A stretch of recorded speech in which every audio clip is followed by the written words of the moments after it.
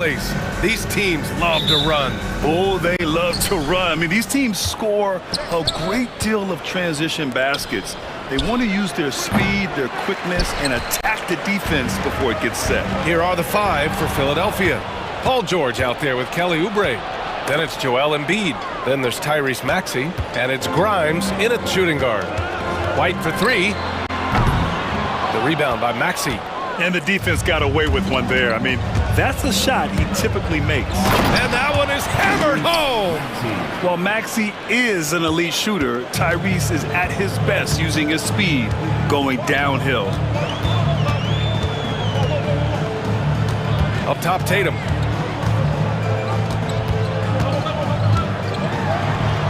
Over Oubre. Outside Holiday. Pass to White. 5 on the clock. Here's Tatum. Fires the three. The rebound by Maxey. And Maxey's got the ball here for the 76ers. And now just over a minute played here in the first.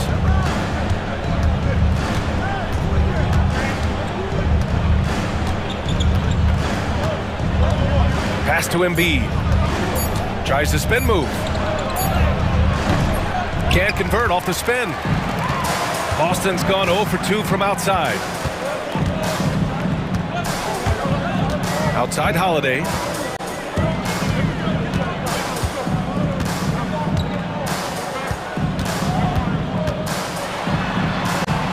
Softly drops in the floater. Yeah, good execution in close. Holiday likes mixing things up and finishing from this area. The kick out to Maxey. Fires in the triple. Maxey's got 5 points. He's consistent from out there, especially when you give him that kind of room. They grab their own miss. Here's Tatum. An easy 2 on the layup. And Jason Tatum was fearless on that finish. Went right through the contact. Oubre passes to Embiid. And Embiid throws it down. He challenges the defender and throws it down with 2 hands. Man, just straight power on that one. Clear the deck. Lets it go from deep. They get it back. George. Embiid finds Oubre. Here's Grimes. He's guarded by White. Here's Maxey. George outside. And there's the shot clock violation. Couldn't get the shot off in time.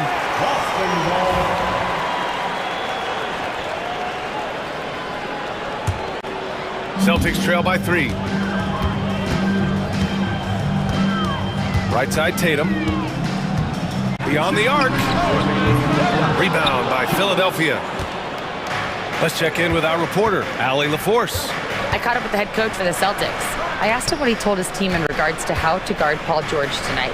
He told me Paul is a tremendous player. I told our guys that when he's attacking, we need to help one another out. It has to be a team effort defending him. So it sounds like he'll be sending plenty of defenders PG-13's way. Okay, thank you, Allie. And here's Brown for 3. He can't get that one to fall. The Sixers lead by 5. Here's George. The rebound by Jason Tatum. Tatum's got 4 rebounds now. Now here's White. He's guarded closely. Porzingis. That one goes. Count it. Check out Porzingis' energy. He's just relentless on both ends of the court. And Maxey's got the ball here for Philadelphia.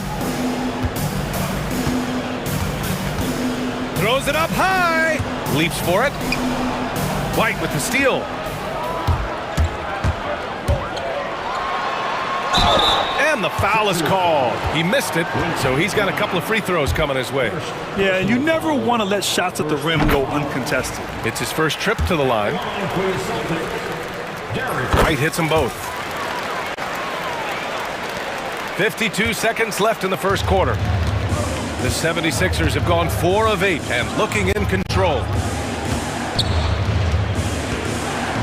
Maxey with it. He's got 5. And Porzingis with the block. Great play by Porzingis. Love seeing the zinger engaged on D. Boston shooting their third free throw attempt of the game. And it's tied up with that one.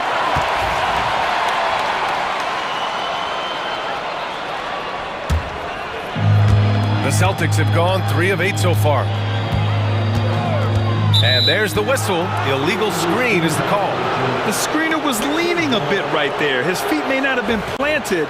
Pretty obvious call by the officials. Look, you can get away with a lot in terms of screens today, but you can't make it that obvious. Now here's Maxey. Into the lane. And that one is stuffed right through. Only 6'2", but Maxey got some spring in his step. Here's White. He's now 1 for 2 with that bucket. Pounding it inside early and often, setting a physical tone. Maxey against Holiday. Now here's Maxey. He's closely guarded. Lays it up and banks it in. Maxey's got 9. Well, he can beat you in a lot of ways. Very challenging to defend. There's Tatum with the 3. Hits the three-pointer. 1 quarter in the books, and it's been a close one. Boston out in front, leading by a point, and will return shortly.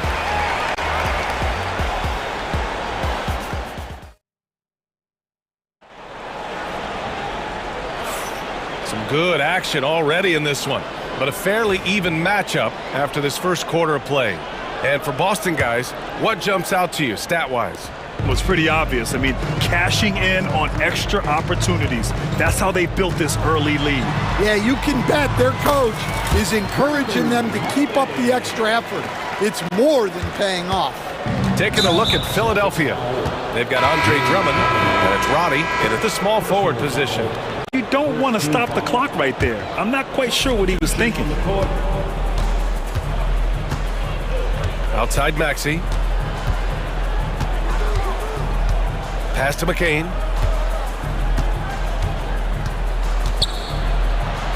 And the layup falls. When they get their opportunity to punch it inside, they don't hesitate. The Celtics with the lead. Outside White. The 3 is up. It's hauled in by the Sixers. Maxey surveys. Here's Yabusele. The 3. Nails it from 3. This team trusts Maxey to make good decisions with the ball. The Celtics shooting efficiently, 50% so far. All right, let's check in with Allie LaForce. Brian, the Sixers' 2 stars make a great pairing. Maxey said of Embiid, since I was a rookie, he's had the ultimate faith and believed in me. And Embiid said of Maxey, he's something else. Always smiling with the same energy. Good games, bad games, always the same. People like that set the tone for everybody else. Brian? That's a good call, Allie. Thank you. There goes Tatum, taking it all the way. All right, guys, let's get your take on the hustle stats for the Celtics. Well, so far they've done a great job of reading the offense and repeatedly putting themselves in the right place to interrupt the play and force turnovers. And not only that, you like how they're turning defense into offense, forcing turnovers and capitalizing. Now here's Maxey. He's got 9. Here's Yabusele. Here's Roddy. And it's thrown down hard with both hands. And plays like that one can make the difference in a close game. And it definitely got the bench on their feet, too. And guys, you cannot allow that in a close game. You have to make it harder than that. Here's McCain. Maxey on the wing. There's the triple. Yabusele. Hauser grabs the board. Boston has gone 0 for 2 from outside in the second quarter. Here's Keita. That one falls. Keita's got his first points of the game. NBA scoring has been climbing over the past decades, Graham. Is the league too offensive at the moment, do you think? Well, we know that people like scoring, the fans, players, everyone, but the league needs to make sure there aren't hamstringing defenders too much. So I think allowing some more physicality incentivizes the defender to defend, and now we have competition on both sides of the ball. Here's Hauser. still without a bucket. 6 to shoot. Pass to Keita. Perfect pass to set up the lay-in. And now it's a 4-point Celtic lead. They're punishing those late defensive rotations, getting good looks inside throughout the half. Now here's Maxey. He's guarded by White. The three is up. And that's good. Maxey for 3. Maxey's got 12 points in the game. I mean, talk about spacing out a defense. Maxey can get to the cup at will and can also hit from well beyond the arc. Oh, through contact. White gets the finish. You just can't give up looks that close to the rim. 76ers trail by 3. Up top, Maxey. He's got 12.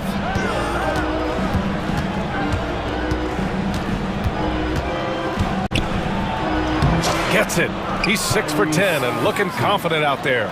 Oh, a high motor in close to the rim. Maxey finding a window and converting. Screen by Horford.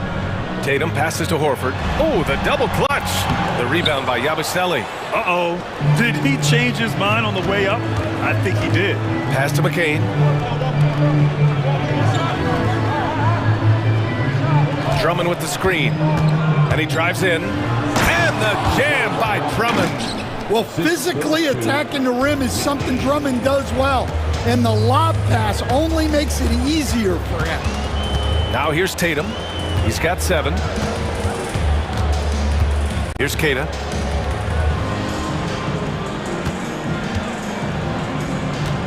Back to Tatum. Late clock. The Celtics got to hurry here. Basket counts. He has 6. Coming into the league, putting up points was no problem for Tatum, but now he's creating scoring opportunities for others.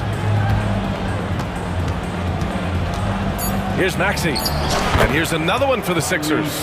Oh, another lead change. 6 total in the first half. And this is the battle we were hoping to see. Oh, my goodness, it counts! Did that really go in? And a pretty tightly contested game here as we end the first half. It's the Celtics. They're up by 2. And we'll be back for the second half following the break. Keep it right here on 2K Sports.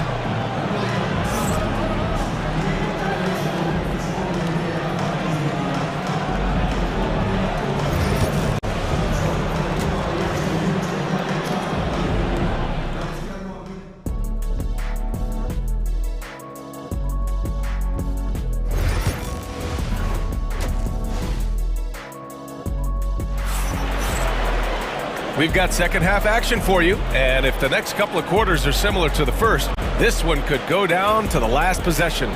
Without question, Tyrese Maxey displaying all his skills today. He's been excellent at cutting through the defense and giving them fits around the basket. Well, I just love his fearlessness so far. He's charging inside like no one can stop him. Drew Holiday out there with Peyton Pritchard. Then it's Jaylen Brown. Then there's Luke Cornett. And it's Porzingis in at the power forward. That's the Boston 5. And a miss there on the triple. The Sixers trailing. It's George on the wing. And it goes. As the official calls the foul, count it, and he'll shoot one more at the line. Philadelphia shooting their first free throw this game. And you got to give Paul George credit for his mental toughness. There's always lots of chatter out there, but he tunes it out and just focuses on his game. Here's Pritchard.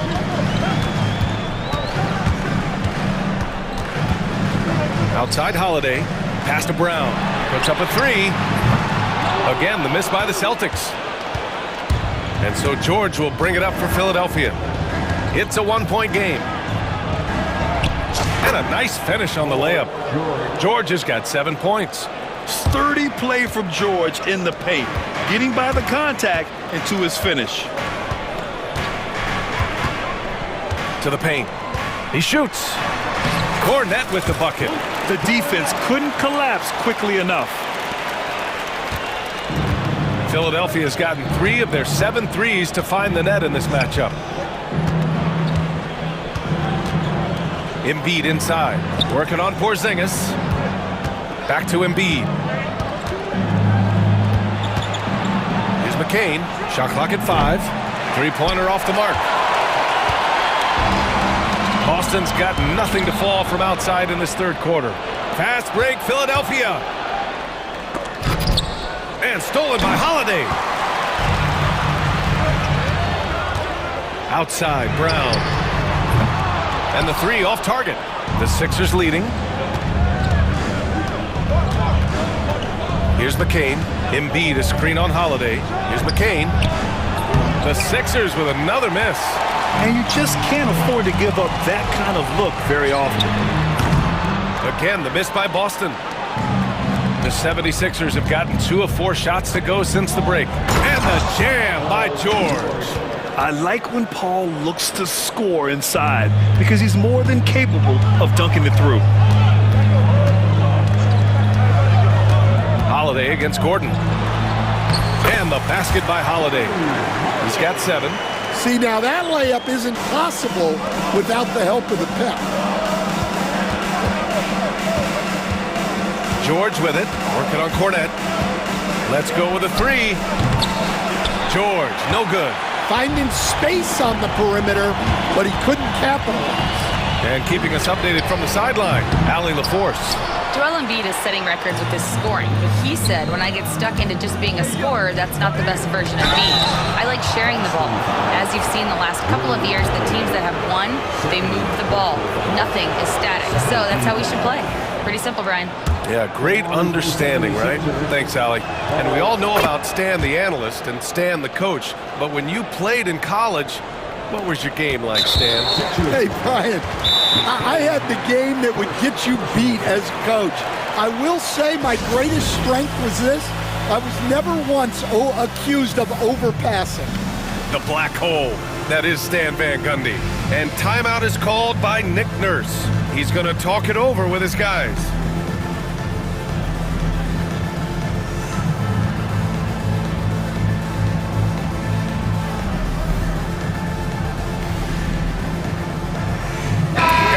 Change here for Boston. For Celtics Entertainment.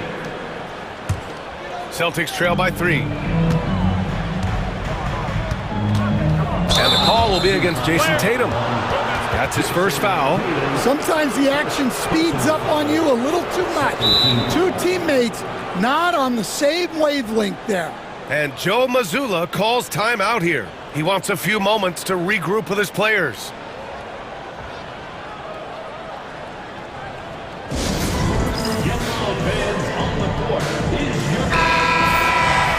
And Joe Mazzulla calls timeout here. I think right now he must be looking at some adjustments. Here they come. And Joe Mazzulla calls timeout here. He wants to make sure everybody's on the same page. Let's give Coach credit. He's trying to find a way to squeeze the most out of every possession. Well, that's the job, right? Your duty as a coach is to finesse your lineups so your guys get the best chance to succeed. Now here's Gordon. Still no points. Knocks down the long J. And the 76ers lead by 6. That's inexcusable defense right there. You gotta contest the shot better than that. Pass to Tatum. There's a minute 26 left in the third quarter. And that one drops for him. Looking like a runaway freight train, Tatum taking it to the rack with a purpose. And here's Gordon.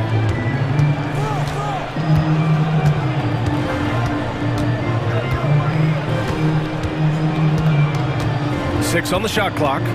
There's the drive. Boston pulls it in. Tatum feeling it out a bit. Pass to Hauser.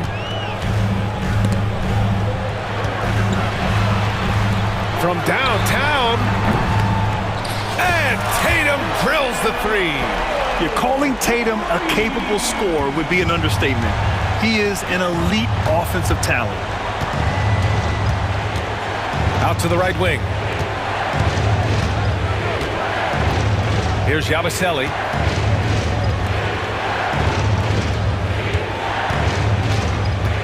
And he's going for the lob. And the dunk to finish it off. A beauty. He may give up a little size, but has the bounce to hold his own. White finds Tatum. Horford outside.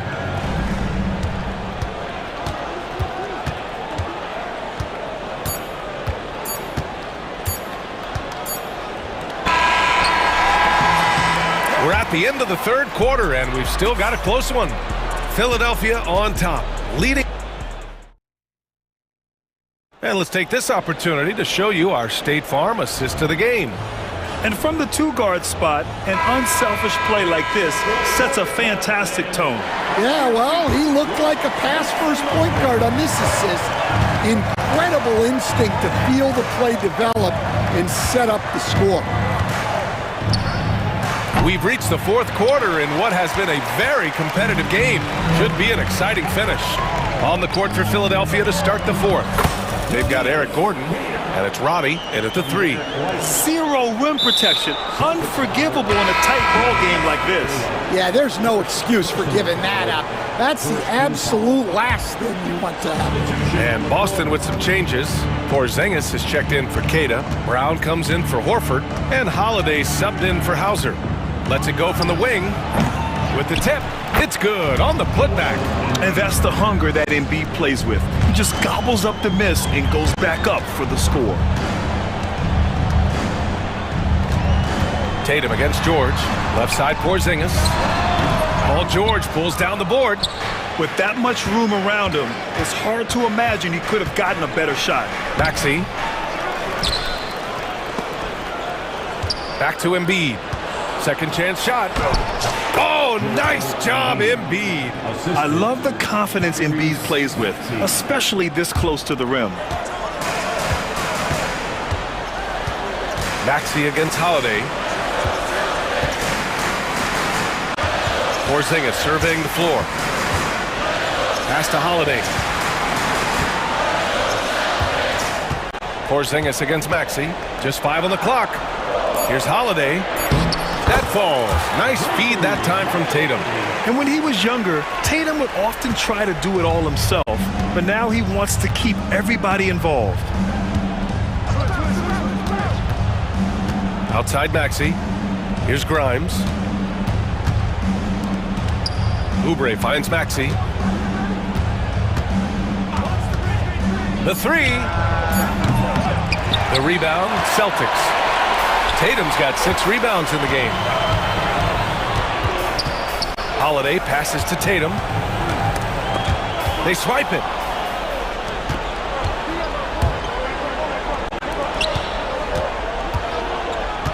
Right side Oubre. And Porzingis with the block. They retain possession. Out of bounds, it'll go to the Celtics.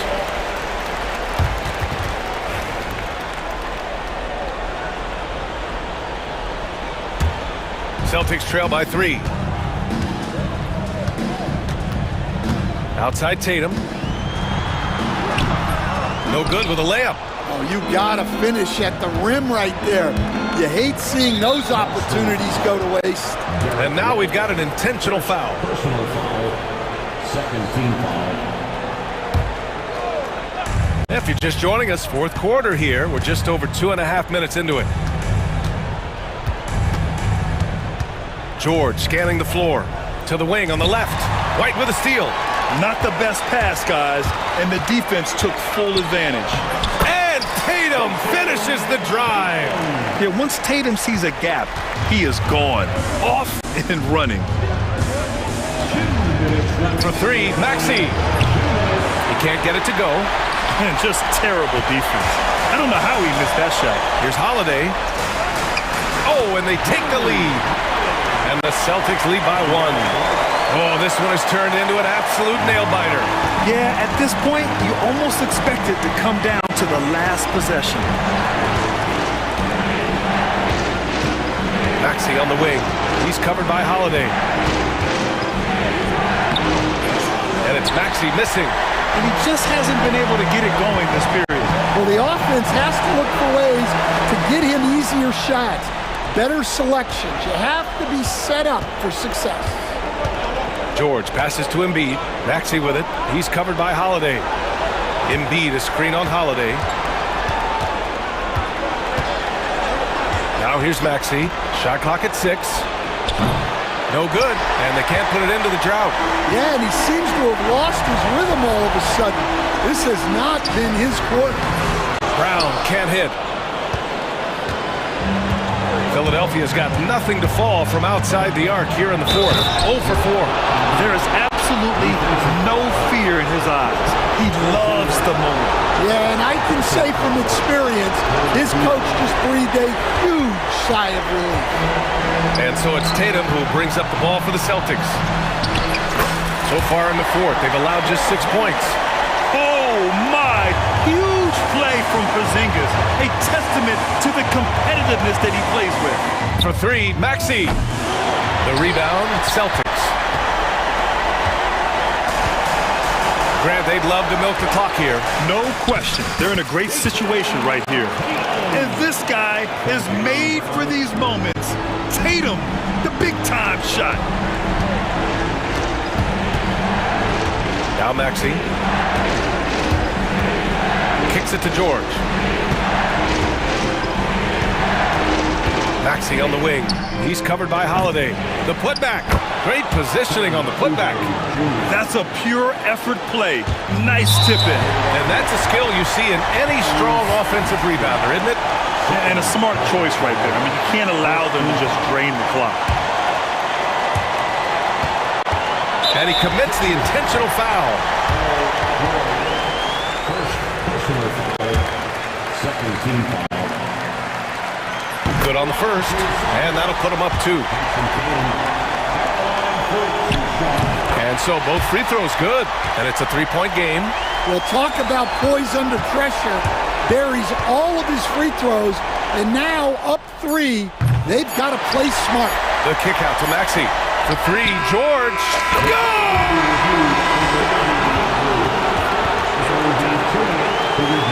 Boy, that was close. And the last shot is going to be reviewed here. Ruled originally a basket. We'll see if it gets overturned, which would end the game, by the way. However, if ruled it still counts, we're headed to overtime. Yeah, the replay makes it obvious. I mean, he got that shot off in time. Time expires. We're going to overtime. Don't go anywhere, folks. We'll be back in a moment.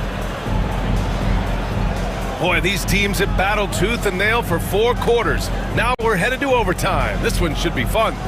All right, Coach, what are some qualities you're looking for in a lead guard? Well, look, you want a guy that can make plays, that can control the game. When I first got into the league, people thought about point guards as traditional pass-first guys. But now it means more than that. You want a guy who can make plays, whether it's for himself or for his teammates. The core of this team, Brown and Tatum in the front court. Holiday at the 1 with White at the 2. And it's Porzingis in at the 5. Left side Tatum.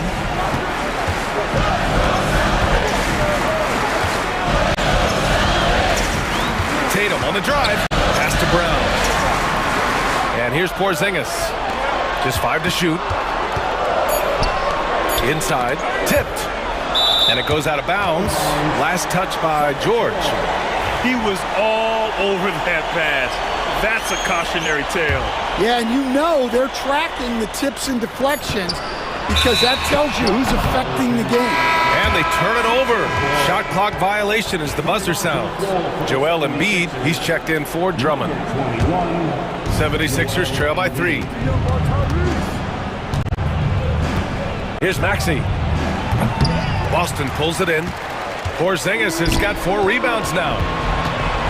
Here's Tatum. It's hauled in by Oubre. Oubre's got 5 rebounds in the game. Embiid with it. Now guarded by White. And that's an intentional foul. Second personal foul.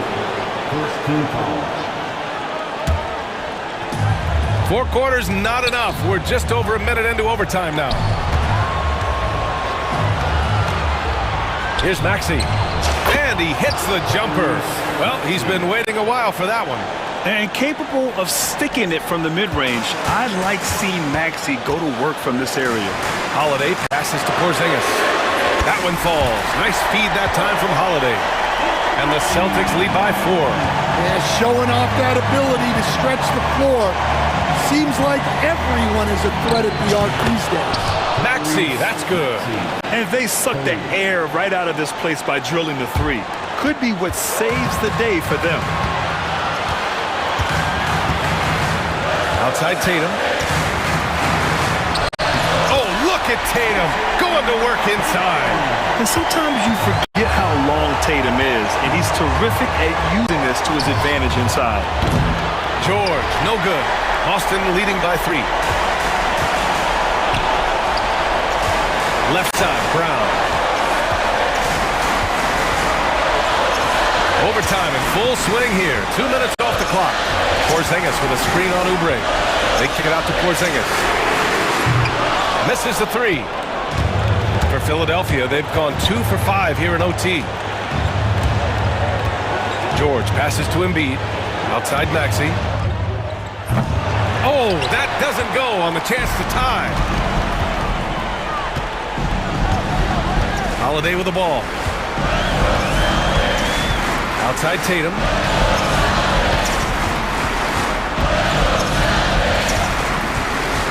Clock at 6. Here's Brown. Pass to Porzingis. Wide open. And misses it off the right side of the rim. The whole arena knows they need a 3 to force another overtime. Outside Maxey.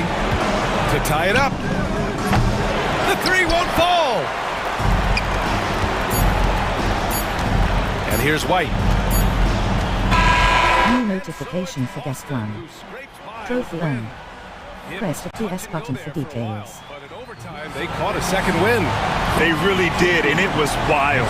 Everything it took just to get to the extra period, and then their surge at the end. Whew.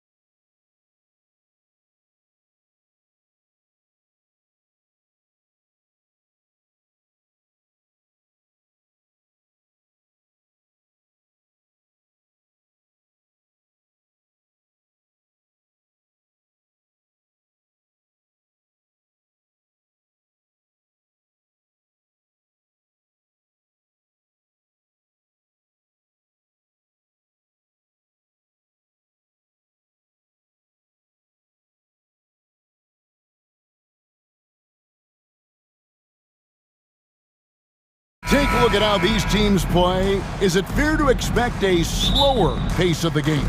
I certainly think so, partner. I mean, both teams are extremely disciplined. They're not really interested in going up and down in a windshield wiper fashion. They value taking care of the ball and playing in the half court. And the starting lineup for the Timberwolves.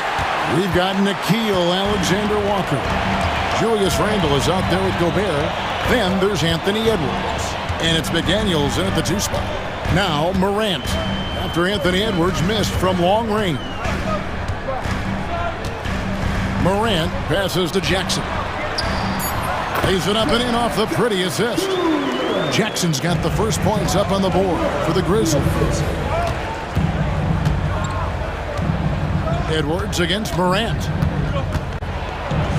Edwards, that's good. Edwards flexing on them now. Bully ball inside. And Morant's got the ball here for Memphis. It's an odd stat, but what I'm going to throw out there anyway, the Memphis Grizzlies set an NBA record last season for players used in a season. Kevin, this isn't football, right? They had 33 different guys suited up last season. That tells you how difficult it was. Constant change, hard to build chemistry, and let's face it, hard to win games. Here's Morant, following the bucket by the Timberwolves. There's the lob to Jackson, an emphatic alley-oop jam. And how about the hands on Jackson?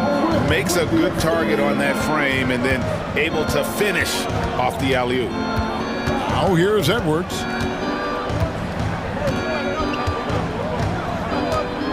Randle, a screen on Morant. Edwards, that's good. Boy, how about the strength of Edwards? Confident at taking on defenders and finishing. Morant outside. He lobs it up. It's stolen by Gobert. And now Minnesota on the fast break. The Timberwolves working the ball around now. Here's Edwards. The shot is good, and so is his shooting tonight. 3 for 4. Boy, he is looking confident. Love how they're using him so far. And you know what? They're going to keep using him. I mean, he'll be the centerpiece of their offense today. You can bank on that. Rudy Gobert with the rebound.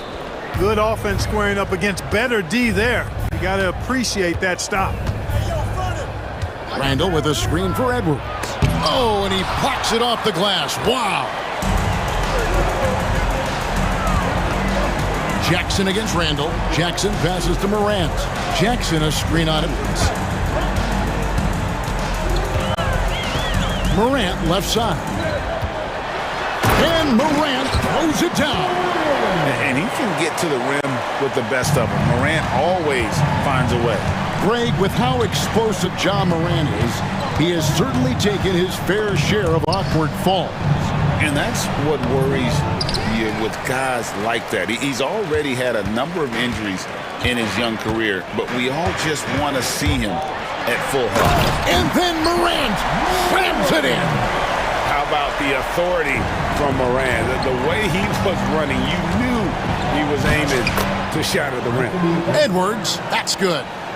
And despite the size disadvantage, attacking the heart of that defense. You know what, guys, honestly, I didn't think he'd win that battle. I mean, that's a lot of height to give up.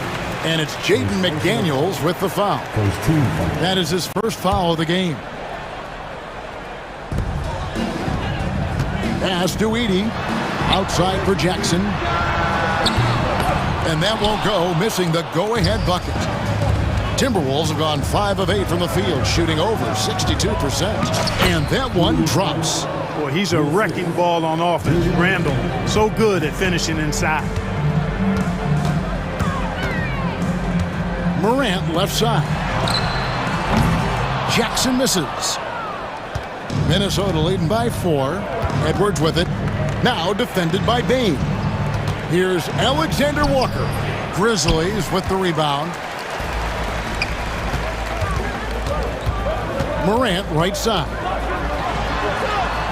Outside, Bagley. And another miss by Memphis. And so Gobert will bring it up for the Minnesota Timberwolves. Gobert with a screen for Edwards. Back to Gobert. The shot goes in. First shot, first basket. Gobert maintaining balance through contact. Remarkable concentration. Jackson with the screen. And then Morant slams it in. That is not possible. What we just, is that possible? I think it is, Greg. Not probable, but like possible, like you said. He's one of the few players in the NBA who can pull something like that off. Anthony.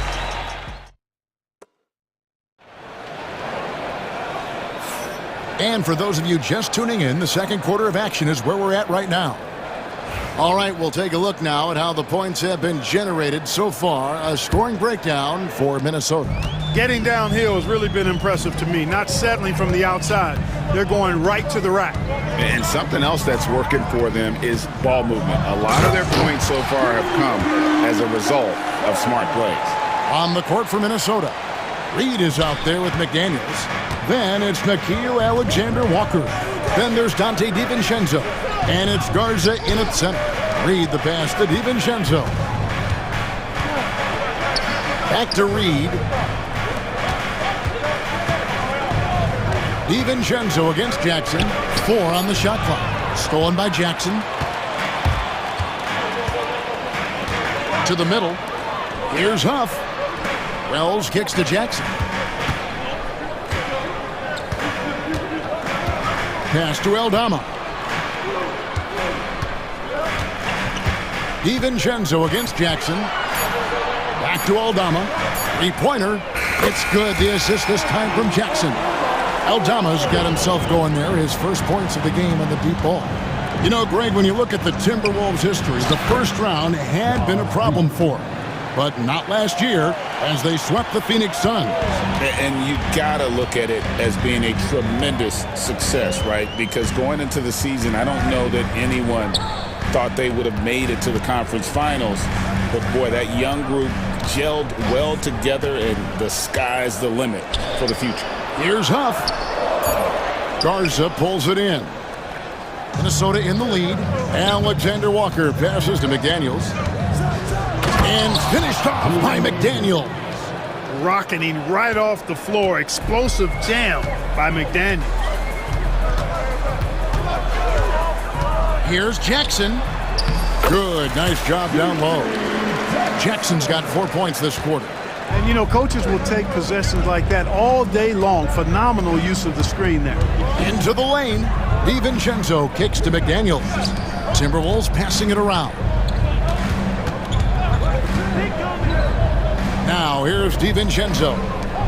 Nothing on the board. Reed with a screen on Jackson. DiVincenzo. It's rebounded by Memphis. And here in the second quarter of action with a hair under 2.5 minutes played so far. An intentional foul committed, but for what purpose, Greg, I'm not sure. A scene of confusion right there. I can't imagine why he thought it was a good idea to foul there. Gobert, he's checked in for the Timberwolves. Randall comes in for McDaniels.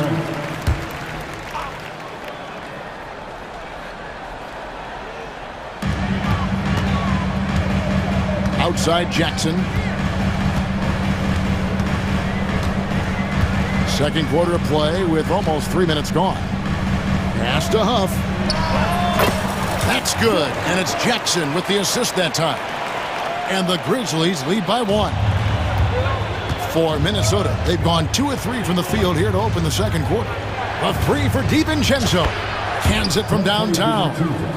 DiVincenzo's got himself on the board with 3 there. And Greg, you talk about toughness, a compete factor. How does a team create that culture? Call it critical mass. When you have the entire organization and enough players committed to that kind of effort, everyone has to meet that level. And guys, they continue to put a lot of pressure on the interior defenders with their work down low. And the wide open shot from DiVincenzo. And again, Minnesota with the triple. Sweet shooting from DiVincenzo. Really comfortable getting that shot up quickly.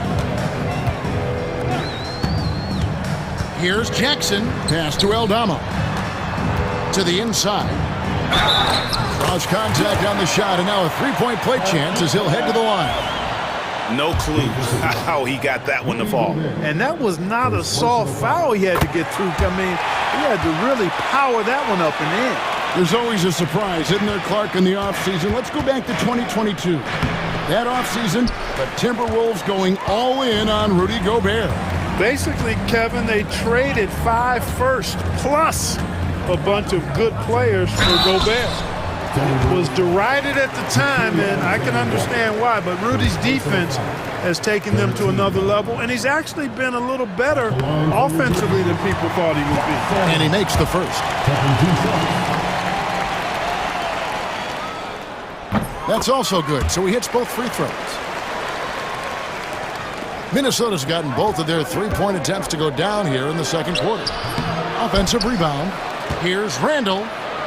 And oh boy, a lot of contact there, but he gets the call and will shoot 2. And you know, you look at guys like Randall who don't have that eye-popping athleticism or length. The pump fake was a great equalizer. And the first one at the line is good. Second free throw, no good. And so it's Jackson who brings it up for the Grizzlies. There's 45 seconds left in the first half of the game. 5 on the clock. Aldama passes to Jackson. And they force the shot clock violation. Great D.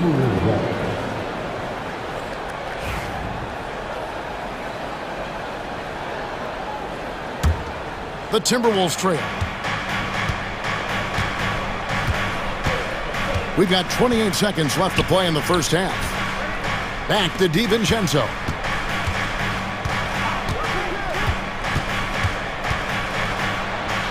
And he converts the layup. DiVincenzo's got 8 points in the quarter.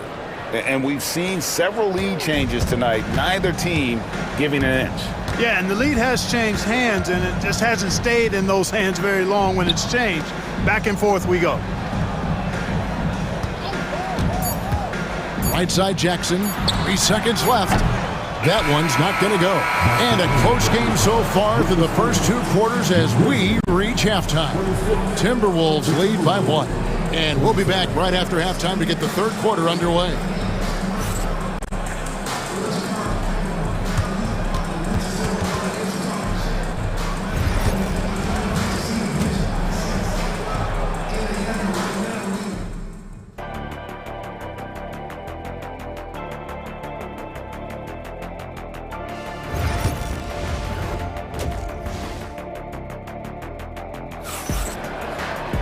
And we've got second half action for you. Thus far, a pretty evenly contested game. You have to like what we're seeing from Anthony Edwards. No problems fighting his way to the rim in this one. A lot of points in close. Yeah, you know what, guys? They gave him too many free runs to the hoop in the first half. I think they've got to be a lot tougher on him. Body him up. Be physical with him. Morant is the point, with Bain out on the wing. Edey out there with Jackson, and it's Bagley in at the small forward. That's the lineup in the game for Memphis. Here's Edwards. Pass to Reed. Over in the corner, Randall. Off target from three-point range. Memphis trailing here. When Naz Reed is out there, Clark, spacing the floor is a real asset for him. For sure, and you know, he really puts a lot of pressure on the defense because he can score from anywhere on the floor, and he's got great size and strength.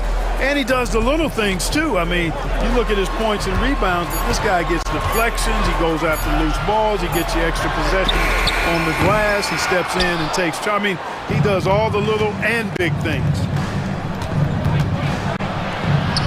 Edwards getting the close range, too. It's a great move, and he catches the defense completely off guard. Yeah, if that's a harbinger of things to come, he's looking at having a very big second half. Oh, yes, sir. Yes, sir. Right. Good.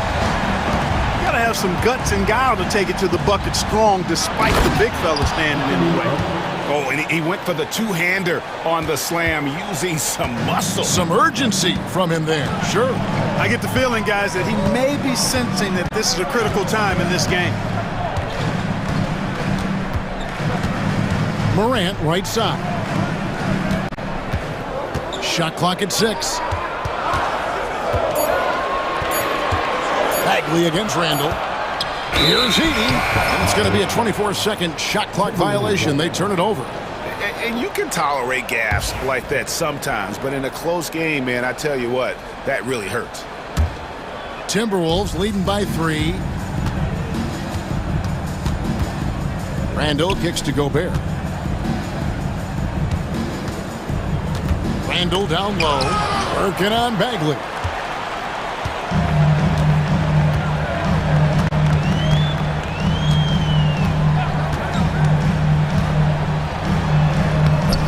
Here's Edey. He's defended by Randall. Morant with a wide open look. Can't tie it up as that one's no good. You can't miss those, but even the best do on occasion. Edwards against Bain. Edwards drives in. No good with the layup. The Grizzlies trail by 3. With the drive. And Morant throws it down. Just as quick as anyone in this league, Morant can seemingly get to the hole at will. It's Edwards on the wing. Guarded by Morant. Morant against Edwards. Reed with a screen on Morant. And finished off by Edwards. Oh, doctor. Oh, my goodness. Anthony Edwards throwing it down with force. Get this guy in the dunk contest. Jackson a screen on McDaniels. Bagley kicks to Jackson. Pass to Bain. There's the lob to Jackson. And out of bounds as the Timberwolves gain possession. Yeah, and I think he was surprised to see that pass coming his way and just really reacted too late. And so Chris Finch calls for the timeout. He wants to check in with his team and regroup.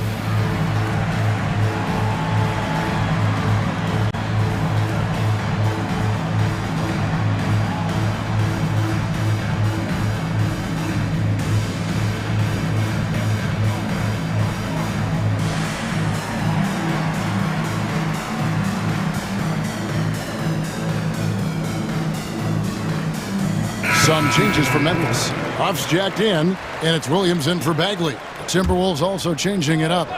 Garza's checked in, and Nickeil Alexander-Walker in for McDaniels. Randall hits the layup after the sweet pump fake to freeze the D.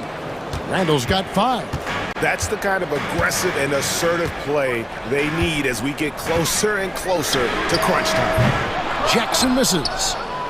Timberwolves leading by 5. Here's Alexander Walker. Sweet little floater. How about that wonderful floater he has? Showing off an exquisite touch. Jackson looking around. Yeah, the defender all over. He got him good there. I mean, that's why the shot was so far off. And guys, let's get your take on the scoring breakdown so far for Minnesota. They've shown no let-up. Penetration, knife it inside. The defense has to tighten it up if they want to slow this team down. The other thing they've done is they have not shied away from the mid-range game. I mean, plenty of points coming their way off of jump shot opportunities. I like that. And you know what? You allow a guy to get right to the rim like that. That's your only option. Yeah, exactly. I mean, free throws are always better than a layup, so I'd agree with you there. 2 shots. He hits one, then misses the second attempt from the free throw line. The Grizzlies trail by 7. Jackson, that's good. 6 points for Jaren Jackson. And his presence as a scorer, it just has a calming effect for the rest of the team. He's a fallback option whenever they need one. DiVincenzo passes to Randall. Back to DiVincenzo. Timberwolves passing it around. Randall kicks to DiVincenzo. 2 points. That one goes. Randall's got the lead up to 7 now for the Timberwolves. A versatile guard, DiVincenzo is excellent at hitting his teammates in their spots. Here's Jackson, and Jackson throws it down hard. And no doubt they'd love to see him get a lot more of those opportunities. And that deficit will go away quickly if he does, Greg. Well, I like the way he capped off that drive. The one-hand hole punch. The shot's good from DiVincenzo.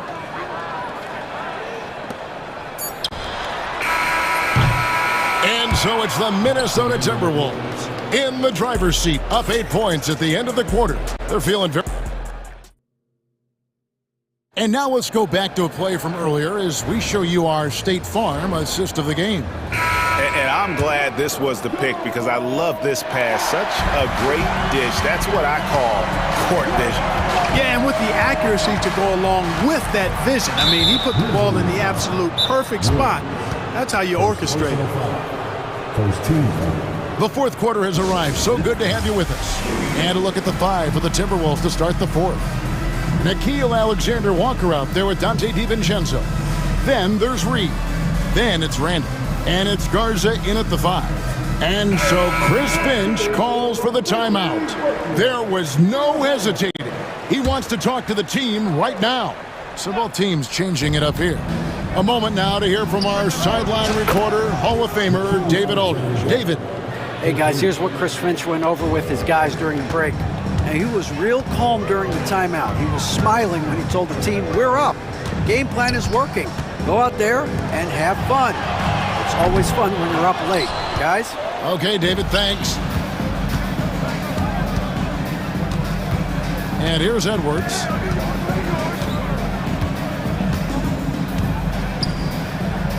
Gobert in the corner. Back to Edwards.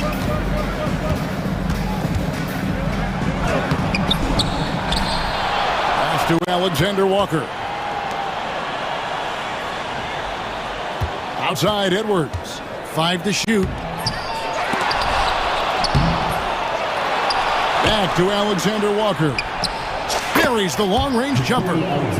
Alexander Walker's got 6 here in this quarter. And perimeter scoring, I have to imagine it was a topic of discussion at halftime. Certainly. I mean, they saw a weakness in the perimeter defense and took advantage of it. Basket good. And I like how Morant threaded the needle there. Just an excellent pass off that pick. Minnesota leading by 12. Right side, Edwards. McDaniels passes to Edwards. Picked by Reed. Pass to Alexander Walker. Edwards against Morant. That one goes in, and the Timberwolves lead by 14. Yeah, you know, once Edwards flips that switch, now he stays fully engaged. His offensive arsenal is on full display. Drills it from outside. No doubt about it. He has done a ton to help his team, but he's going to have to do even more if they want to have a chance to get back in this. Edwards with it. Pass to Alexander Walker. Driving to the basket. Minnesota needs to get off a shot here. Here's Reed. And he hits it just before the shot clock expires. Big miscommunication on defense. He recognizes it and quickly takes advantage. Boy, the defense looks shell-shocked. I mean, they're on the ropes right now, on their heels. Timberwolves leading by 13. We're in the final quarter of play here, 3 minutes in. Outside Edwards. 2 minutes remaining in the game. Edwards making a statement. Boy, the athleticism of Edwards is something to behold. Love watching him sky up to throw it down. And Morant throws it down. Puts the D in a tough spot when you have a point guard who can throw it down. He really does, GA. He really does put pressure on him. And you know, guys, showing how dynamic a weapon he is for this offense, they feed off of that energy and ability to make plays. It gets them going. Nice move. Edwards passes to Alexander Walker. It's in, and he's a very efficient 5 for 6 on the game. Relentless in their approach, even with the game firmly in hand. And, you know, until that final buzzer sounds, I mean, you've got to treat every possession like it's crucial. And what a show Morant is putting on. Every time he touches the ball, you feel like he's going to score. Jackson dishes to Morant. Back to Jackson. Lets the three fly. Good, and a nice assist from Morant. Morant's got his fourth assist in this one. And we'll just watch the clock wind down, guys, in what will turn out to be a win here for the Timberwolves. This was a very efficient offense tonight. And they found a way to get their shots to go down. A little luck didn't hurt. A lot of their 50-50 shots fell their way. The one player that really stands out, of course, in this one, it was a dazzling game for Anthony Edwards. He was extremely efficient offensively, got good looks, and really knocked down big shots all game long. There's 42 seconds left in the fourth quarter. Edwards against Morant. And that'll be 2 free throws coming up. Officials on the call with the foul. First personal foul. And so the coach's challenge here comes into play. The coach protesting the personal foul call. And this is the time now where the officials can review. Under NBA rules, 2 minutes are allowed to Personal review. foul. Getting a different angle can sometimes make it a lot easier to determine. After review, the ruling on the floor stands. You really get a new appreciation for just the immense speed at which these players are moving and how fast the action really is and how hard it can be sometimes, Greg, to make the right call. And so the word is in. They've decided that the call stands as it was made on the floor. And, even if a coach still feels this wasn't the right call, you got to acknowledge the effort being put in to reviewing it. The double checking, and the game continues on. Catching up on the changes for Memphis. Off's jacked in, and Vince Williams subbed in for Bagley.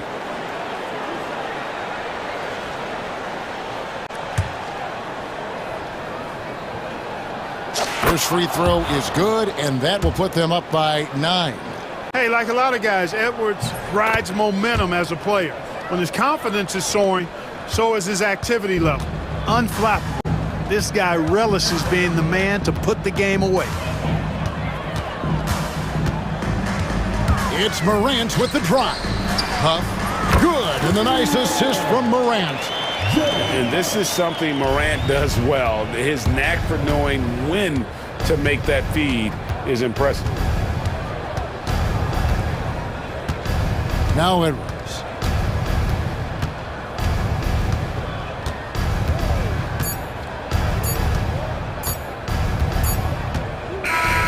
And so the Timberwolves take the win. This was a hard-fought, well-earned victory for them, Greg. They really had to work for this win.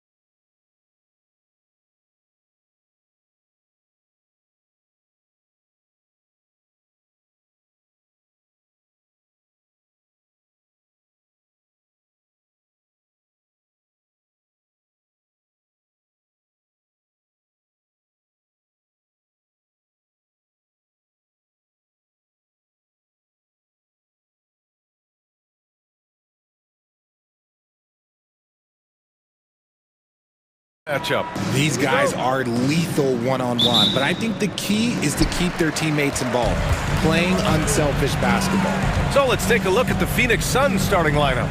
Booker and Beal are the talented backcourt. Royce O'Neal is out there with Kevin Durant, and it's Richards in at the 5, down low. Now here's Maxey. Pass to Embiid. George with it, guarded by Durant. George, good. Yeah, muscling his way for the bucket. George doing what he does best. Here's Booker. From behind the arc. Gets the 3 ball to go. You don't want to let him get into a rhythm from out there. And let's send it over to Allie LaForce. Well, I had a chance to talk with head coach Nick Nurse. I asked him about the many difficulties that Kevin Durant presents to a defense, and coach said with most guys you can force them left or right or send help. With Kevin, he can always shoot over the top of you. Sometimes you feel helpless in that regard. Not a lot of solutions for a 7-foot sharpshooter, guys. All right, Allie, thanks once again. And Booker with the jam. That's just too easy for D-Book. You can't give him an opening like that. Maxey on the wing. Booker defending. Maxey attacking.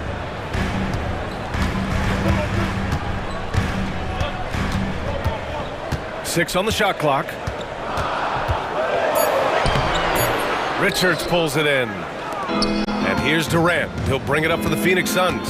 Ever since Phoenix changed ownership, they've been all in on winning now, Richard. They've traded a lot of picks away and young talent to assemble a team of superstars, some of the best shooters in the history of this league, and they were willing to go deep into the luxury tax to sustain it. And Maxey, here we go.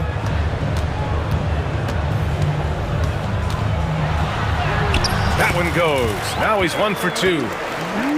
That is fierce. You want to see a player with no fear? That is Tyrese Maxey. Screen by Durant. Booker, the pass to Durant. Spins. Nice spin off the left rim and in. How many guys his size can pull up off the dribble and move like that? Durant is the real unicorn. Outside Maxey. Lets the 3 fly. Richards pulls it in. Given his range, you'd expect him to capitalize on that opening. Booker against Maxey. A little mid-range shot is up. Rebound by Philadelphia. Not that time, but that's a shot that he's going to make more oftentimes than not. And the officials whistle a foul on the shot. The bucket is good, and he'll go to the line. Willing that ball in. Tyrese Maxey has a nose for points. And what a breakout 4th year for Tyrese Maxey. Named to his first All-Star game in 2024, Richard. When the Sixers traded away James Harden, it really opened up things for Maxey. Gave him the ball more responsibility, and you know what? He showed up. Continuing to get better at facilitating Booker with a dime. Maxey surveys. Going inside, and he goes in for the dunk. What a finish. I mean, he just took over himself. What a show of power right there from the point guard. Man, sweet. A point guard getting up like that? Boy, that is special. And Durant with the big finish. Okay, normally the guy is a sleeper, but those were 2 loud points there by Kevin Durant.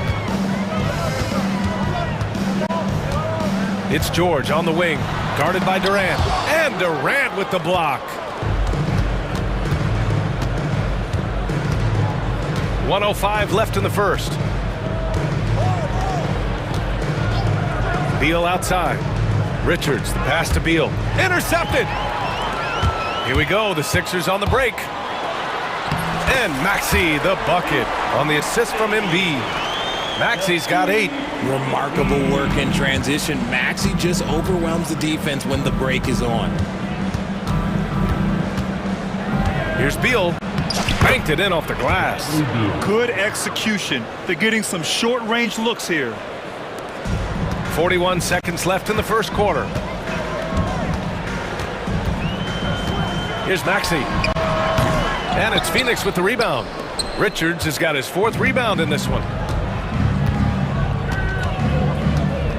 Booker with it. He's got 5.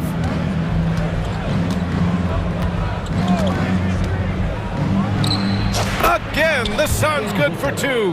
Whether it's off the dribble or on the catch, it don't matter. Booker is one of the most proficient mid-range shooters. For 3, Maxey drains the triple. 11 points in the game. That's a guy you want taking shots, a quality offensive player. Screen by Durant. And a good game so far as we conclude the first quarter. The Suns on top. They're up by 2. Quarter number 2 coming up right after this break. Don't go anywhere.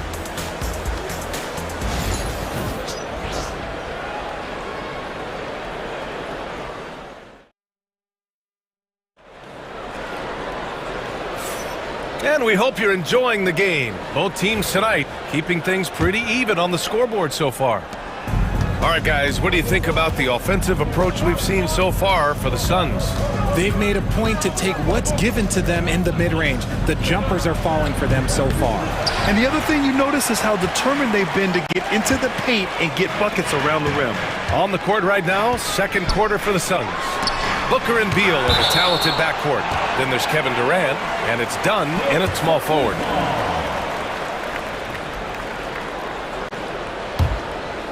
Here's McCain. Drummond to screen on Beal. Here's Yabusele. Ooh, Durant with a steal. It's a one-on-one situation. Pass to Iguodaro. Outside Durant. They set the pick. Tries again. And the shot is good. Dropping in off the front of the rim. Durant's got 8 points. This is an intelligent play call by Durant, shaking up the defense so he can find his angle. Maxey passes to Drummond. In transition, here come the Suns. And Durant with the big finish. Adding insult to injury with the dunk off the steal. Nice to see a good play on D. That led to some fireworks. Once he poked it away, you knew what was on his mind. For 3, Maxey. And it's Phoenix with the rebound. And here's Booker. He has 7. And here in the second with about a minute and a half gone by. Off the mark with the outside fadeaway. 76ers trail by 6. Here's Roddy. Off target with the 3. And the timeout called by Mike Budenholzer. We might see him looking to make some tweaks to the strategy here. Grant, there are such intense rivalries at the college level. Do any of those carry over to the NBA? Oh, BA, they sure do. I was part of some serious college rivalries. There was a lot of trash talk with the guys on the other side. It didn't stop that much after we got to the NBA. A different look for Phoenix. Bull comes in for Durant, and Tyus Jones subbed in for Booker. Outside Jones. Uncovered. Drummond grabs the miss. They say it's a make-or-miss league, and there's sometimes that you miss. McCain misses the layup. Phoenix leading by 6. Beal outside. Jacks up a 3. Knocks down the triple. Beal's gotten his second bucket of the game. It's the confidence of Beal. He lets it fly from range when he really likes the look. Maxey attacking. And he takes that one up and powers it through. What a finish. I mean, he just took over himself. What a show of power right there from the point guard. Man, sweet. A point guard getting up like that? Boy, that is special. Back to Jones. Beal, the pass to Bowl. 6 to shoot. From the baseline. Down low. Outside Jones. Launches a 3. It's rebounded by Roddy. 76ers trail by 7. For 3, Maxey. Ooh, he's now 7 for 12. Watch out when Maxey finds his groove like this. He'll just keep coming at you and at you. Jones feels it out. Here's Bull. And finished off by Bull. Woo! Defensively, you can't afford to let him get to the rim that easily. Well, that might be why their deficit is what it is right now. Yeah, it's going to take better rim protection than that if they're going to climb out of this hole. He is getting everything he wants. The defense is seemingly powerless to slow him down. It's sad. Here's Beal. Off target at the rim. Uh-oh. Did he change his mind on the way up? I think he did. Now here's Drummond. No points yet. Robbie, the pass to Drummond. Here's McCain, defended by Jones. Jones with the block. Beal outside. Bold screen on Maxey. Beal goes in. And then Beal with the dunk. Speeding in and lifting off. What a slam by Beal. There's 42 seconds left in the second period. Here's Maxey. And it's Phoenix with a rebound. Their biggest lead of the game was 9. Dunn outside. There's a screen. Oh, a clear foul there on the missed shot. So he'll get a pair at the line. I don't mind that. I mean, they met him at the rim and temporarily prevented the points. Phoenix shooting their first free throws of the game now. Off on that one, so he goes 1 out of 2 at the line. 76ers trail by 7. Here's McCain. Fires from deep. Iguodaro grabs a miss. Now Jones.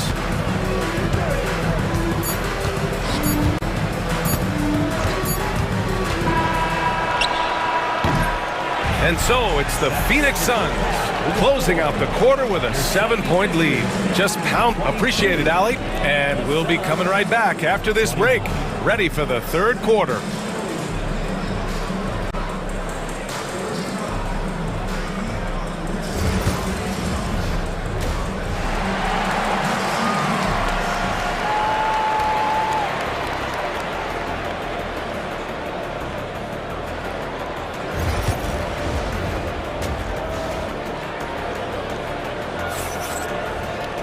And happy you could join us. We've got 2 quarters left to go in regulation.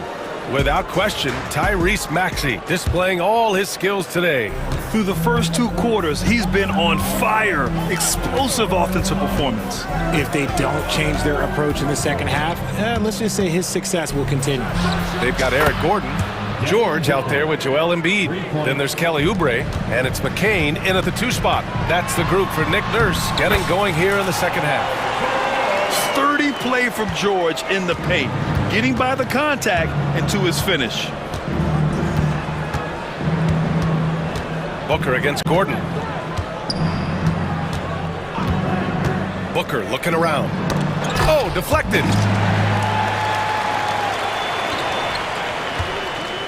From deep 3-point land. They get the rebound. Pass to Embiid. Gordon outside.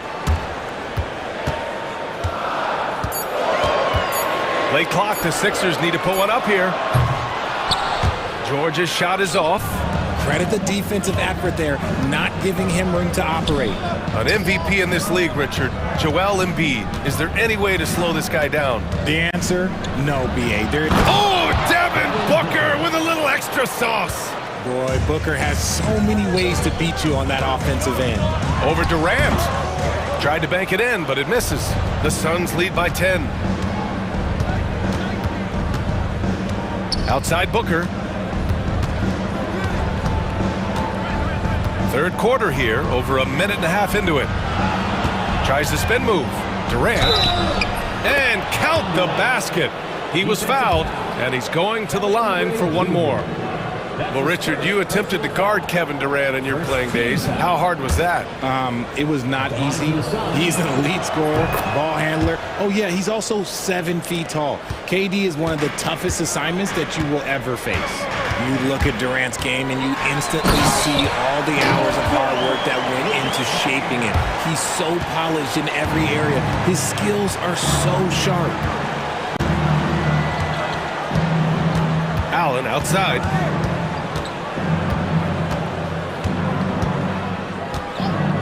Here's the three. The rebound by Embiid. 76ers trail by 11. For three, Gordon. Richards pulls it in. Richards has got his 5th rebound in this one. A little under 2.5 minutes gone by in the 3rd quarter. Offensive rebound, and he jams it home with authority. And I just love how he's making the effort plays that everyone around him appreciates. It is certainly making an impact tonight. Offensive rebounding is about hustle and determination. Huge putback, making a statement there.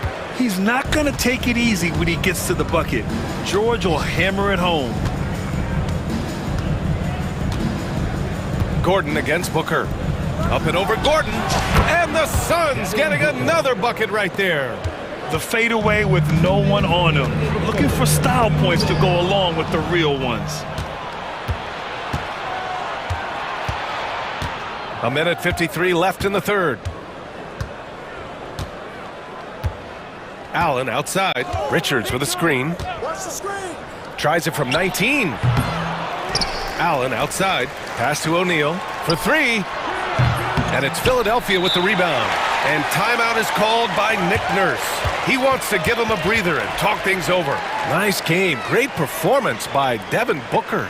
And whatever the D has thrown at him, he's had an answer. His offense is coming naturally to him because he keeps things simple. You hear that, people? Keeps things simple.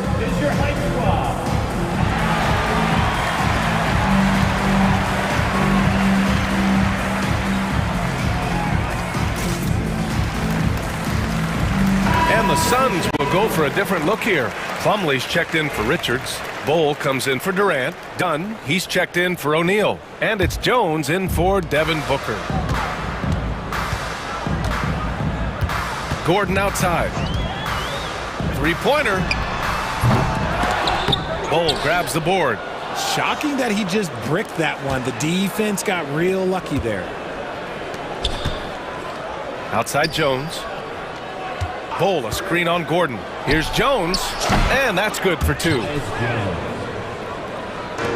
A minute 9 left in the 3rd quarter. Gordon against Jones.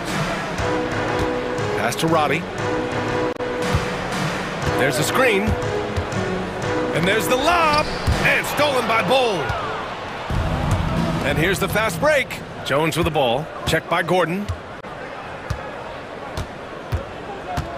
Gordon against Jones. Here's Plumlee. Allen outside on the wing. Jones. 5 to shoot. Pass to Dunn. Takes the three. Gordon pulls it in. 76ers trail by 15. There's a 4-second difference between the shot and game clock. There's the three. Phoenix grabs the miss. Jones with the ball. Plumlee, a screen on Gordon. Spins. It's good! It's good at the buzzer! Wow! Makes his selection just in time. Well done. He didn't even look worried about the time on the clock. Nice way to end a quarter. And so it's Phoenix.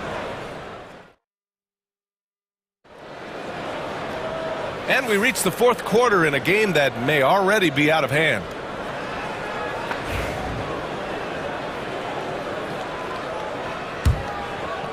Here's Maxey. And so in the game for the Suns. Bowl out there with Mason Plumlee. Then there's Grayson Allen. Then there's Tyus Jones. And it's Dunn in at the small forward position. Continuing to work. No give from Maxey, even amongst the bigs. Bowl, a screen on Maxey. On the wing, Jones. Maxey covering. Jones drives in, and he makes it on the layup. And the Suns lead by 17. And the defense has no one to blame but themselves. I mean, they just let him get right to the rim. That's a great possession. Put your best players in a position to succeed. Connects from downtown. Maxi's got 5 points in the quarter. That sudden move off the pick, Maxi is tough to stay with defensively. And Mike Budenholzer decides to call a timeout. He's looking to make some very important adjustments here. And the Suns going with a whole new group out there. All right, let's get a report from Allie. I was able to listen in on what Mike Budenholzer was going over with his team. He told his guys, let's not waste this advantage. Hold on to it. Stay aggressive. Let's not give up ground. Coach wants to see his team staying strong out there, guys. All right, appreciate it, Allie. Here's O'Neal. Oh, got a piece of it. Oh, George with a steal.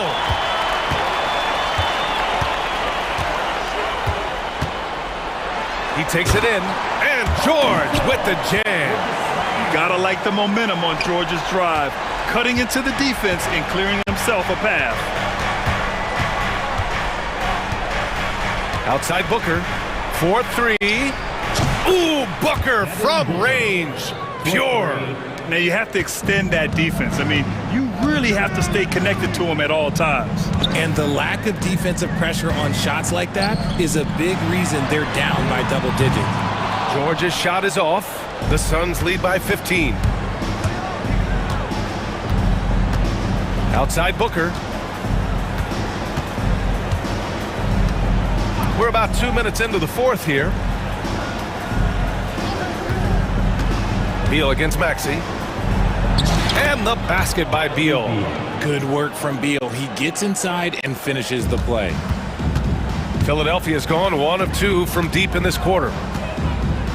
Maxi passes to George. And stolen by Durant. And we've got a whistle. He was fouling with a purpose. And in that spot, in that situation, it's got to be a transition take foul. And a look at how the hustle game has been going for the Suns. They've been defending with excellent anticipation all game long. Just look at how many times they've managed to get their hands on the ball. One other thing I've liked is how assertive they've been on D, swatting a good number of shots away as a result. Pass to Beal, and Tyrese Maxey gets the whistle that time. That's foul number 2 for him. Second team foul. And here's Booker. With the drive, and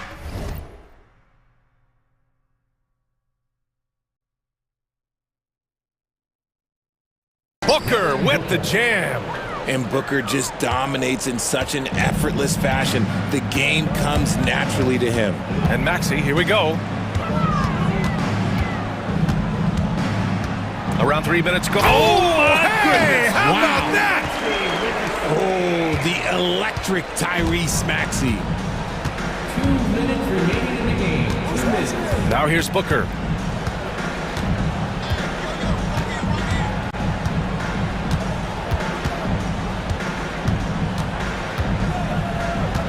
Down to 5 on the shot clock.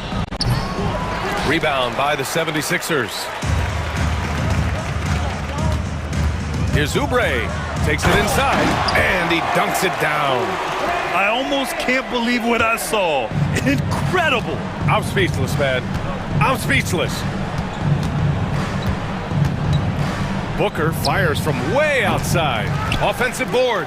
Outside O'Neal. Second shot opportunity, and he connects with a jumper. And the Suns lead by 18. And the distance between the point totals for these teams tells the whole story. Just a fantastic effort, and you have to give it up for the Suns. All their efforts on the boards ended up paying off. And just 2 tough rebounding teams, but they gave the extra effort and were rewarded for it. And of all the highlights and performances we've seen here tonight, the one thing that stands out is what an unbelievable night it's been for Devin Booker. Oh, he was at the center of everything that happened in this game. His energy was felt throughout the building, and his impact, well, it was incredible. This is what winning is all about. Playing your best when it matters most. And let me tell you, as a team, you love to hit your stride right at the crucial moments. They put this game away in style. Here's Durant. 35 seconds left in the fourth quarter. Pass to Booker. To the inside. Richards. No good that time. Embiid with a nice defensive effort. Here's George. It's hauled in by the Suns.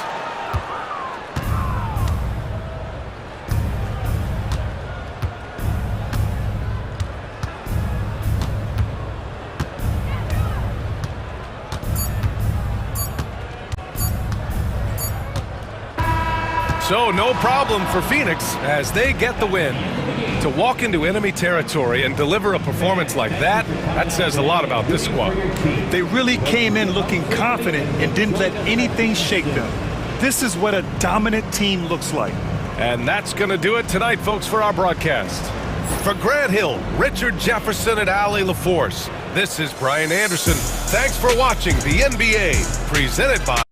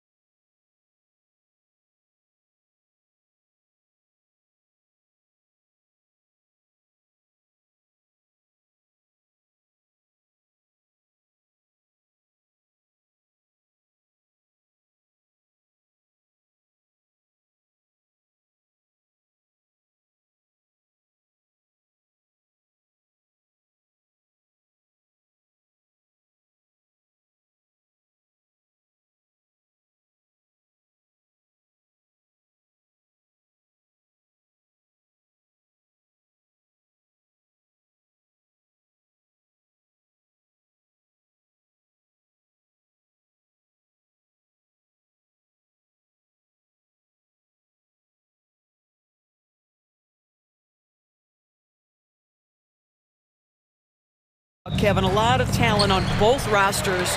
What that means is the defenses need to be active and aware even when substitutions are made, because the next basket could come from absolutely any guy on the floor. And now the opening lineup for Boston. The small and power forwards, the star pair of Brown and Tatum. Holiday in the backcourt.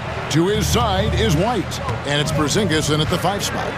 And rejection by McDaniel. Pass to Edwards.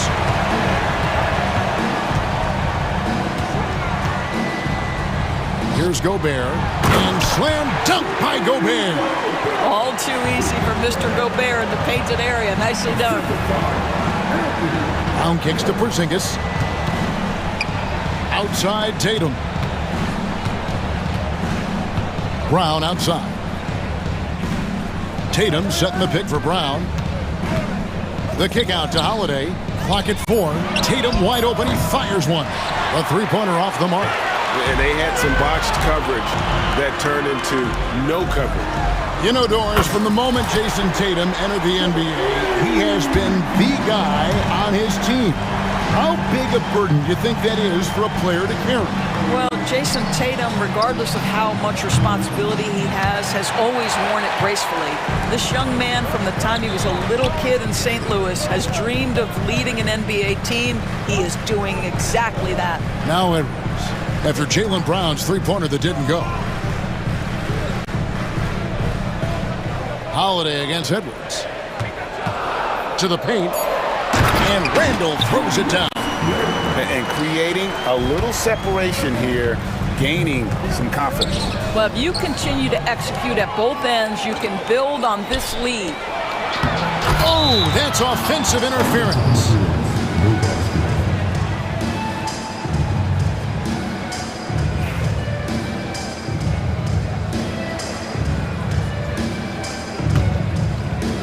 Boston's gone 0 of 2 from deep here. Brown deciding where to go with it. Again, the miss by the Celtics. Well, the defense clearly was not interested in guarding him from downtown. They're very fortunate he missed. McDaniels gets a wide open look. A chance there to push it to double digits, but it's off the mark. Porzingis kicks to Brown. Here in the first, just under 2.5 minutes played so far.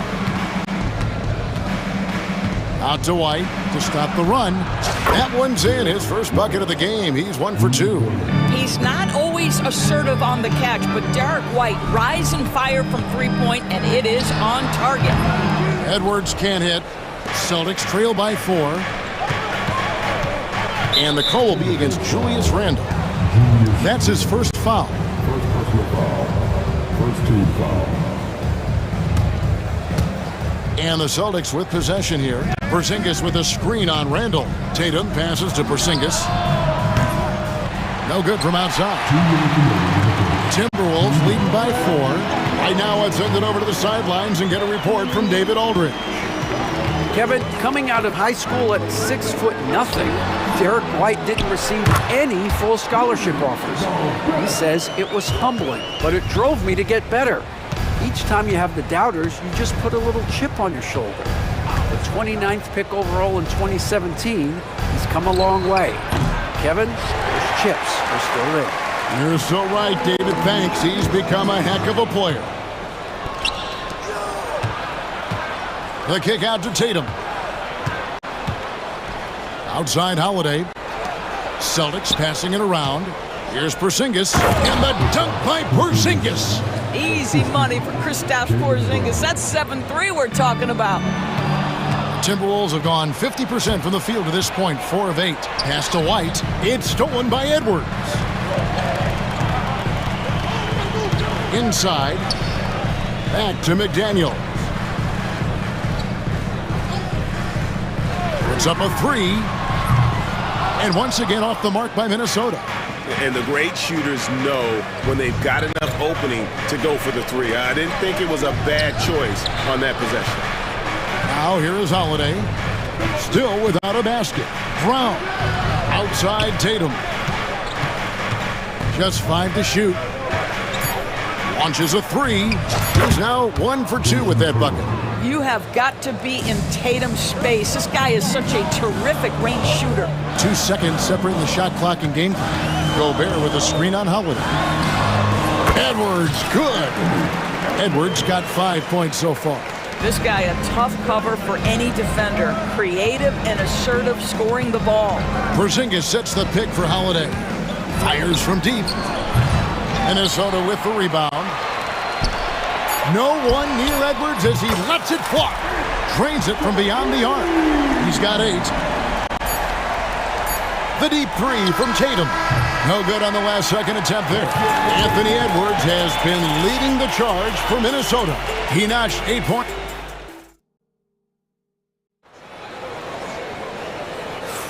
And hope you've enjoyed the broadcast so far. Halfway through the first half in this one. And what do you guys think about Minnesota here in this one? Well, when you control the glass, you control the second chance opportunities on both ends. And that's how they controlled the first quarter. I thought they were the much more physical team. We've got Nickeil Alexander-Walker. Jaden McDaniels is out there with Naz Reid. Then there's Dante DiVincenzo. And it's Garza in at the center. So that's the lineup for Minnesota. Well, size and skill. Tatum on the interior, yes, sir. It's safe to say Jason Tatum is a bona fide superstar. He certainly is, Kevin, and really been a big-time star from the time he was 23 years old. Lots of pressure on this young player, but Jason's not only embraced it, he's thrived under it. Luke Cornett, he's checked in for Boston. Richard comes in for Derek White. And out of bounds as the Timberwolves gain possession.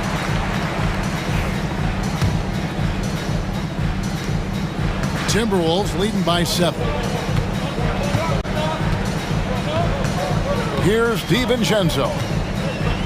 Pass to Reid. A 3-ball. And again, Minnesota with the triple. And with the lead, I like the strategy here. Continue to get the ball to guys who can do something with it. One thing we've learned in the NBA, the game is never over. So you've got to continue to score, continue to build your lead. Knowing it's his responsibility to find open teammates. Holiday, nice job setting the table there. McDaniels with the ball. Picked up by Brown. And here is McDaniels. Still yet to score. Shot clock at 2. Pulls from the top of the key. It's hauled in by Cornett. Celtics trail by 8. Holiday goes in. Reid with the block. McDaniels with the ball.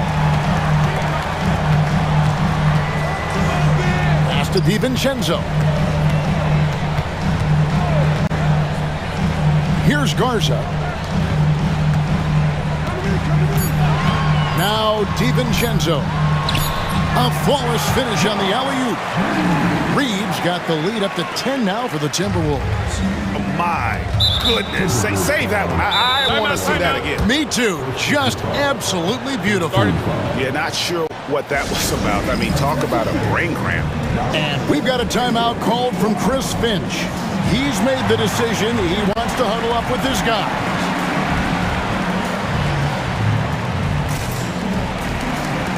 Julius Randle's checked in for McDaniel. Boston making some changes. So, Doris, here's a question for you. Should the NBA widen the court? Because the corner 3 now is such a staple in these offenses. Well, that's exactly right. One of the most coveted, Kevin, because the proximity of the shot is so desirable. Here's what we know unequivocally. There's no way they're going to widen the court because it would take out some of the money-making courtside seats. That's not happening. Garza, rebound, Boston.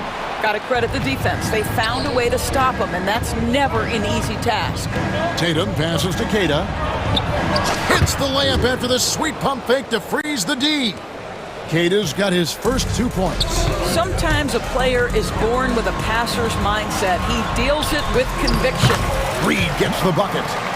When you allow good scorers to get uncontested shots at the rim, no wonder you're losing. To me, this has simply stated been a complete lack of defensive attention and focus all night long. And the Celtics with possession here, following the bucket by the Timberwolves. Here's White. Reid with the rebound. Boy, 9 times out of 10, that's going in. I'm sure he surprised himself with the miss. And the way the Celtics can attack teams' doors with their 5-out set, it's impossible to fully defend it.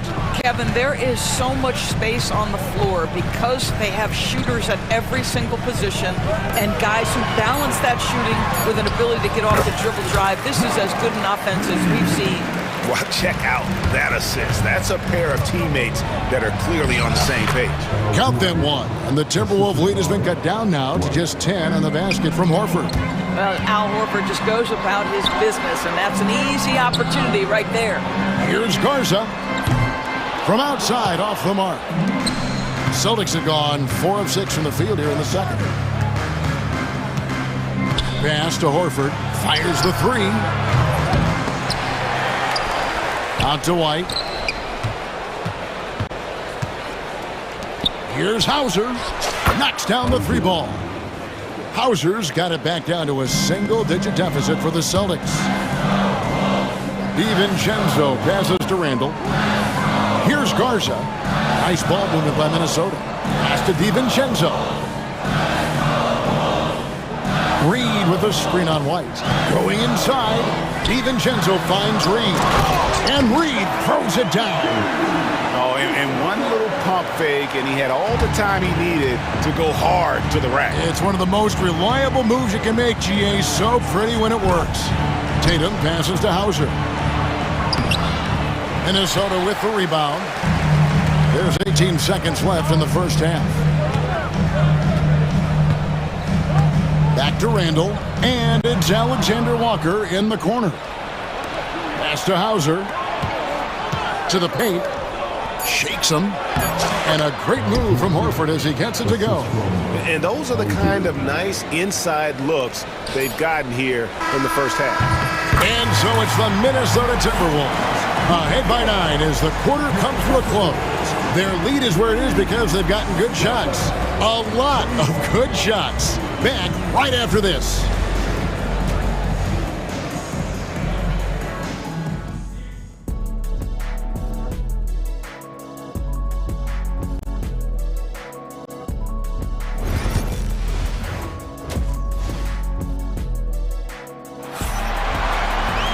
And we hope you've enjoyed the broadcast so far. We're halfway through the game.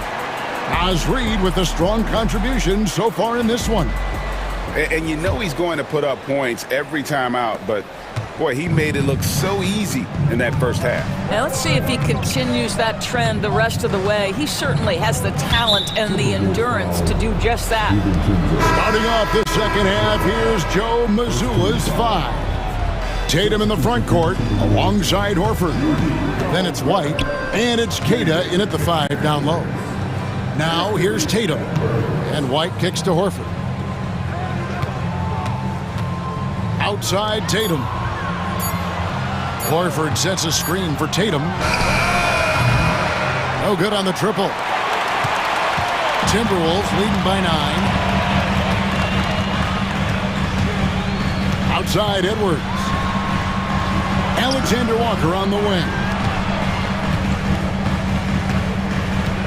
Outside Edwards. Gobert the pass to Randall. Great touch on the 16-footer. Randall's got the first bucket of the third here for the Timberwolves. Well, the effectiveness of Julius Randle, wherever he is on the floor, the mid-range, one of those tools in the toolbox. How about battling through the impact there and then willing that basketball in? And he'll be shooting his first free throw of the game here. And that one falls for Tatum. And those advanced numbers, Doris, they show Rudy Gobert is historically great. Kevin, I love that you are an analytics lover, but for me, it's about the eye test. Rudy Gobert has won the Defensive Player of the Year on more than one occasion. He's played on winning teams, and he's been an integral part of their success. He is one of the all-time great defenders we've seen. And we've got a timeout from Joe Mazzulla. He's going to have a discussion here on the sideline.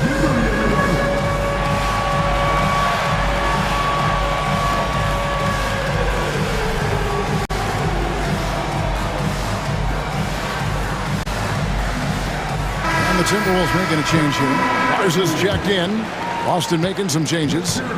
And so it's Holiday with it. He'll bring it up for the Celtics, trailing by 10. And they go to the intentional foul. Joe Ingles is checked in for Minnesota. First personal foul. Third team foul. In for the Wolves. Outside, Porzingis.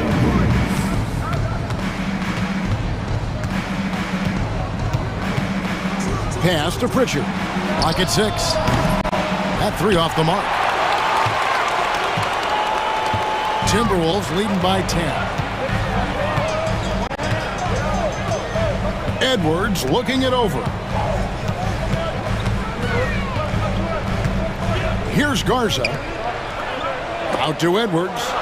Gobert the pass to Edwards. Gobert with a screen on Holiday. And here's Edwards from the arc. Here's Gobert. A shake. Slammed home, and he draws the foul. A chance for another point at the free throw line. It's on Porzingis. How about the splendid concentration from the Frenchman, Rudy Gobert? Excellent at converting while getting hit. On the free throw, no good. You know, when Rudy Gobert is down low, it strikes fear into the opponent. This is a guy who has led the league in blocks and rebounds at different times. Inside the paint, he is just a nightmare to battle against. We've got to get this guy in the dunk contest. Jaylen Brown taking flight with that insane athleticism. And with an update from the sidelines, let's check in with David Aldridge. Kevin, thanks. These days in the NBA, no lead is safe. Timberwolves coach Chris Finch said there was a time where you weren't taking 20 triples in a game. It's all down to that. Momentum, too. These guys got into the league being offensive-minded, and when they get hot, it's a sight, and it's really hard to stop. Kevin? Chris Finch is right. It's impossible to stop. Thank you, D.A. I think his teammates understand that Anthony Edwards has every aspect of his offensive game working, so let's make sure he's got the basketball. Brown with a screen on Gobert. And with that shot, the Minnesota leaders got down to 11 on the bucket from Kristaps Porzingis. And no matter what they've tried, the D just has not been able to deny them the ball inside. Now here's Edwards. He's got 13. Over Holiday. Edwards, no good. I think this is a spot he has got to become more consistent from if you want to command the defender's respect. And the shot goes in from Kristaps Porzingis. Boy, the momentum when Kristaps Porzingis puts the ball on the floor at that size, so hard to contain. And the foul is called. He intentionally grabbed him there for some reason, I don't know. Kevin, all I can think of is that he's trying to slow the game down a little bit. Right. That's a stretch, though. Definitely a strange move on his part. And a whole new group out on the floor for the Celtics. And we've got a timeout called from Chris Finch. He wants a minute here to get things straightened out with his team. Big group substitution now for Minnesota. Naz Reid, he's checked in for Gobert. Julius Randle comes in for Joe Ingles. Alexander Walker, he's checked in for McDaniels. And it's Dante DiVincenzo in for Edwards. Now here's Randle. To the wing on the left. And a wide open shot from Reid. That's in, coming off an assist from Randle. Yeah, Julius Randle has a good feel on the offensive end. On time and on target with the pass. Tatum against Randle. Spins. And he's going up for the alley-oop. Throws down the alley-oop slam. And hard to decide which was better, the pass, the catch, or the slam. Oh, there's no wrong answer. Sensational alley-oop. Now, here's DiVincenzo. He has 5. Reid with a screen for DiVincenzo. And Reid throws it down. Oh, and the lead gets bigger on a ridiculous offensive sequence. That dunk alone would have been spectacular. Never mind it coming at the end of an alley-oop. Buries it from three-point range. Hauser's got 6 points. I'll tell you, you are playing with fire anytime you leave this guy open, and they just got burned. Pass to Garza. White against DiVincenzo.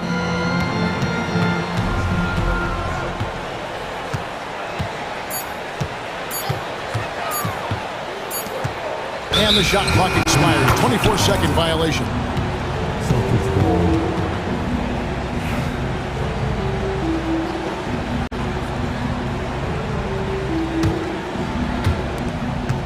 And that's going to do it for the third quarter. Minnesota on top, up 9. And fourth quarter of action is upon us. Thanks as always for joining us.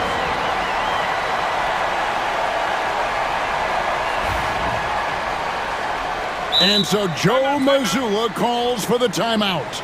Wants to make sure everybody's coordinated and intent.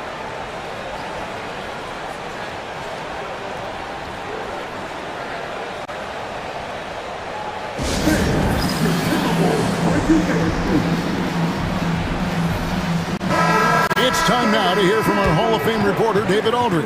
What's the latest, David? Thanks, guys. During the break, listened in with Joe Mazzulla and his team.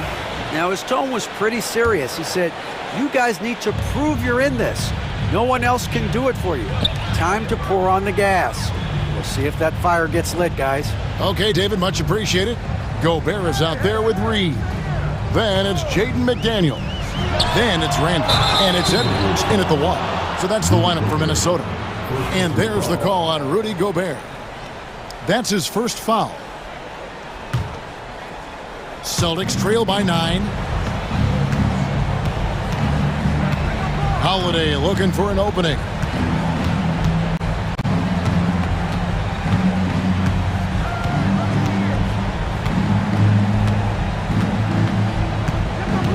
Out to Porzingis. Down to 5 on the shot clock. It's good. The assist that time from Holiday. Holiday's got 3 assists in the game. Edwards passes to Reed. Out to Edwards. Reed with a screen on Holiday. And here's Edwards from the arc. Good for basket number 6 from him in the contest. He's shooting 6 for 12. What a response from Anthony Edwards. If you make a 3, he wants to come right back at you. Here's Porzingis. Plays it up and banks it in. Well, as usual, this guy cooking on the offensive end, but right now, the other guys on his team have got to step forward. For 3, Edwards. And again, Minnesota with the triple. He's found his rhythm from deep, and you can see the confidence. And I think the defender knows once he gets cooking, look out. The bucket looks awfully big to him right now. You know, Doris, few teams have tried to invite Brown to be a shooter. He's punished them each and every time. And he's had to put in the work, Kevin, to make himself a legit perimeter threat. And listen, the defense has to make choices. Athletically, this is one of the most gifted players in the league. If you're going to concede anything to Jalen, it'd probably be the 3-point shot. It's Edwards on the wing, guarded by Holiday. Reed kicks to Randall. Timberwolves passing it around. Oh, the lob to Gobert. It's deflected and stolen by White. Pass to Holiday. A good finish at the rack off the slick feed. Oh, a nifty finisher. You didn't think Holiday would back down inside, did you? The offensive rebound. Gobert. Reed the pass to Randall. 6 to shoot. Gobert the screen. Edwards, no good. Listen, we know the mid-range game is in this guy's arsenal, but you wonder, should he have moved it just one pass more? And Holiday kicks to Porzingis. And the dunk by Porzingis. Wow, Porzingis, no hesitation in the balance of the game. He delivers. Here's Edwards. The muscle from Edwards. Oh, such a field shot there, the floater. Celtics trail by 7. Outside Edwards. McDaniels passes to Edwards. 2 minutes. 2 minutes. 1:58 left to play here in the fourth. The Celtics have gone a perfect 4 of 4 to start the final quarter. Can't ask for anything more than that. He's an explosive, athletic guard, and I tell you, the coaching staff must love watching Holiday in the open court. Edwards kicks to Gobert. Pass to Reed. Outside Edwards. Edwards on the goal. Oh, give me a little sauce. Anthony Edwards rise high and finish over the defender. Outside Tatum. Porzingis with a screen on Reed. Takes a three. Porzingis can't hit. Boy, he won't miss many from that spot. The defense gets lucky there. Edwards getting the close range too. Boy, that defense must be better. Anthony Edwards getting it done on the interior. Tatum down low. Guarded by Reed. The shot by Holiday, no good. Minnesota's gone 2 of 3 in the fourth quarter from long range. Good shooting so far. Near the three-point line, it's Edwards, and he uses the glass on the layup. And it's an 11-point Timberwolves lead. And at this point, just sort of running through the paces, as it appears it'll be a nice win here for the Timberwolves. We got to see a display of offensive prowess in this one that got it done. High-scoring game. Bucket after bucket. They were really in attack mode all game long. And you know, looking back at all the contributions tonight, it was a really phenomenal all-around game for Anthony Edwards. This guy has been shot-making all night long. He commands the rock and takes over. There's a 4-second difference from the shot clock to the game clock. Porzingis sets the pick for Holiday. Out to Porzingis, pulls it up, and he gets it to go, hitting off the back of the rim.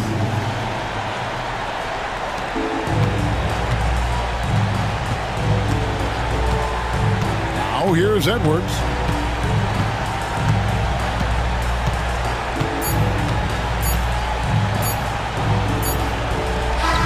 And so the Timberwolves take the win, a confident win, and one where they clearly showed the greater effort. Yeah, I mean, it was a solid performance, particularly here at home. And I think they built off that edge of being here and played with just a little more confidence than their opponent.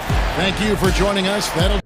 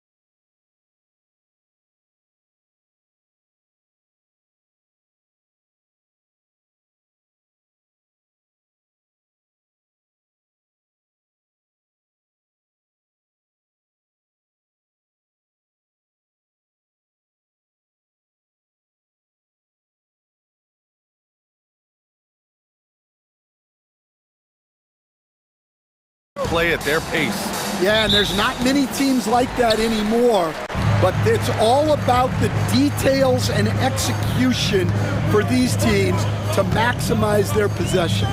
And checking out the opening lineup for Memphis. Manning the backcourt, we'll see Moran and Payne. Edie out there with Jaren Jackson. And it's Clark in at the small forward position. Just 5 to shoot. Durant with a screen on Clark. Here's Booker. Grizzlies with the rebound. That was a good look from the mid-range. He'd like to have that one back. Moran against Booker. And then Morant with the dunk! And you know you're always going to see some highlights when Morant is on the court. I mean, he loves to use that incredible 44-inch vertical. Now here's Booker. Pass to Richards. Outside Booker. Crafty move. Yep, it finally drops after rolling around the rim. Yeah, Booker sees how they're defending him and just takes what's there. Well, Grant, if you talk about consistent top-level scores, Devin Booker is near the top of that list. Yeah, and going back to the 17-18 season, Devin has averaged at least 25 points every year. Book can create his own shot and finish. It's hard finding guys who can do both. And just over a minute played here to start the game. Now we'll go to Allie LaForce, who had a chance to talk with head coach Mike Budenholzer. And we discussed his plan for John Morant. Coach smiled and said, I just told my guys to stay ready out there, ready for anything, because Morant can do so many surprising things. We just have to stay on our toes. Hopefully that flexible mindset helps the defense keep up with Morant's antics out there. B.A.? Allie, thank you. O'Neal on the wing. Pass to Richards. Booker surveying the D. Screen by Durant. Shot clock at 6. Outside for Booker. The rebound by Edie. Yeah, you expect him to make those. Good look. Just couldn't find the mark. Morant with it. He's against O'Neal. And it's Morant missing. The Suns have gone just 2 for 4 from the floor. Booker for 3. He buries it from 3. Booker's got 7 points in the game. And this is big for Booker's confidence. With this three-point ball falling, he's so tough to stop. Here's Morant. Count it. 2 for 4 from the field now. I love this approach. Getting him involved early, and it's already paying off. Yeah, well, his offensive contributions are going to be very important in this game. So it's good they've already got him in a rhythm. And that's what they want to do. Get him open looks early. Fires the 3. And it's Morant again missing.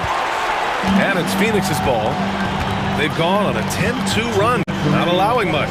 Here's Beal. And then Beal with the dunk. Oh, the hops from Beal. Woo! Booker against Morant.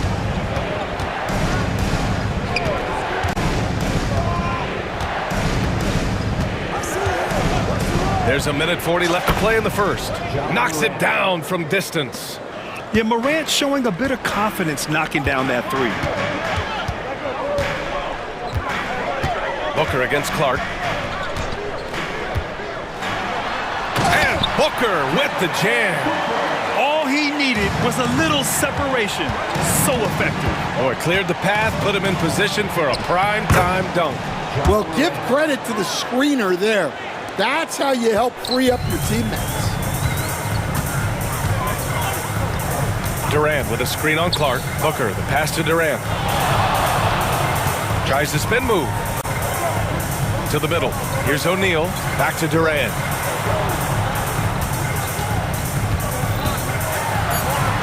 Always a nice way to start. Makes his first one. Durant just going to work inside, outsmarting the defense and getting the close range look. Morant looking around. 36 seconds left to play in the first. From outside the arc. Phoenix grabs the miss. 23 seconds left to play in the first quarter.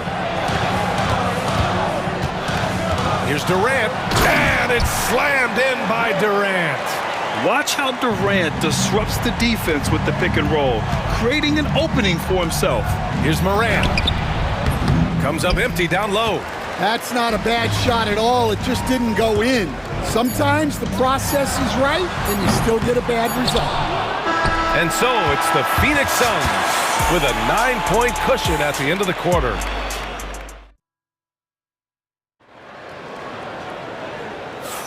And so far through one quarter, it's been a lopsided game. We'll see if that changes here in the second. And let's take a moment to get your take, guys, on the scoring so far for the Suns. Well, I like how they're going right at the defense, creating high-quality looks with that penetration. And the other thing you notice is how determined they've been to get into the paint and get buckets around the rim. So on the floor for Memphis to kick off the second quarter. Brandon Clark out there with Jackson. Then it's G.G. Jackson. Then it's Desmond Bane. And it's Huff in at the center position, locking down the middle. Durant with a screen on Clark. Booker, the pass to Durant. A chance to extend the lead to double digits, but it's no good. Stan, certain NBA teams take on the identity of their home. Like the Grizzlies, for example. They call Memphis Grind City. Well, Brian, I think it's a perfect fit. Hard-working people in a hard-working city, and they want a hard-working team. Booker for three. Memphis with a rebound. Quarter number 2 and about a minute in. Jackson left side. On the wing, Bane.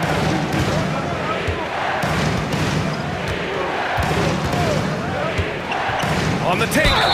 And he was fouled while in the act of shooting, so he'll take 2 free throws. Well, if you went into the lab and created the perfect wing, it might be Desmond Bane, coach. Well, Brian, this guy's so strong. He can guard bigger guys, and his three-point numbers are crazy. Desmond Bane well over a 40% three-point shooter for his career. Plumlee, a screen on Jackson. Shot from the wing. Jones' shot is good. Well, maybe the defense thinks they can live with that, but he's pretty consistent from that mid-range area. Second quarter of basketball, just over a minute and a half played so far. Jackson against Jones. Jackson down low. Laid it in with a nice touch off the window. Jackson's got 4 points this quarter. Well, the defense allowed that one. He had a clear path to the cup.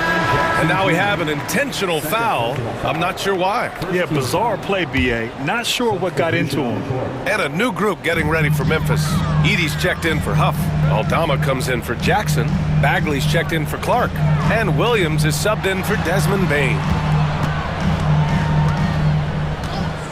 Jackson against Beal. Here's Bo. The rebound by Edie. Grizzlies trail by 3. Jackson on the wing. Pounded by Beal. Oh, he muscles it in through the contact. They call the foul, and he's on his way to the line. I mean, that was just terrific work to stay in control and finish. All right, well, a look at how the points have been generated so far. A scoring breakdown for Memphis. Well, their game plan has been very effective so far. They're working the ball inside, putting constant pressure on the defense. And the other area they've impressed me is their commitment to the dribble drive, not settling from the perimeter. And here's Memphis. Big run right now for him, 11-2. And an intentional foul right there. Well, Grant, you played on some very tight-knit teams. Talk to us about chemistry. Well, B.A., you know, in some sports, chemistry is not a big issue. But in basketball, it is huge. You have to trust and believe in your teammates, and it has to be a unit, not 5 separate individuals. Jackson for 3. Jones grabs the board. And it's Jones with the ball for the Phoenix Suns. Their biggest lead of the game was 9. Three-pointer, Beal. The shot no good.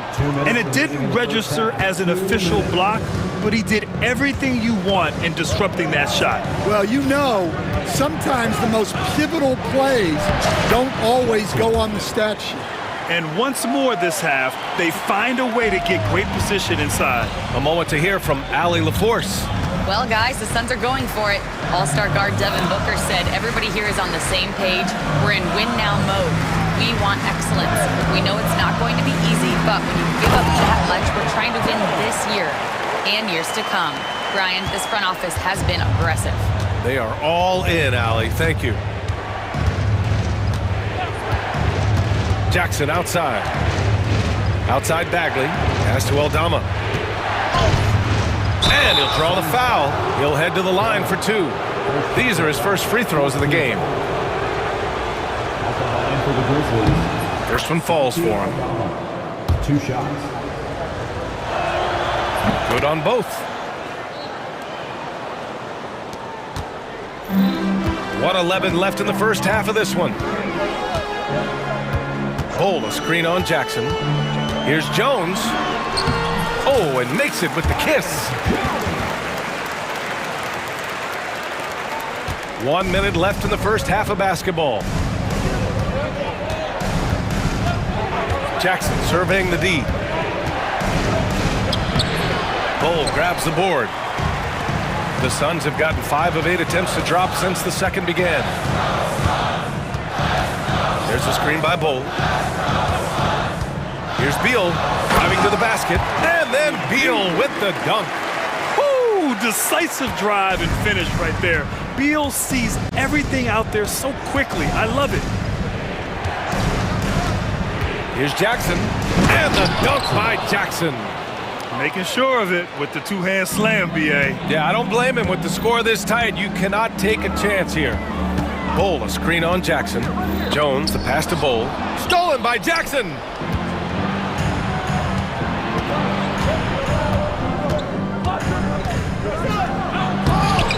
Rebounded by Dunn. Beal from outside. Sends it home from three-point land. Beal's got 7 points in the game. This team looks to him to score the ball. They feel good when he's taking the shots. And the first half comes to a conclusion in a game that's been very close so far. Phoenix out in front, up 3. We'll see you after halftime for the beginning of the third quarter.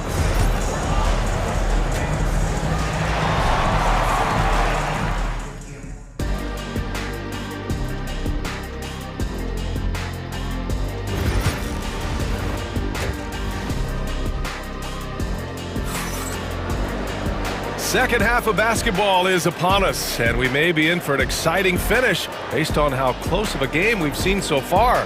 Boy, we're seeing a tremendous game from Devin Booker. I like how they control the tempo and play to his strengths. Yeah, he's found his spots, been patient with his shot selection, and it's paid off for himself and the team. They've got Kevin Durant, Devin Booker out there with Grayson Allen. Then there's Nick Richards, and it's O'Neal in at the 3 slot. And that's the group for Mike Budenholzer as we begin the second half. That jumper is pure. Jackson with great touch for a big man. Set him up, let him knock him down. Here's Richards. Oh, and there's the whistle on the shot. So 2 free throws for him coming up. I like that. I mean, some physical play inside. He's not about to give up any easy baskets. First free throw is good. Hits both from the stripe. And here's Morant. Morant using his speed. Oh, there's Morant with the slam. The quick feet of Morant. He's so dangerous when he's cutting to the rim.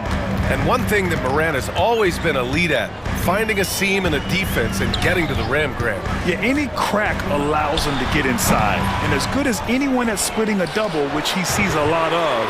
So once inside, he can finish with authority or kick it out to a shooter. Durant for 3. Nails it from beyond the arc. Durant's got 7.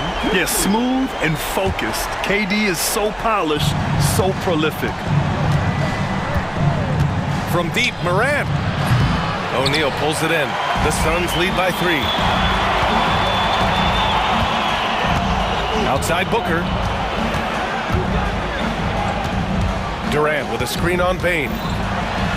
Look at Booker elevate. Yeah, you expect tremendous effort from a scorer like Booker, but it's still impressive to see him delivering. Moran against Allen. Kicks it out to Clark. A good look from Baines. And he makes good on his first shot of the game. Good heads-up basketball. Sees an opening and capitalizes. Clark against Booker. Pass to Richards. Richards with a screen. Here's Booker. In deep. Booker gets it to go. The easy money there for Booker. You can't let him get this close with the ball. Moran against Booker. Oh, a dunk and a foul! A powerhouse move! He's got a chance for one more at the line. And it's going to go on Devin Booker. He's getting his first free throw attempt of the game here. Well, Coach, one of the more electric players in the NBA, Ja Morant. Yeah, that's for sure, Brian. High-flying, acrobatic at the rim, just a supreme athlete, and he is without a doubt one of the most exciting players this league has to offer. Yeah, great heads-up play by Durant, reading the floor and finding the guy with the best shot available. Outside Morant. Morant elevates at the rim. Yeah, what a finish. He used his bounce to throw it down over the taller defender. Clark against Booker. Pass to Durant.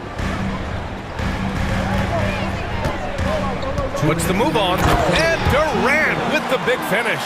Turning up the intensity. Durant saw his chance and does not hold back. Here's Morant. Look at Morant work in the paint. Nice. In a tight game, they wanted to make sure of that possession. The Suns leading. Richards with a screen. Here's Booker driving inside. Wow. Booker doing whatever it takes to get to the basket. Totally fearless. Boy, that foul looked intentional. Not exactly what you'd expect here. Yeah, I know. It just doesn't make sense given the situation. I mean, I'm just not sure what he was thinking right there. I mean, he needs to get his head in the game. And the timeout called by Mike Budenholzer. A moment to rest and confer on the game plan.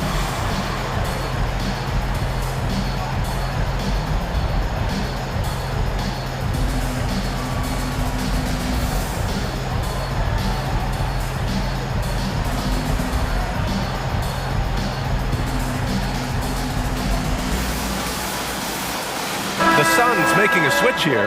Dunn's checked in.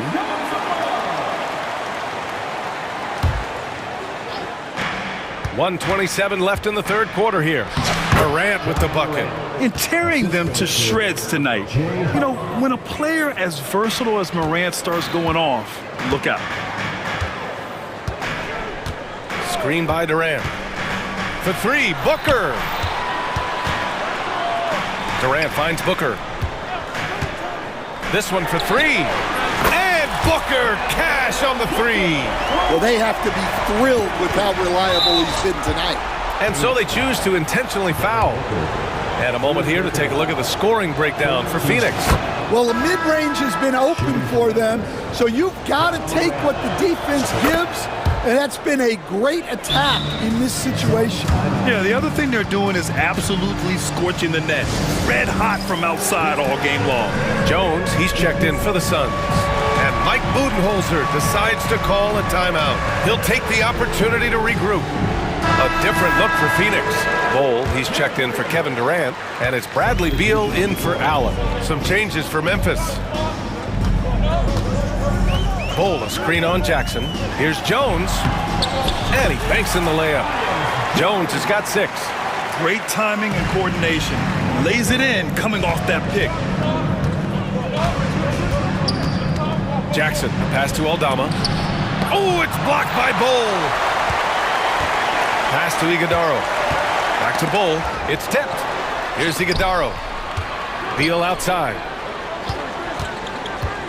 Over Williams. Another one falls for Phoenix. The mid-range jumper is a handy tool for Beal. A lot of his shots come from that area. He's got a ton of confidence in it. There's Jackson with the 3. Buckets. He's now 6 of 10 from the field. 16 seconds left to play in the third. Now here's Jones. He's got 6. Bull, a screen on Jackson. Inside with 4 on the clock. And finished off by Bull. Oh, not the defensive effort they need to cut into the lead. Boy, good call. You have to at least try to protect the rim. Yeah, I'd consider calling. 2 minutes are allowed to review the play. The third quarter was over, but it turns out the officials are going to review the play.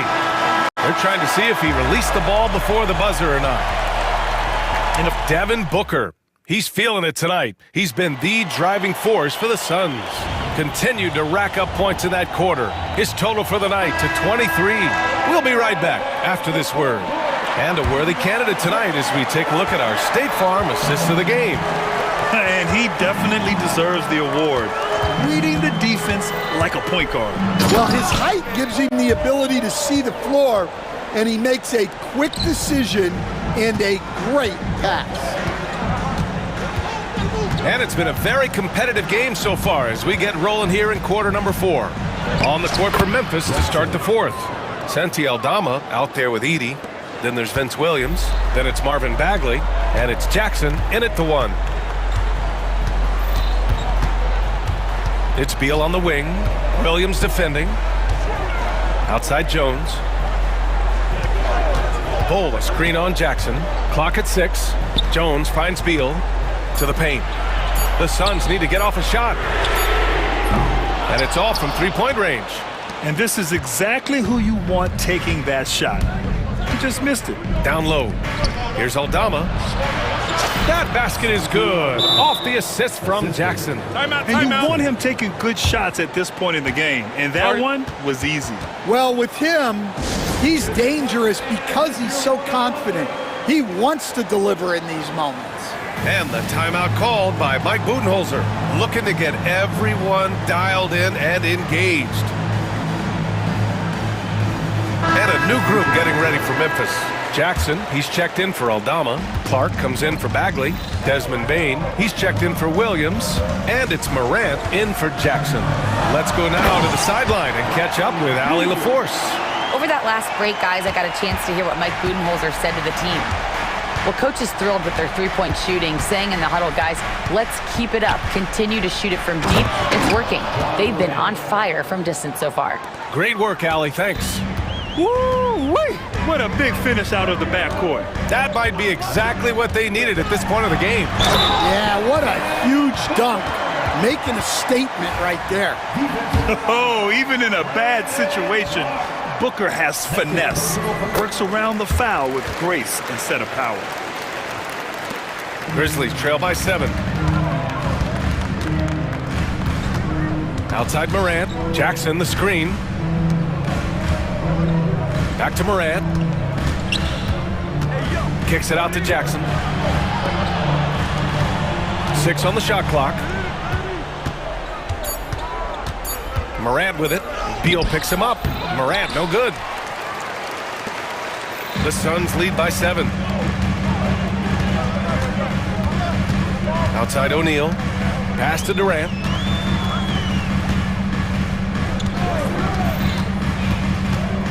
To the inside. From the high post. And the rebound goes to the Grizzlies. Here's Jackson. Out to the wing. Jackson with a screen on Booker. And that one's good. Morant. Morant's got 4 points in the quarter. Can you say prime time player Morant? He enjoys delivering for his team in these parts of the game. Here's Booker. The rebound by Edey. Edey's got 5 rebounds tonight. And it's Morant with the ball for the Memphis Grizzlies. Trailing by 5. Oh! Wow! Oh, putting on a show for the fans. Morant's skills making it look like a circus in here. Here's Booker. Oh, tried to dunk it home, but he drew the foul, and he'll go to the line. Yeah, a strong move to the rack draws that foul. He hits the first one, and that gives him a 4-point cushion. And so he drops them both, and it's a 5-point game. Coming up clutch there at the line, making it a two-possession game. Morant against Booker. And then Morant with the jam! Oh, man, he got fancy with that finish. He may be trying to provide the spark they need to break this one open. To the paint. Outside for Booker.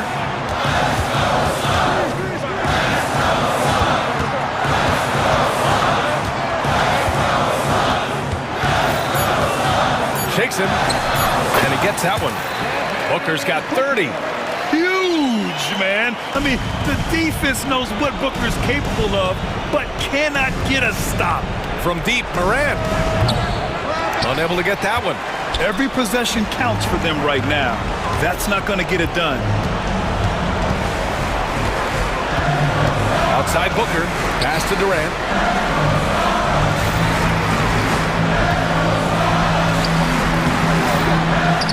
The shot won't fall. Oh, and Jackson with the defensive effort.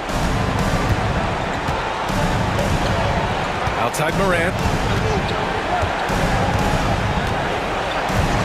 40 seconds left in the final quarter.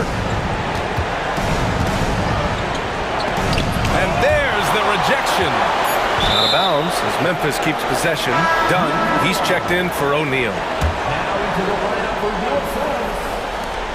32 seconds left to play in the fourth. Excellent coverage defensively, making it hard on him. Pass to Clark. Here's Morant. He connects! What a beautiful shot! Brings him within 3! Oh, you know Morant wants it. And guess what? He got it. Clark against Booker.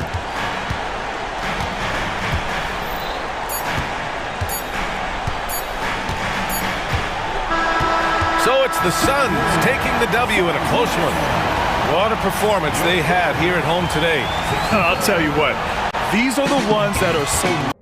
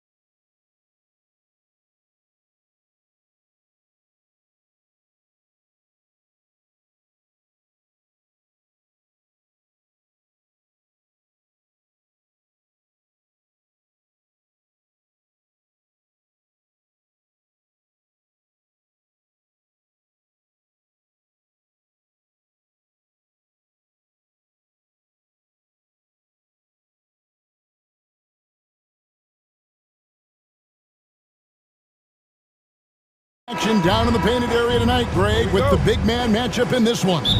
Yeah, I love to see skilled bigs dueling down low. Kind of a throwback in some ways, but there's still plenty of physicality in the modern game.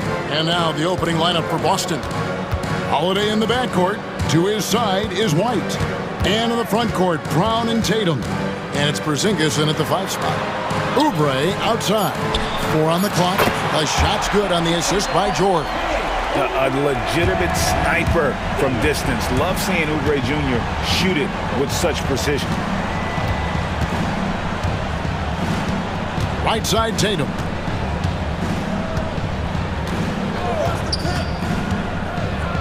And the dunk by Tatum. And, you know, we can't measure heart. I mean, he's not as big as the other power forwards, but his jumping ability and mindset is incredible.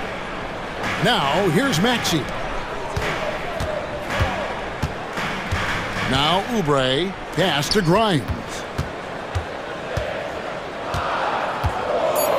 Now, here's Maxey, guarded by Holiday. Maxey, no good. Here's Boston now. You know, Clark, the days of trust the process are long gone. The Sixers are now focused on the now. As well they should be, Kevin. With a superstar big guy in his prime and Joel Embiid, there's no time like the present. And it's not going to last forever, so they need to capitalize.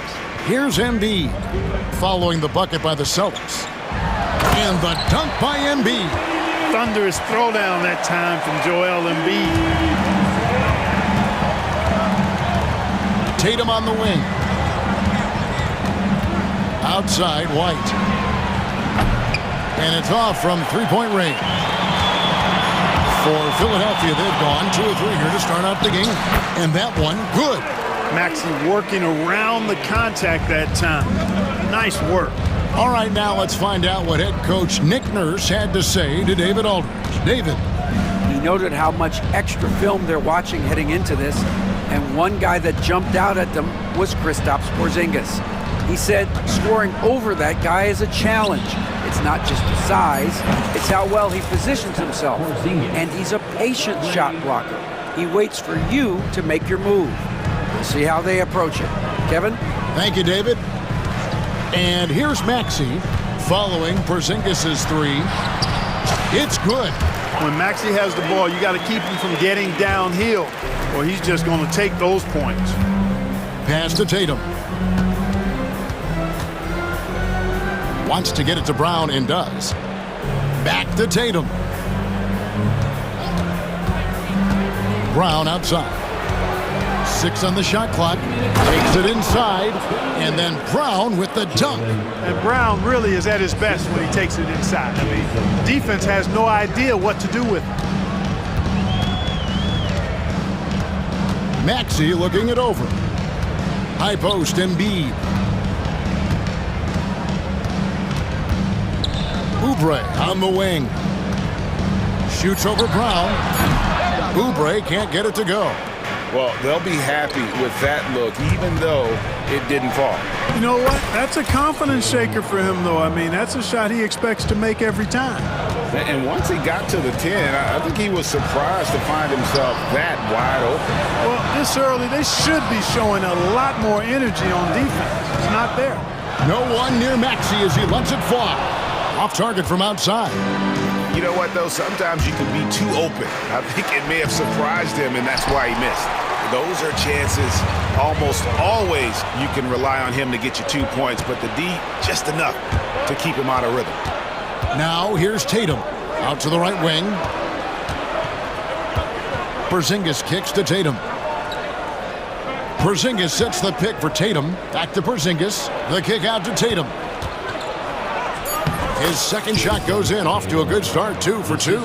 Tell you what, Tatum using his length for positioning inside, able to operate well in the paint. Here's Maxey. The putback controls the rebound and puts it back up and in. Oh, great timing. He is one tough customer on that offensive glass. You know, it's like he has a sixth sense of where that rebound is going. And that sixth sense, guys, might be better than just about anybody else's. Now Oubre, after Jaylen Brown's three-pointer that didn't go. They grab their own miss. Kicks it out to Maxey. For three. No good on that one. A good close contest so far as we finish the first quarter. Celtics lead by 2.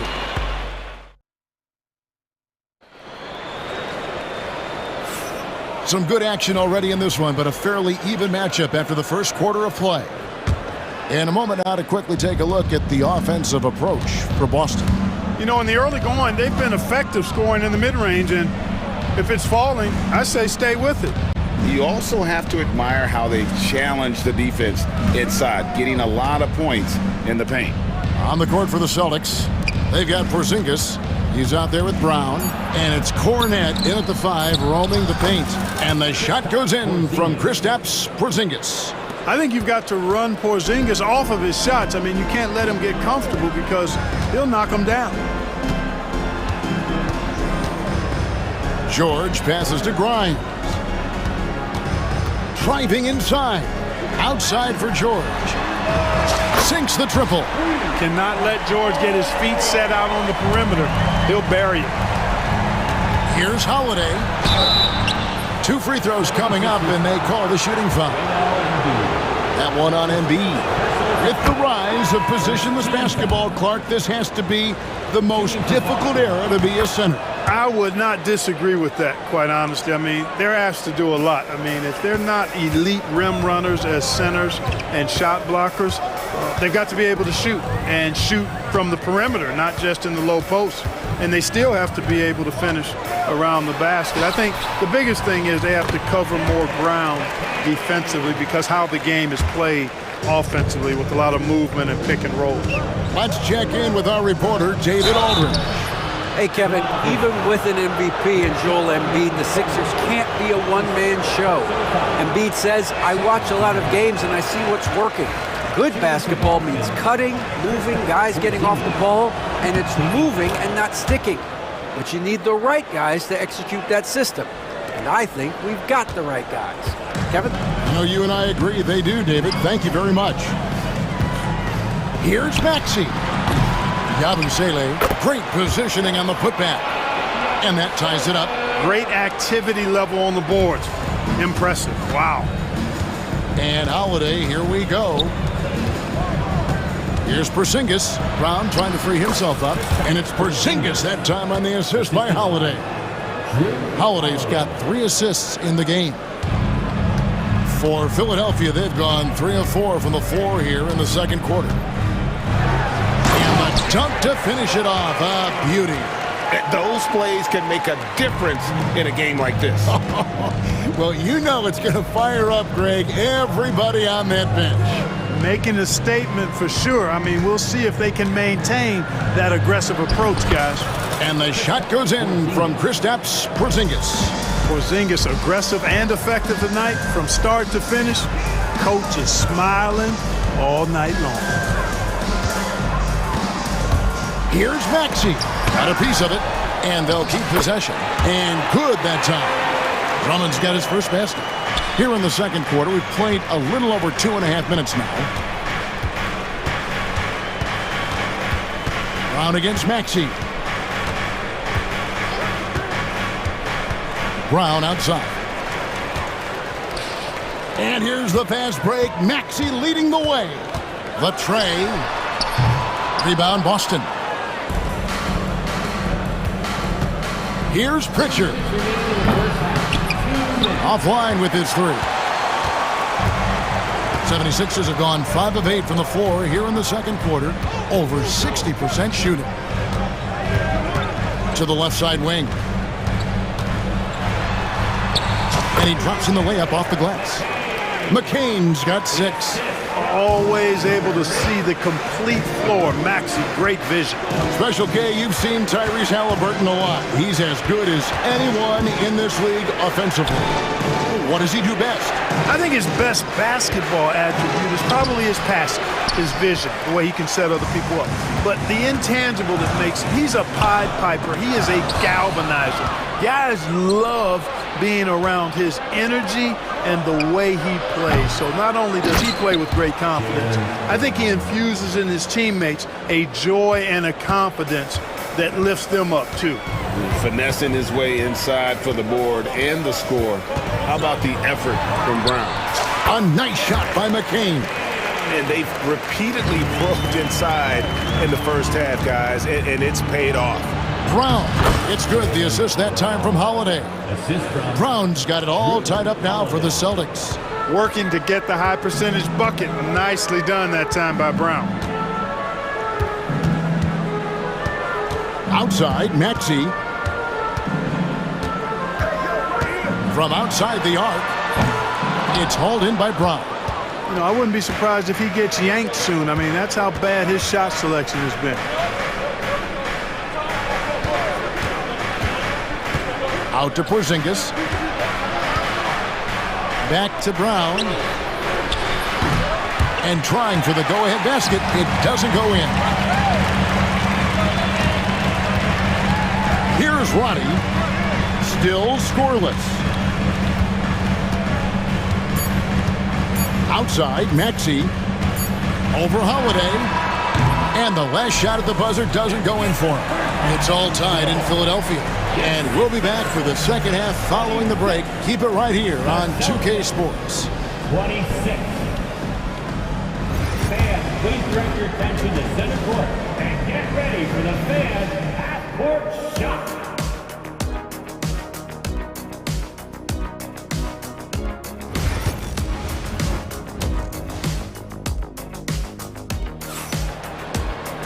And after a fairly even first couple of quarters, the second half could turn out to be a great one as both teams try to gain an edge. And it's been a clinic out there by Kristaps Porzingis. The way he was able to finish on the block was incredible there in that first half. Yeah, you know what? I think he's doing exactly what he has to do. Using his body, shaking off contact, and then finishing at the rim. We've got Oubre. George is out there with Embiid. And there's Gordon. And it's McCain in at the shooting guard. That's the group on the floor for Philadelphia. That last three must have bothered George a little bit. He goes to the arc with a purpose and fires off his answer. Tatum wide open, he fires one. And he can't answer back. The three-pointer offline. And George, here we go. And it's George finishing it off. Great speed displayed by George on his way to the bucket. Devastating to the defense with those dunking skills of his. Tatum against Gordon. Embiid inside. Rebound, Boston. Tatum on the wing. Defended by Gordon. Tatum passes to White. The kick out to Tatum. 6 to shoot. Emphatic finish by Tatum. And it's going to take more than that to stop Tatum, a wing who can score in so many different ways. Important points there. Got him on a nice play, getting the ball inside and right to the bucket. Here's Tatum. And it's Joel Embiid with the rebound. Embiid's got 5 rebounds tonight. Kicks it out to Gordon. The three. Rebounded by Hauser. And you don't want to give up that kind of look too often. Whoa! Tatum capping off the alley-oop. And, you know, if you throw it up, Tatum will go get it now. He's a really good athlete. You can't let him roam free like that. George with the ball. He's got 8, and it's George finishing it off. Oh, an aggressive move and fantastic finish. Trying to send a message with that slam, I think. That's exactly how you send it. 2 hands and down. Back to Horford.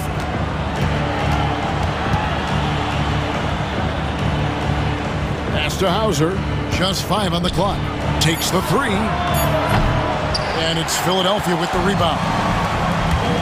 George with the ball. He's picked up by White. George against White. And so they choose to intentionally foul. Really no idea why you're fouling in a situation like that. You know, maybe there's some bad blood between those two. Yeah, but that's no excuse for that kind of foul. I mean, that might be an explanation for it, but certainly doesn't justify it. And even then, it's just not a good play. And it's Nick Nurse calling timeout here. Wants to regroup and go over the strategy.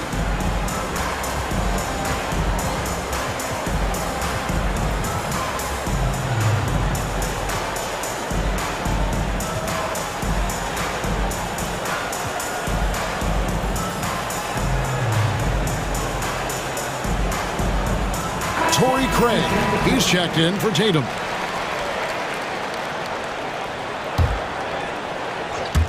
Three minutes gone now in the third quarter. For three, Gordon. The rebound by Cato. Austin's gone 1 of 3 from downtown since halftime. And he lobs it up toward the rim, up high to stuff the alley-oop. And you can see him give a little nod and then just burst to the rim for the alley-oop slam. A pair of teammates, Greg, with a terrific feel for each other. And I tell you what, guys, that's a big play to make in a close game. Potential momentum builder there. Pass to Hauser. Here's Cato. 1:24 left to play in the third. The shot from the low post is good. Outside Gordon. Drummond a screen. Gordon dishes to Drummond. Yep, that one goes in there. Drummond's got 6 points. Never quite sure of what Gordon's going to do in the pick and roll, but he sees a passing lane, he fires it in there. White up top, defended by Butler. Shooting foul as the whistle blows. He'll shoot 2 free throws. GA, these Boston Celtics are unquestionably a top-tier offensive unit. Stupendous shooting, excellent instincts with the ball. Yeah, they are a model offense in many ways, making it tough for many teams to keep up with them. Abu Saleh kicks to Butler. There's the 3. Hits it from three-point range. Butler's got his first bucket of the game, and he's on the board for 3. Gets the shot he wants. The defense wasn't quite connected enough. They lost contact. Took him no time at all on that one. And an eye for an eye. Both teams working to stretch the floor. Nothing like answering back. One team gets 3, you fire 3 of your own. Boom.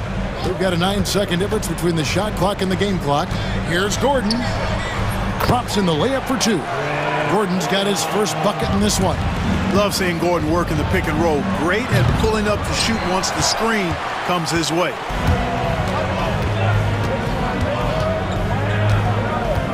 Drummond with a screen on Craig. Now here's Gordon. It'll count. And that would have counted, but his shot was off the mark this time. And the game still closely contested as we end the third quarter. How about a look at today's State Farm assist of the game? Just true artistry right there. I mean, great decision on where to go with the ball, and how about the perfect delivery? And they'd love to see every possession end this way. True team basketball. And it's been a very competitive game so far as we get rolling here in quarter number 4. And it's a completely new group here for Philadelphia. So Boston ends up going with a new group. With a short break in the action, gives us a chance now to send it over to David Aldridge. Thanks, guys. Listened in on what Joe Mazzulla told his team. He told his guys to max it out on the 3. If those shots aren't coming, then we need to move on. There are other looks for us out there. We want some diversity in those shot attempts, guys. Thanks, David. And a look at the 5 for the Celtics to start the fourth quarter. The post pair, Tatum and Porzingis. Then there's Brown, then it's Holiday, and it's Pritchard in at the 2. And there's the drive. Here's Grimes, laid in with a nice touch off the glass. And the 76ers lead by 3. Boy, where's the effort defensively? You have got to put up a better fight. Yeah, you know, it's made for a fun game, but you're right. You're exactly right. I mean, the defense has been non-existent. Porzingis can't hit. And for the 76ers, they're shooting 55% from the floor. They're feeling very confident offensively. Oubre, no one around him. A three-pointer, no good. Tell you what, the defense was lucky there. I mean, leave him that open from range, he'll typically knock it down. And Drew Holiday, the bucket on the assist by Porzingis. Holiday's got 4 points this quarter. You know, the athleticism of Holiday and his size ensures that even inside, he's an effective scorer. Just over a minute and a half played here in the fourth. Grimes passes to Embiid. This is where Embiid wants the ball. Once he gets that low, there's nothing you can do about it. Embiid is a major handful inside. Count that one.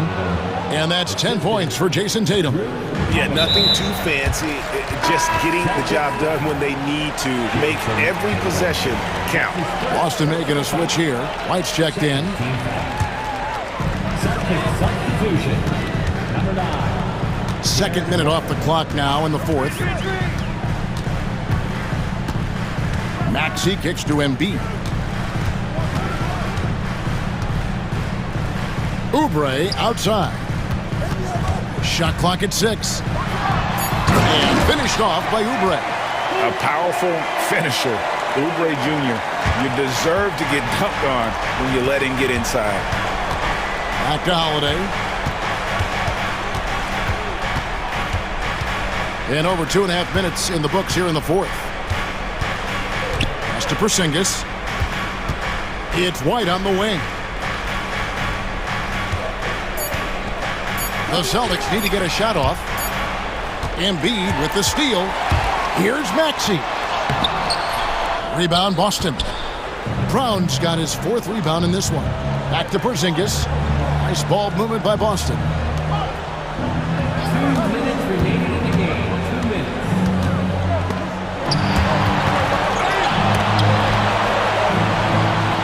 Brown the pass to White, and he's going to get whistled for that foul, G. That was intentional, but not exactly logical. How about pointless to foul there? I mean, I don't know where his head is, but it's not in the game. Tatum kicks to Porzingis. And he finishes nicer on the layup. Great execution by Porzingis, showing you he can get it done in the clutch. Outside, Maxey. Look at the clock, a little under 3.5 minutes gone here in the fourth. His three-pointers off the mark. Boston trailing. Tatum down low, defended by George. And it's White missing. 76ers have gone 3 of 7 from the floor in the fourth. That's a 42% mark in the quarter. Embiid inside. He's against Porzingis. Porzingis with the block. Hey, with that length, Porzingis is always a threat to block shots. I mean, when he matches that length with really good energy and awareness, he can be a good defender. Oh, great defense there. Anticipated the play and got there first. And not afraid to put his body on the line either. He took a shot for the team in that situation. Here's Maxey. It's good from beyond the arc. And you can't get a bigger bucket than that. Well, that was 1-2. He wanted the ball. Nobody else was taking that shot. Porzingis finds Holiday. Outside Tatum.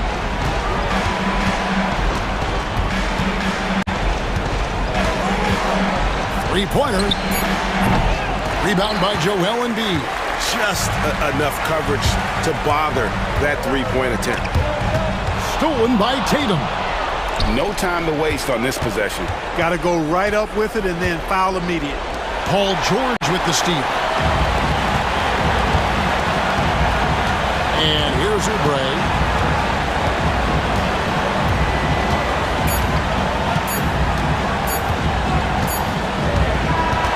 So it's Philadelphia taking the W in a close one here. Probably a little closer than they would have liked it, but a win nonetheless. Yeah, but I really got a sense that the fans gave them that emotional boost that was needed down the... David, thank you as always. And that about wraps it up. For Greg Anthony, Clark Kellogg, and David Aldridge, this is Kevin Harlan. Thanks for watching this presentation.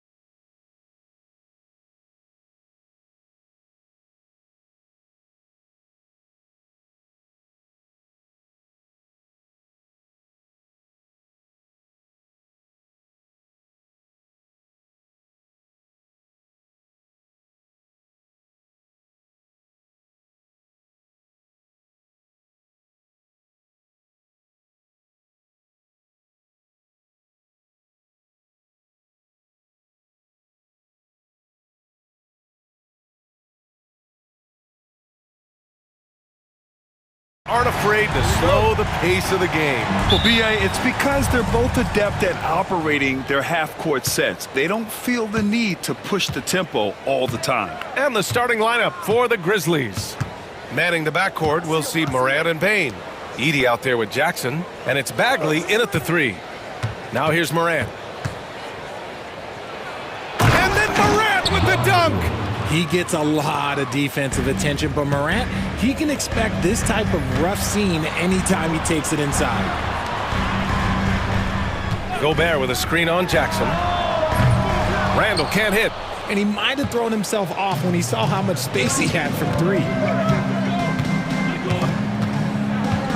Morant against Edwards. Morant, no good. And it's Edwards with the ball for the T-Wolves. Outside for Randall. Out left to the wing. Gobert passes to Randall. Here's Alexander Walker. Off the mark there with a 3. And Grant, the success of teams like the Timberwolves showing that size still matters. Yeah, in this pace and space era, that may have come into question just a bit, but size and skill combined has always been your best bet at winning. Now here's McDaniels. Pass to Edwards. On the wing, Alexander Walker. Back to Edwards. 5 on the clock. The 3 ball. Offensive rebound. Outside, Alexander Walker. Edwards looking for an opening. Ooh, and once again, off the mark by Minnesota. The Grizzlies have gone 1 for 3 so far. Pass to Edey. And around 2 minutes played here in the first quarter. Here's Jackson. Right wing. Outside Bagley. Outside Morant. Second chance effort. Here's Edey. And he takes it in for the layup off a very nice feed. And you see the unselfishness from Morant wanting to share that ball with any open teammate. McDaniels, that's good. Just taking it right to the rim, and no one was there to greet him. Easy possessions like that literally are just a gift. You just dream of them. He'll gladly take those. Now here's Morant.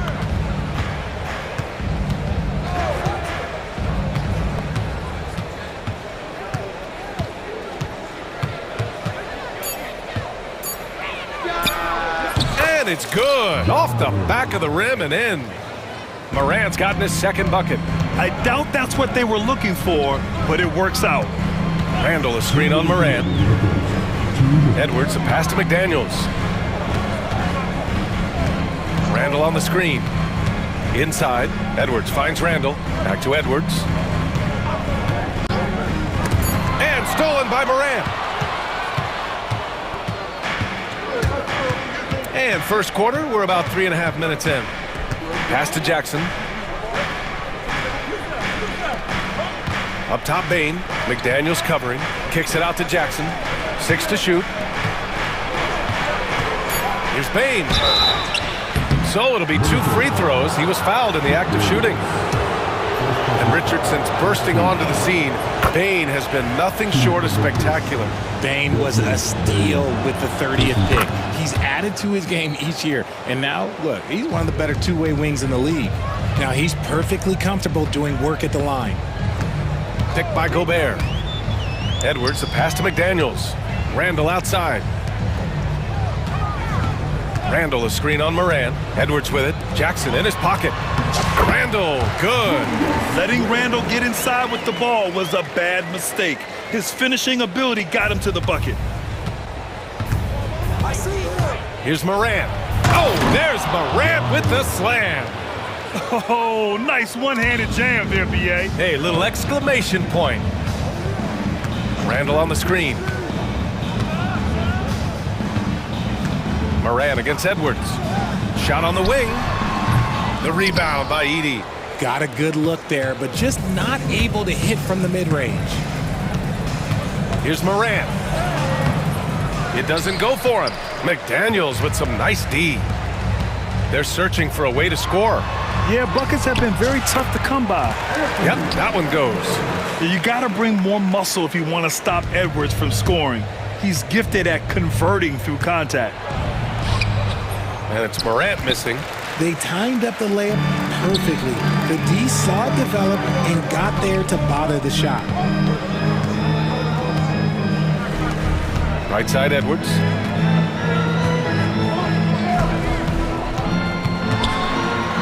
And Edwards slams it in. He's a living highlight reel. Seriously, that could end up being one of the best dunks of the year. So, at the end of one quarter of play, still a close game. Grizzlies.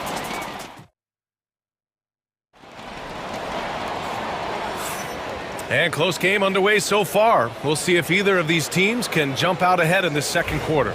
And looking at what we've seen from the Grizzlies, what do you think, guys? Well, we've watched them force their way to the line, and it seems to be working so far. Especially on the road, you want to come in aggressive. Let everyone in this arena know that you are here to play. So, on the floor for Memphis to kick off the second quarter. Vince Williams is out there with Gigi Jackson. Then there's Santi Aldama. And it's Huff in at the 5, roaming the paint. And for some reason, he decided to foul there. Yeah, B.A., that's an odd move. Maybe there's something else behind it. Jackson surveying the D. And the dunk by Jackson. And one move ahead of the defense. A solid pick. And then the monster dunk to complete the play. Well done. Well, great chemistry on display. He understood where to put the screen in order to free up his teammate. And Minnesota with possession here. After the basket by Memphis. And the whistle blows. It's going to be on Naz Reid. That's his first foul. And this kind of selflessness is great to see. Textbook positioning to draw the charge. Memphis leading. For all the adversity Memphis faced last season, Richard, there were some silver linings. BA, they had a lot of talented young players get more minutes than they might have otherwise due to the injuries. And there is nothing more valuable than experience. And you like the balance here. Not just falling in love with the 3-ball. The Grizzlies pull it in. Aldama outside. Pass to Jackson.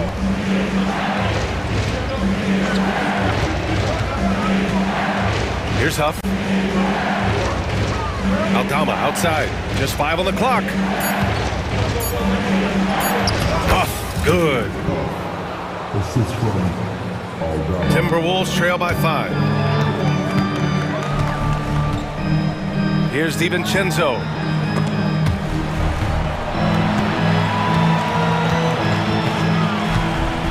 Reid, a screen on Jackson. DiVincenzo, pass to Alexander Walker. DiVincenzo against Jackson. Fires, top of the key. They get it again. Launches it. Garza's shot is good. Garza's got 6 points. See, he had time to line it up, and you know what? He's capable. Jackson outside. And the dunk by Jackson. Making sure of it with the two-hand slam, B.A. Yeah, I don't blame him. With the score this tight, you cannot take a chance here. Garza passes to McDaniels. To the left side wing. Here's Garza. Great start so far. 3 of 3 in this one. That's just smart basketball right there, finding a way to get a high percentage shot on offense. And now they decide to foul intentionally. I mean, I'm just not sure what he was thinking right there. I mean, he needs to get his head in the game. McDaniels against Jackson. And about 3 minutes played now in the second quarter. Here's Huff. Back to Aldama. 4 on the clock. Here's Jackson. RJ displaying at a faster pace work the same in the regular season as it does in the playoffs? Depends on the opponent. Teams that like to slow it down and can be methodical in the half court can make it a slugfest. You have to be ready for that. And Chris Finch calls timeout here. Coach wants to speak to his guys, maybe alter some of the game plan.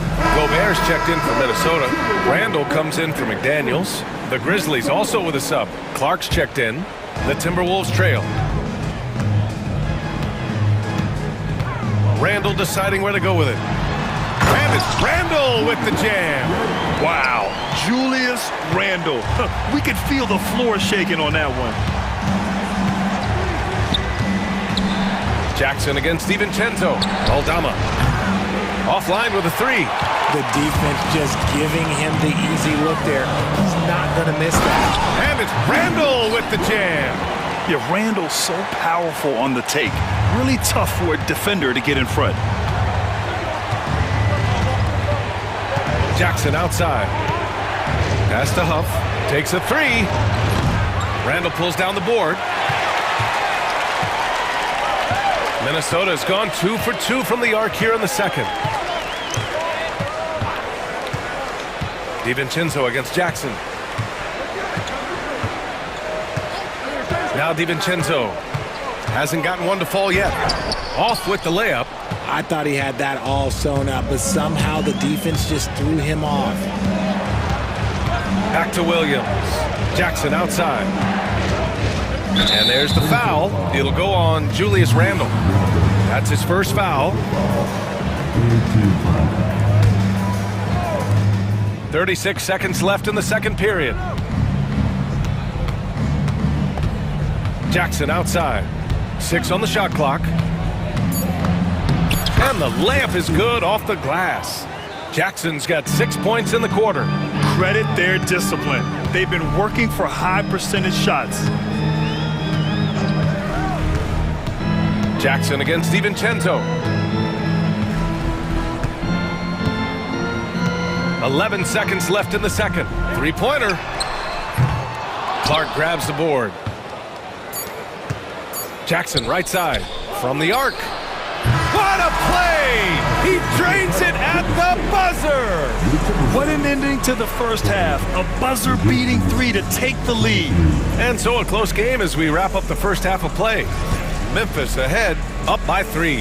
And time now for the halftime break, with the third quarter soon to follow on 2K Sports.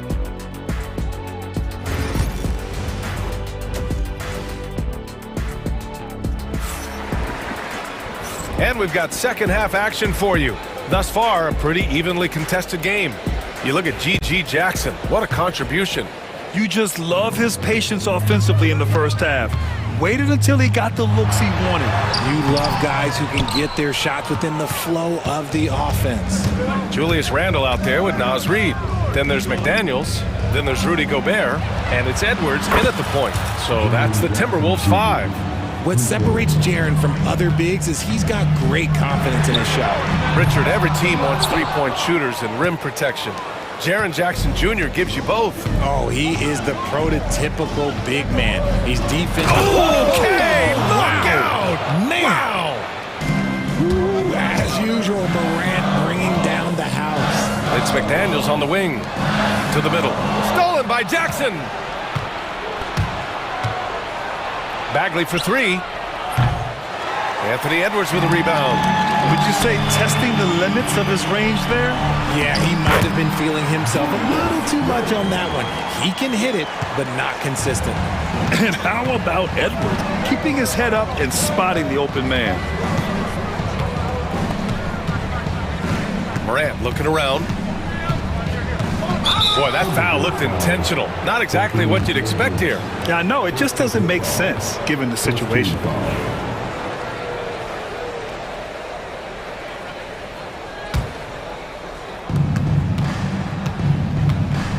Morant against McDaniels. Jackson with a screen on McDaniels. Outside Bagley. Fires for 3. And it's Gobert with a rebound. Gobert's got 4 rebounds now. Morant against Edwards. Reid, a screen on Morant. Outside Reid. 5 to shoot. A slam dunk by Reed. He gives up a bit of size at the center position, but his leaping ability, well, let's just say that makes up for it. Outside Morant. Ja steps on the gas. Ooh, give him his 5th make of the game in 10 attempts. And when Morant takes off towards the basket, look, you're already done. You've already lost because that's how he makes his living. Randall finds Gobert, and he makes it. Gobert's got his first basket. It's not easy to work the ball inside in this league, but they've done it all night. Grizzlies lead by 4. Outside Morant. Not quite 2.5 minutes played here in the second half. What I love about Morant is that he understands his strengths on offense, which is why he is so efficient. Richard, for years, the Grizzlies team motto was grit and grind. You think that shifted? They're a little bit flashier now, but they still have that underdog spirit. That's what grit and grind is about. They're always out to prove themselves. He's a producer. It's part of their plan to get him as many touches as possible. Here's Edwards. Pass to Randall from 12 feet. Goes back up. Using the size. Gobert. Yeah, just what they needed from Gobert. Grabbing the rebound with those long arms and sending it back. Moran against McDaniels. Left side, Moran.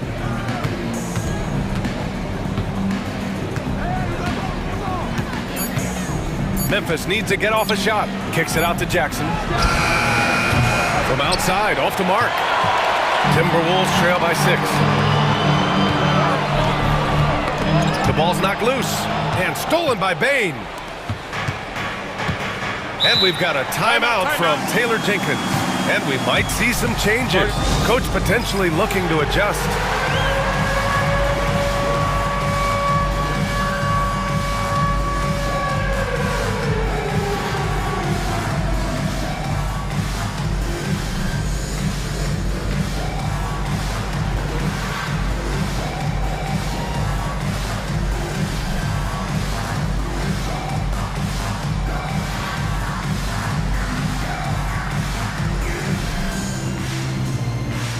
Some changes here for the Timberwolves. Garza's checked in for Rudy Gobert. Alexander Walker comes in for Randall. And it's Dante DiVincenzo in for McDaniels. Now here's Jackson, covered by Alexander Walker. Jackson outside. Pass to Huff. Hits the front of the rim and out.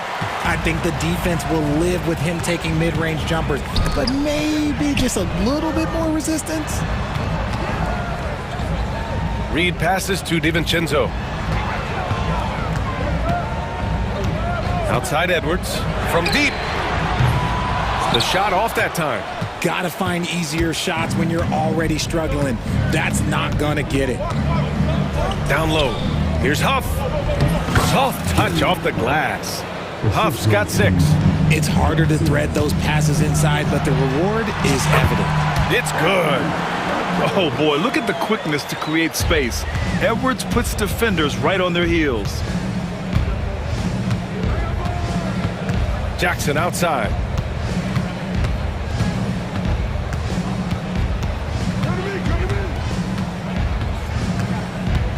To the middle. Stolen by Reed. That shot off the mark. The third quarter comes to a close. Memphis ahead, up 6. After a quick break, we're coming right back with... Man, I know I speak for all of us when I say I can't wait to see what kind of finish awaits us here in the fourth quarter. Here's Jackson. On the court for Memphis to start the fourth. They've got Williams. Santi Aldama out there with Brandon Clark. Then it's G.G. Jackson, and it's Huff in at the center position.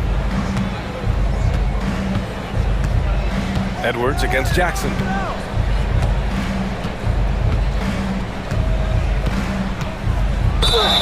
It's good. And he drew contact on the shot, so he will go to the line.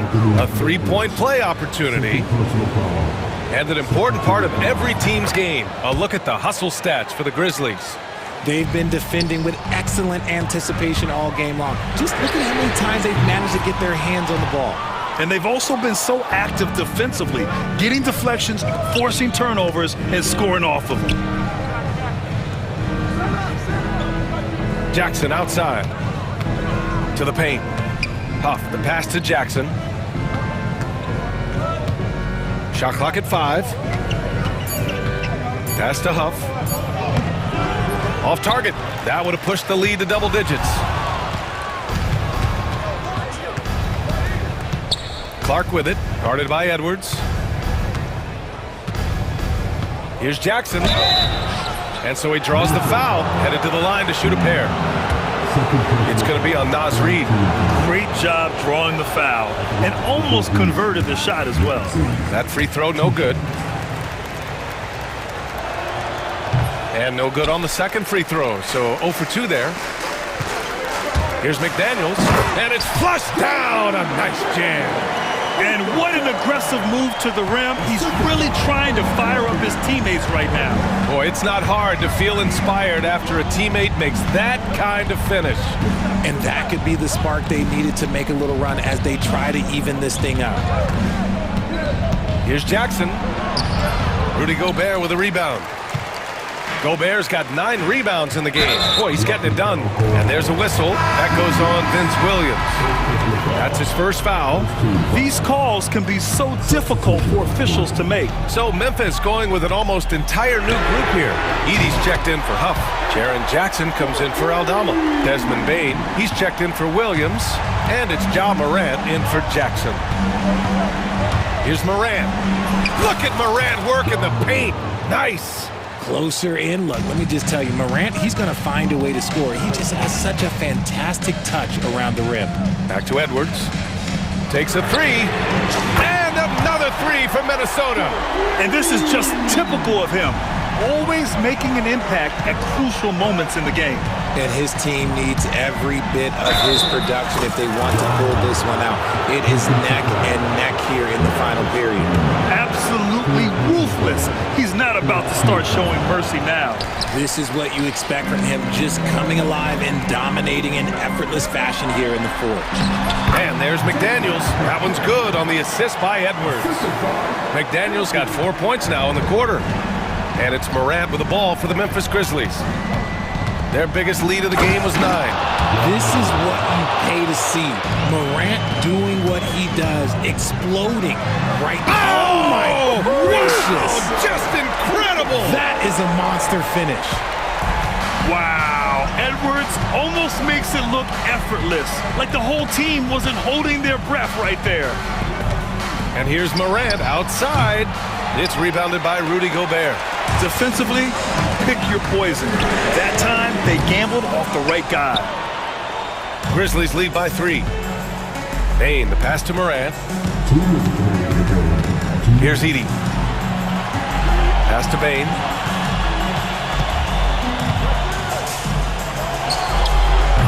Rebound Minnesota. Gobert's got rebound number 12 here already in the game. McDaniels passes to Gobert. The length of Gobert is a problem for any defense. And of course he uses it so well to draw contact while shooting. Oh, the first of 2, no good. A heartbreaker. And he ends up missing both free throws. For Memphis, they've got 4 of 8 shots to drop here in this final quarter. The drive by Morant. Oh, athletic move from Morant. Get this man the ball and he will make something happen. Morant rises to the occasion. Man. Out of bounds, it'll be Grizzlies ball.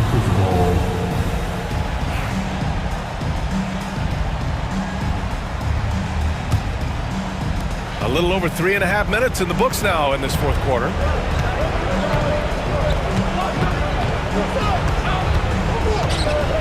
Pass to Edie. Over Edwards. Uses the glass that time. It's good. And it's a 7-point Grizzly lead. And he's shooting it at an efficient clip. But he needs to keep looking to score. It's what his team relies on him to do. Well, we know Edwards has an impressive skill set, but what really separates him is the competitive edge that he plays with. And good on the second, so he makes them both. And those were big shots. At this point in the game, you can't afford to leave any points at the line. Moran against McDaniels. Outside Moran. Clock at 6. Drops in the layup for 2. And they just continue to attack, even late in the game, while they're up big. If you want to be great, you have to have that killer instinct. Minnesota again missing. Don't do anything silly. Just ride out the clock. Yes, if they take their time and execute, the game is all theirs.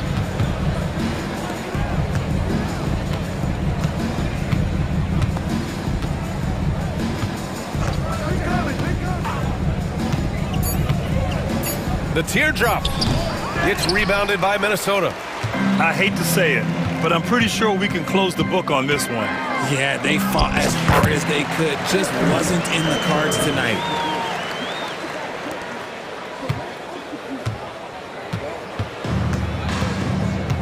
Morant with it.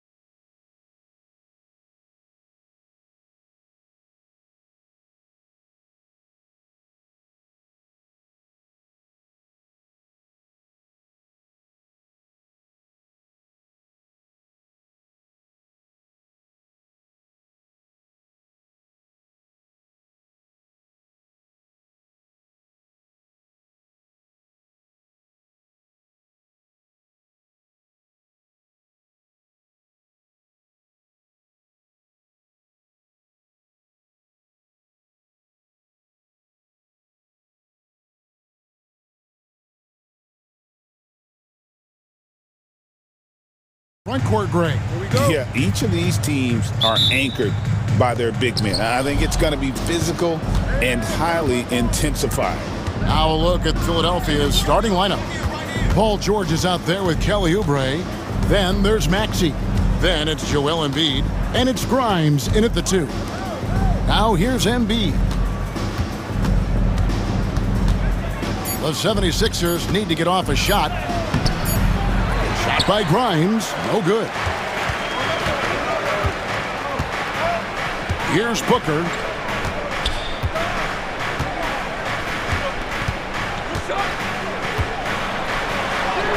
Good for the basket. Starting off 1 for 1 with that shot. Boy, just tremendous focus from Devin Booker on the interior. It matters not if he's facing size. Look out. And the basket is good. Man, he's got such a great touch and feel around the basket. He made that reverse look easy. Booker outside, down low, and he jams it with authority. Well, that's an unselfish player who definitely wants to get his teammates involved. A willing passer there, Booker. You know, you talk about a foundational piece. To start his career, Devin Booker toiled through what Doris a half a decade of losing in Phoenix. It was all of that, Kevin, but what I admired most is through all of that losing, he never stopped working. And the losing never stopped bothering him. He never got comfortable with it. Now, all of a sudden, other players see his talent, they want to join him, and it's a much more competitive basketball team. Now here's Beal. After the miss from Tyrese Maxey. Well, this guy is far from just a shooter. He can drive it, and in this instance, get up and over the rim and dunk it, Bradley. Outside, George. And there's the whistle. 3-second violation.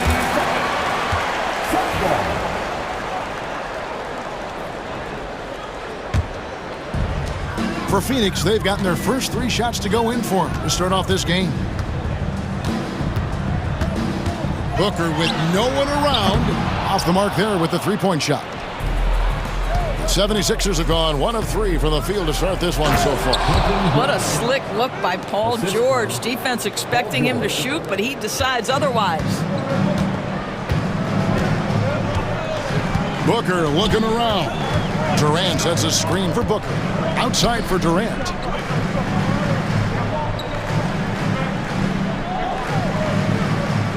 O'Neal a screen on George. Clock at 6. And the Suns tack on 2 more.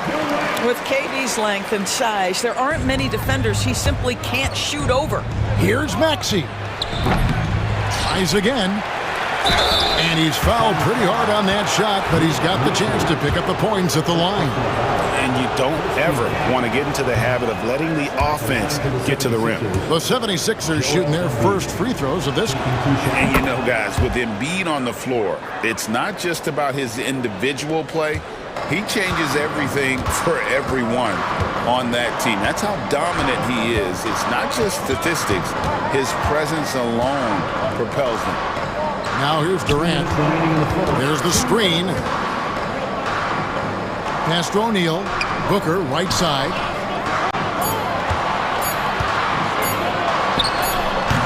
Shot is good off the back rim and in. Yeah, such a versatile scorer. Devin Booker, the 3 levels. You want to give him the midi, he'll take it. Time now to turn to our sideline reporter, David Aldridge. David. Thanks very much, Kevin. And another Kevin, Kevin Durant, is the most decorated member of the Suns star trio. KD says, I believe in this team and we believe in one another. I like our chemistry. Not just the 3 of us, but our whole team. Our coaching staff is doing a great job. I'm not promising anything, but I like our chances against anybody. Kevin, they certainly have the talent. David, indeed they do. You can see there's complete trust in Paul George in pick and rolls. Fantastic at taking advantage of the defense and the separation they give him. Now here's Booker. 6 points for him.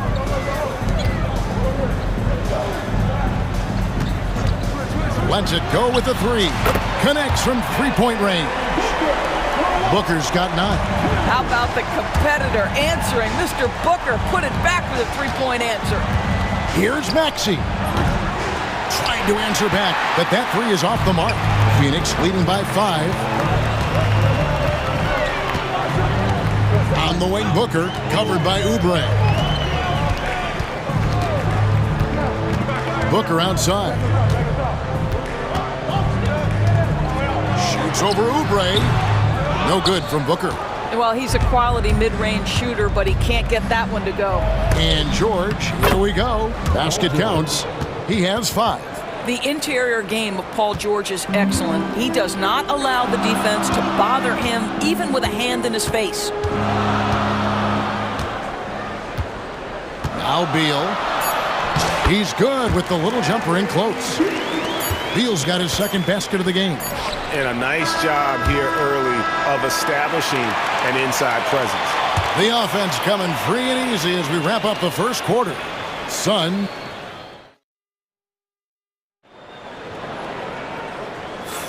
And thanks again for tuning in. If you're just joining us, we've played through one quarter of action so far. And from what we've seen, guys, from Phoenix, what do you guys see? An impressive start. They came in with a well-conceived game plan and have executed. What terrific work at the offensive end. They have built some early momentum here. So to begin the second quarter for the Philadelphia 76ers, we've got Yabusele. He's out there with Andre Drummond. And it's McCain in at the 2. And with this core of the Suns, you know, Greg, you never know who is going to initiate the offense for them. And that can cause problems at times, Kevin. Can run you into issues keeping the ball moving. Turnovers can be their Achilles heel as well. And the dunk by Booker. A little athletic ability on display by D-Book. Here's Maxey. Uses the glass to finish the layup. Maxey's got 6 points. Yeah, and there it is again. On a lot of their possessions this first half, they've established great inside position. Durant sets a screen for Booker. KD on the wing. Durant going to work inside. Well, capitalizing on the interior, Kevin Durant is a handful if he's got position. Drummond with it. Now guarded by Dunn. Here's Roddy. And a miss there on the triple. Suns leading by 5. KD looking around. Dunn sets a screen for Durant. Durant trains it from distance. The fluidity, the mechanics, the purity. KD's jumper is sweet. And now we've got the intentional foul. Yeah, not sure what that was about. I mean, talk about a brain cramp. And Mike Budenholzer is called a timeout. He wants to talk to his guys. He's checked in for Phoenix. Tyus Jones comes in for Booker. And we've got the great Brittany Griner in attendance tonight here. Fantastic to see her back home. A long-time member of the Mercury. And for my money, the best defensive player in WNBA history. Al Beal after the missed 3 from Tyrese Maxey. Right side Beal. Done outside to the middle and stolen by Maxey. Here's Yabusele. Goes back up. Out left to the wing. Drummond passes to Maxey.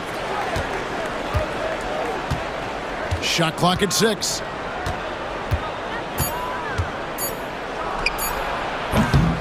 The 76ers again can't hit it. Listen, that's a shot he can make, but obviously the defense okay letting him shoot it. Now here's Jones. And eventually every player, GA, has to grapple with age, realizing they've lost a step or two against the young fellas. And sometimes that is a very slow realization. Oh, it is, Kevin. Hopefully, by that point, it's less about financial security and more about prolonging the inevitable, simply for the love of the game. Here's McCain. They need this one. Iguodala grabs the rebound. And it's Jones with the ball for the Phoenix Suns. Their defense has only allowed 4 points in the quarter. Here he goes. Count it.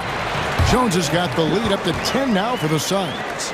A nice job taking what the defenders gave him. These guys need a gut check right now. Well, simply stated, simply not enough effort, not enough attention to detail. They've gotten run over this evening. A pretty nimble guy. Maxey mixes up the defender with that dribble move to create space. They set the pick. Jones dishes to Beal.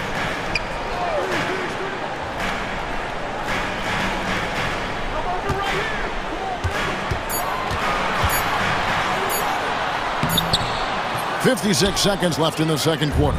Off target at the rim. Here's McCain.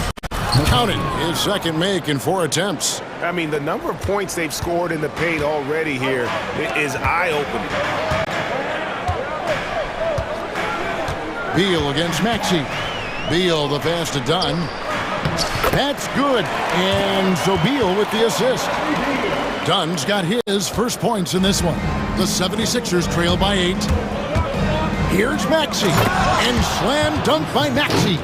And don't sleep on Maxey's vertical. He's great at using it to hammer those down. Jones looking for an opening. Bull setting the pick for Jones. No good on the 3.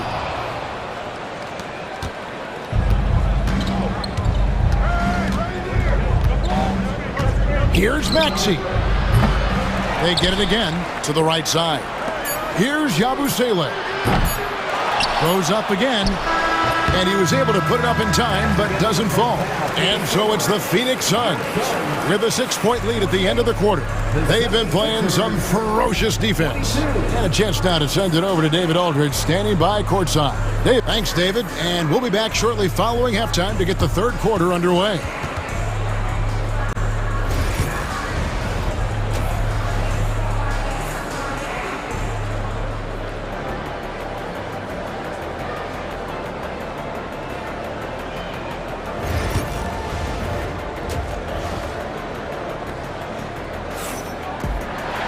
And as we get into this third quarter, as we've seen so far, neither team able to create much separation on the scoreboard yet.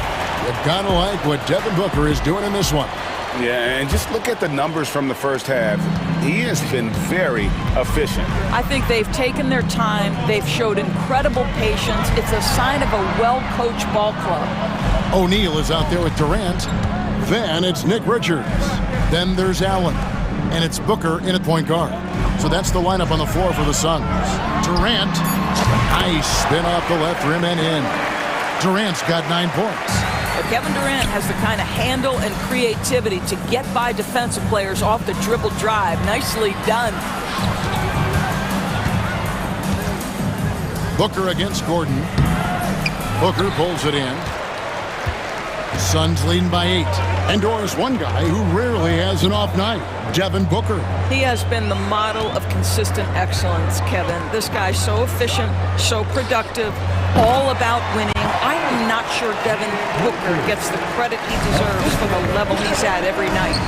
Don't underestimate Booker's passing ability. He's getting better and better at making plays for others.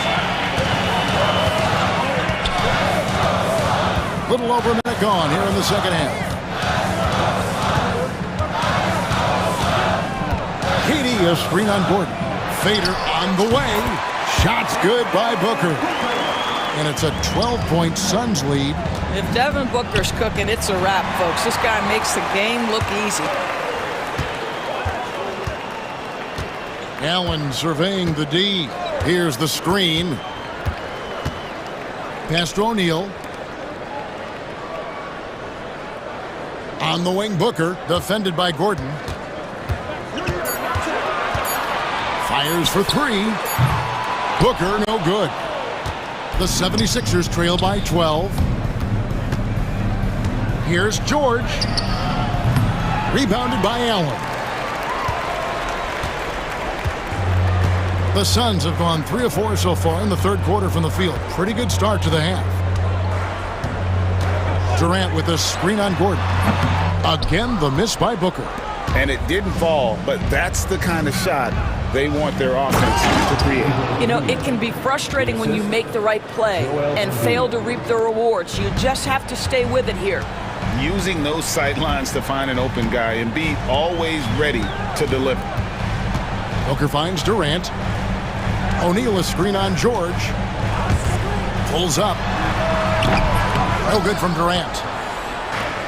For Philadelphia, they've gotten just one of their first 4 shots to fall since coming out of the locker room at the break. Good on the triple. Gordon's got it back down to single digits for the 76ers. Over the taller defender. This is why you have to stay connected to shooters on the perimeter. Today's player is not intimidated by size. You even give them a sliver of a window, and they're going to make that shot. And the latest now from our sideline reporter, David Aldridge. David, it's all yours. Take it away. Kevin, thanks. At this point in his career, Paul George says he's in bully mode. He said, every night I'm on the floor, I'm there to dominate. Whether it's being more physical or going right at whoever I got to go at, you're going to feel me. I'm having that approach every time. I'm there to destroy you. Kevin? Wow.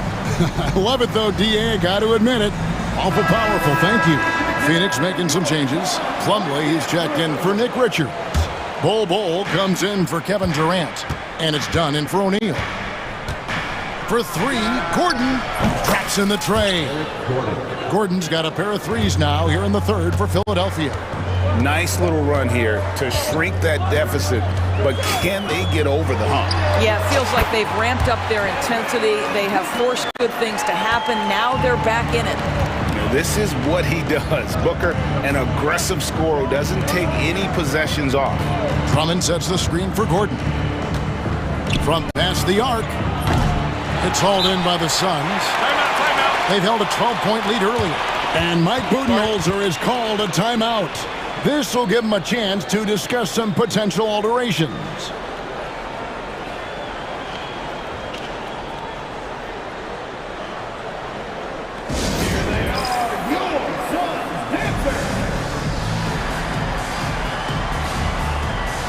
And the Suns making a change here. Jones is checked in. Suns leading by 6.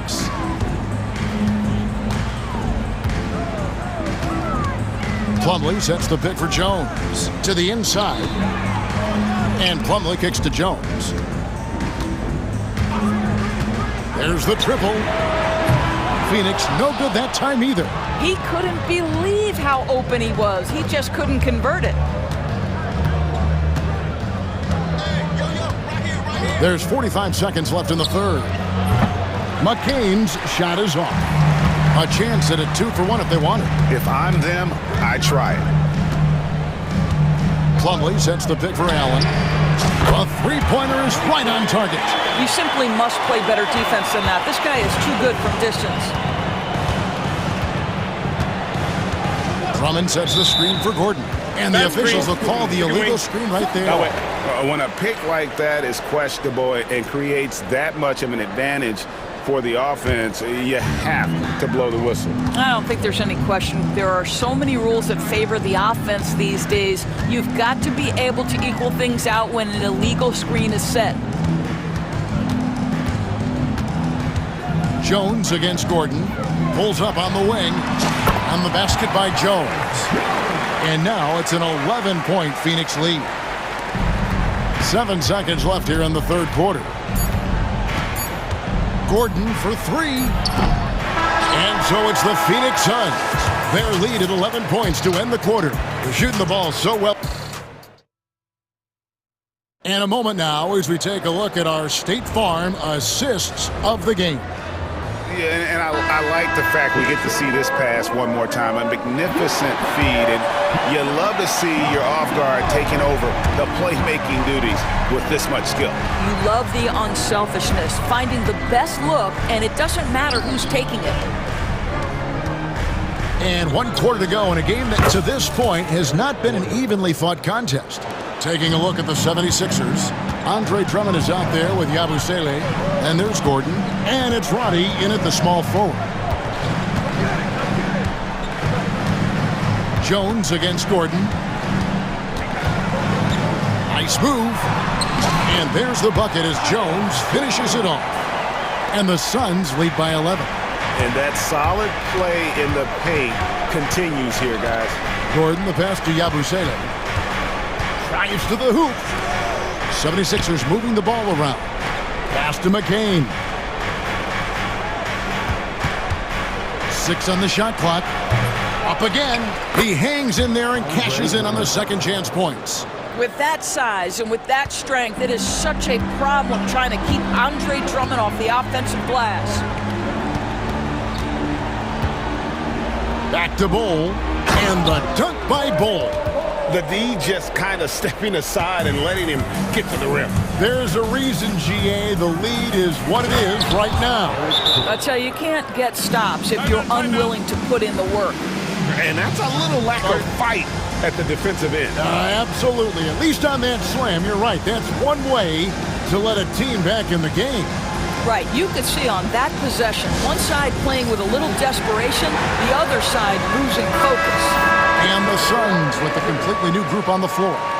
And some changes here for the 76ers. And while we've got a moment, let's send it over to our terrific reporter, David Aldridge. David? Thanks, Kevin. Mike Budenholzer had some words for his team during the break. Now, he kept it simple in the huddle. He said, play smart. If we don't beat ourselves, we walk away with the win. Keep it simple, and we got this. Back to you guys. All right, David, thanks. The 76ers trail by 9.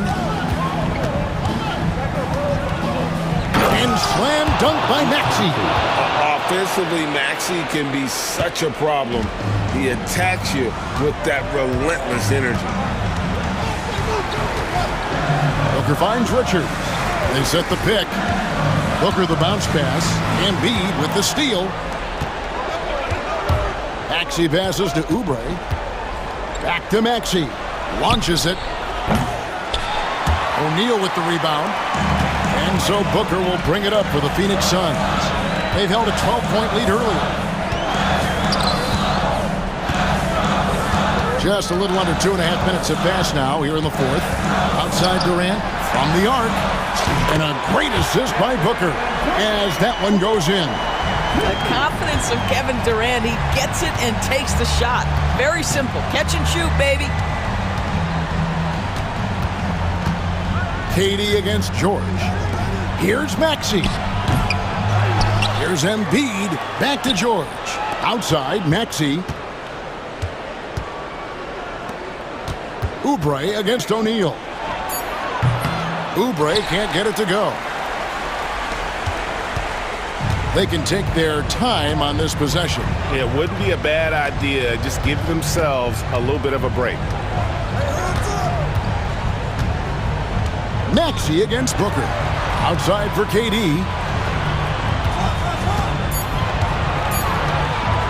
Phoenix needs to get off a shot. And that one's good. Richard. Yeah, Kevin Durant sees the game as well as any player. With his size and vision, that combination is lethal. Another miss by Maxey. Not quite enough defense. That time around, just lucky he was off. Booker the pass to Beal. Back to Booker.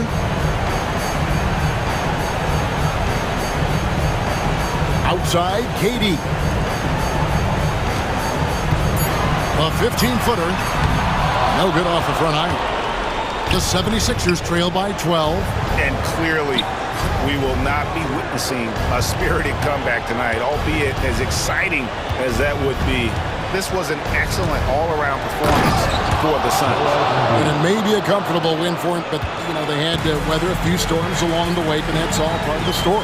Yeah, Kevin, this was by no means the runaway that it might appear to be. It was a scrappy performance, though, all the way through.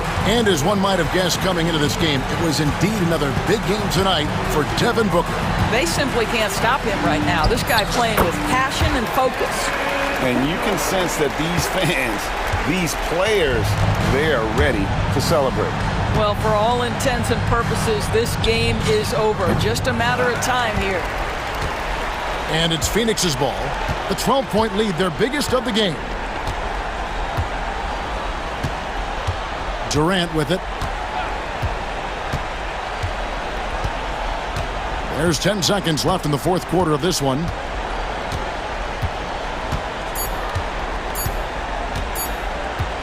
Fires away from outside. Off target with that shot. And so it's Phoenix easily grabbing this one. Even early on in this one, it seemed like they were happy to be playing at home tonight. And it makes a big difference. And once they started to really play in rhythm, you never felt like they had any doubts as to whether or not they were going to win. And now we'll send it over to David Aldridge, who is standing by courtside. David. Thank you, Kevin. Mason, your game has expanded some, and what has that process been like? All right, DA, thanks again. And that'll wrap it up, folks. For Greg.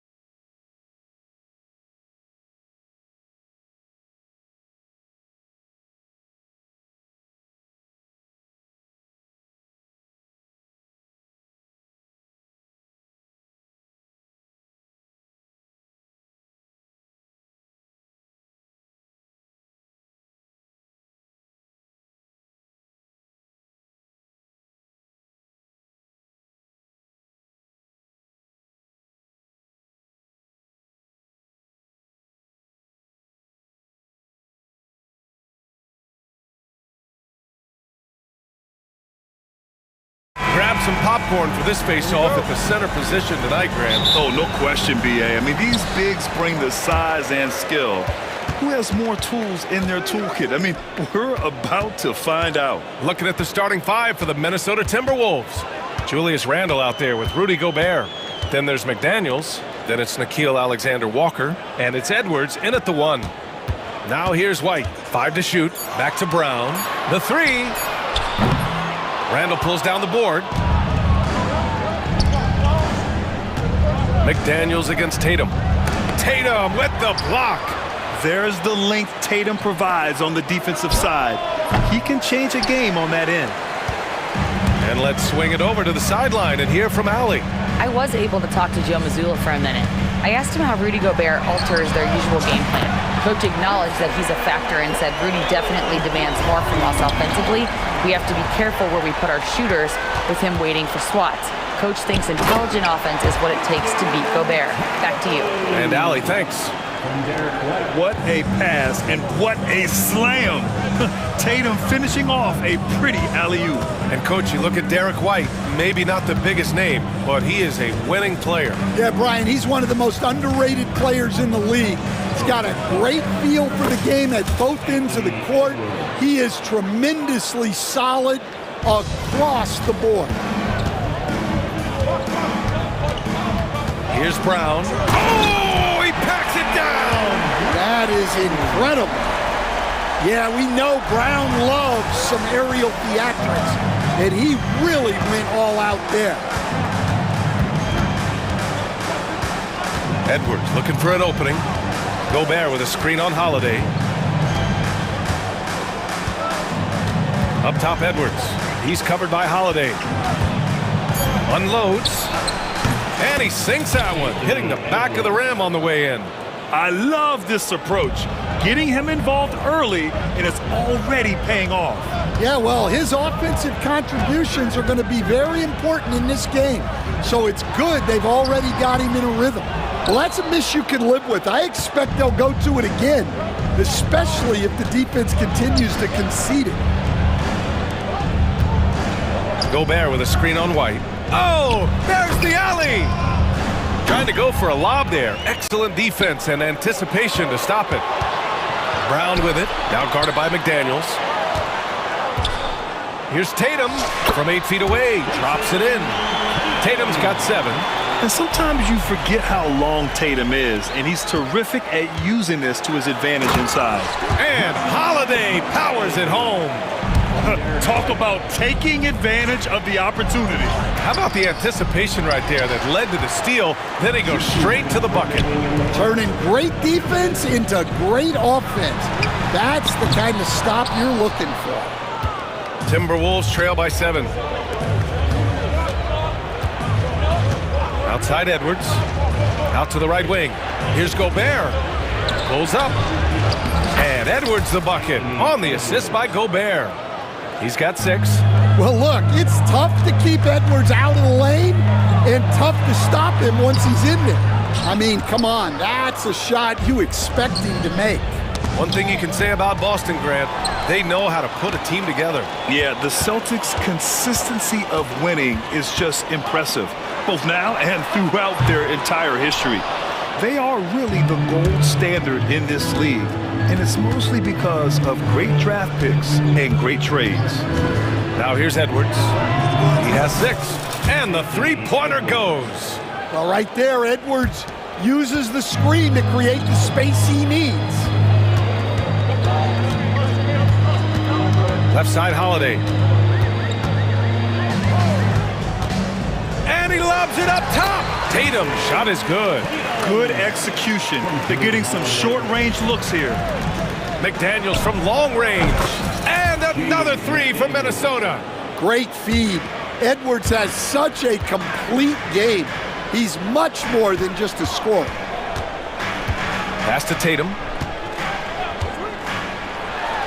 Oh, Tatum slams it home. He just rises up and throws it down hard with one hand. That is such a go-to move for him. He holds nothing back on those. Randle. Boston pulls it in. 1 second separating the shot clock and the game clock. Oh, they get a hand on it. Oh, Gobert with a steal. Here's Edwards. And Edwards slams it in. Talk about a guy who runs the floor. Edwards gets down there on the fast break so quickly. White looking it over. And there's the drive. And so it's Jason Tatum making highlights for the Celtics. 11 points in the...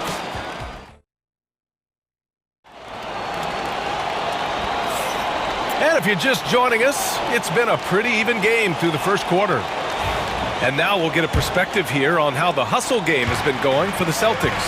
Well, our coaching staff has to be happy with how active they've been defensively, forcing turnovers and making the offense uncomfortable.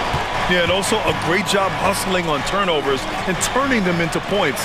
Defense creating offense so far in this one. On the court for the Timberwolves, second quarter underway. We've got McDaniels, Dante DiVincenzo out there with Nickeil Alexander-Walker. Then there's Naz Reid, and it's Garza in at the center position. And that one's good. Porzingis. So smooth off the catch. Porzingis is excellent at judging when to take quick shots. The three, DiVincenzo. Oh, wow. Drew the contact, and that three almost went in. So he'll go to the line for 3 free throws. You know, not the smartest play a defender can make there. And the rate of player ejections going up in recent seasons, Stan. Well, Brian, players these days certainly have a voice in a lot of things. And when it comes to critiquing officials, they're not shy.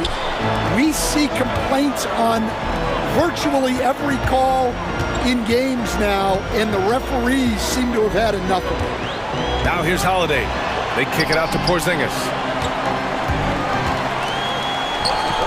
Inside. Pritchard, no good. The Timberwolves trail. Reid with it. Now guarded by Brown. A slam dunk by Reid. I just love the aggressive finish. I'm thinking he's sending a strong message with that jam. And Jaden McDaniels picks up the foul. That's his first foul of the game. First personal foul. First team foul.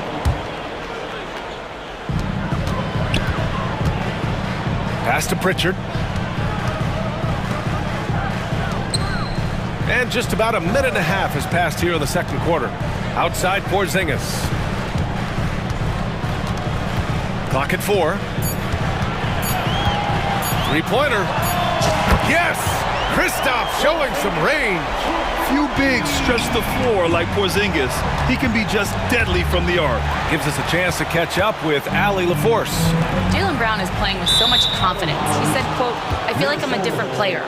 My body has changed. Athletically, I'm entering my prime. I'm more aware on defense and offense. I feel like on both sides of the ball, I'm playing the best basketball of my life." Well, it shows, Allie, for sure. And there's a pick. Lets it go from 14. DiVincenzo can't hit. I'm sure he'd like to have that back. That's a missed opportunity. And Pritchard, here we go. Yes, it's good. And it's a 5-point Boston lead. Well, the defense can't lose track of him. He's just too talented offensively. Here's Garza. Uses the glass on the layup. The value of good ball movement isn't lost on this squad. Quarter 2 and just under 2.5 minutes gone by. Brown downhill, throws it down, and the official calls a foul. It may be a 3-point play. It's going to be on Naz Reid. And you look at Jaylen Brown, Grant. Not many wings have the strength he has. Yeah, Jaylen Brown could dunk over a brick wall, and he could dunk through a brick wall too. It's just so hard to move him off his path when he's on his way to the rim. So Boston going with almost an entirely new group here. Cadis checked in for Cornette. Al Horford comes in for Porzingis. Hauser, he's checked in for Pritchard. And Derek White subbed in for Drew Holiday. Rudy Gobert's checked in for the Timberwolves. Julius Randle comes in for McDaniels. Free throw, no good for Brown. A talented scorer and versatile defender. The athletic Brown is a vital piece for this team. Nice execution by the offense, generating a good look. Here's White. Oh, through contact. White gets the finish. Credit their discipline. They've been working for high percentage shots. for three. DiVincenzo up again. Oh, he hangs in there and cashes in on the second chance points. And you know he's tough on the glass. Easy money there for Gobert. White drives in. Inside. White gets it to go. Able to get a layup out of that one. That's just soft defense there. Ooh, and he took a hard foul on the shot. So he'll head to the line to shoot a pair. And Nickeil Alexander-Walker has built a role around defense and activity, Coach. Yeah, Brian, he's started to understand that not everyone can be that superstar scorer, and he's carved out a role around hustle, but still capable of knocking down shots within the flow of the offense. Now here's White. Oh, and he got fouled on his way up. He'll head to the line to shoot two. Heady play to stop that easy layup right there. I mean, make him earn it at the line. White hits them both. Timberwolves trail by 5. Here's DiVincenzo over to the left wing. Randall outside. Gobert controls the rebound and the putback. You want to talk about length? Gobert's arms go on forever. A major threat for putback slams. Pass to Hauser.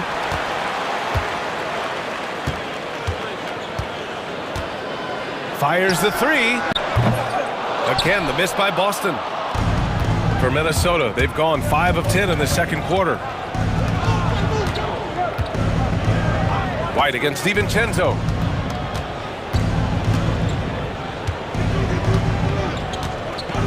Here's the pick. To the inside. And he dunks it. What a pass to set him up. Well, he's a bit of an undersized center. However, his leaping ability can certainly mask that. Now here's White. He has 6. Horford outside. Inside. Kick out to Brown. And the jam by Brown. Flashing his athleticism there. Once Brown gets solid interior positioning, he's focused on jamming it home. 3 seconds separating the shot and game clocks. And that one's good.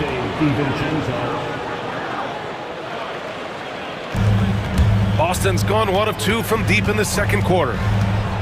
Brown passes to Queta. Up top, Horford. Brown inside. White for 3. That shot, no good. And the first half comes to an end. We've got a close game going here. It's the Celtics up by 1. We've got more in store for you right after this. 31. Fans, please direct your attention to center court.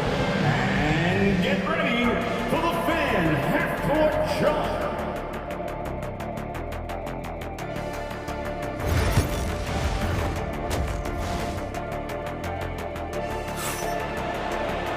And if you're just joining us, we played through the first half in a game that's been fairly even so far. And you know, Jason Tatum, he's been really making it happen, guys. Can they come up with an answer for him coming out of the half? They have to change something defensively. Yeah, I'd love to see what they drew up in the locker room, because you're right. He's the problem right now. Tatum and Horford, the duo at forward.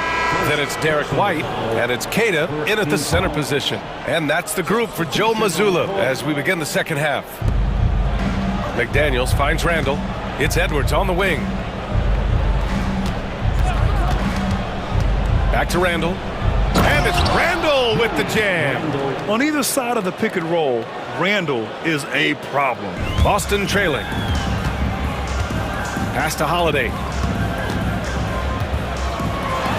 And Holiday powers it home. And you have to love it. The floor general taking things into his own hands. Just the aggression they're looking for, man. Well, it's always a big plus when you have a point guard that can attack the rim like that, puts so much pressure on the defense.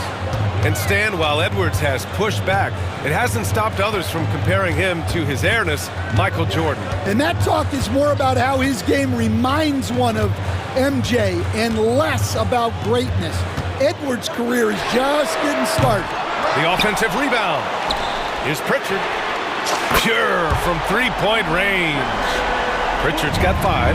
Well, clearly some sort of defensive breakdown there. He is not the kind of guy you give room to at the arc. And he got the whistle on the way up. So he'll be headed to the line for a pair. And, Coach, you've been lauded by some of your former players for your pregame preparation. I've seen it myself in the broadcasting room.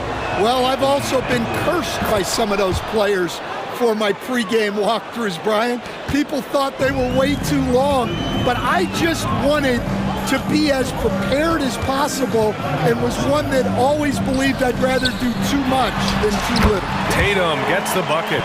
You're calling Tatum a capable scorer would be an understatement. He is an elite offensive talent. Here's Edwards. Pass to Garza to the paint. Now Edwards. He's covered by Holiday. Back to Gobert. Strong finish by Gobert. You're best to get out of Gobert's way. You don't want to be on the wrong end of that tug. Horford finds Holiday. Here he goes. Good, and it's Horford who picks up the assist. 6 points for him. That's why you keep your head up. If the assist is there, you can pounce. Edwards, a pass to Gobert. Wow! An awesome athlete. It's fun watching Gobert get up and hammer it down with force. Lets the 3 fly. Pritchard, no good. He didn't make them pay for that weak defense, but they just can't rely on him to miss those kind of shots. A chance here to catch up with Allie from the sideline. Hey, Brian, a key concept preached by Celtics head coach Joe Mazzulla and reiterated by Jaylen Brown, who says it's reading the game, realizing fast but playing slow. We're the more talented team, he said. We have to be the smarter team as well, and when we do that, we're going to be tough to beat. Brian? Well, they certainly have been, Allie. Thanks for that. It's Edwards on the wing. He's covered by Holiday. Edwards against Holiday. Jacks up a 3. That's no good. Shooting 6 for 8 now. For Boston, they've gotten 5 of 7 attempts in the third quarter. For 3, and the call will be against Jason Tatum. That's his first foul of the game.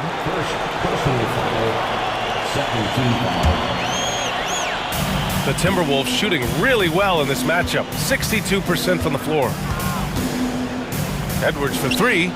Edwards making it look so easy from deep. Well, it doesn't matter where he is on the court. If Edwards likes a look, he's going to take it. And Joe Mazzulla calls timeout here. He wants to review the game plan.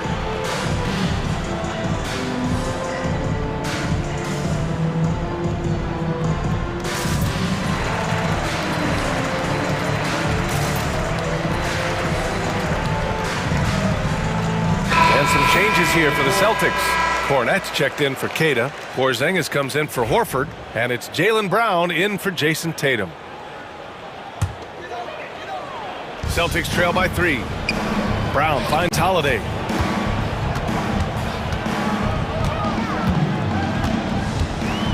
Pass to Pritchard. Back to Holiday. Outside Porzingis. Down to 5 on the shot clock. And he's going to the line for 2. And they're not happy with the call here. Coach has given the signal. He's going to use his challenge.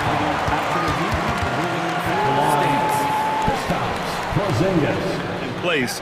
We've seen so many of these personal foul calls still disputed even after the video review. There's no doubt there's going to be a gray area in a lot of these calls. But at least we have the option to take a second look, so the officials can be sure they get it right. And they've made their decision. The call will stand. And as much as it hurts to lose a challenge, I think Coach would challenge that call again if he could. He really disagreed with the foul, and he's still peeved.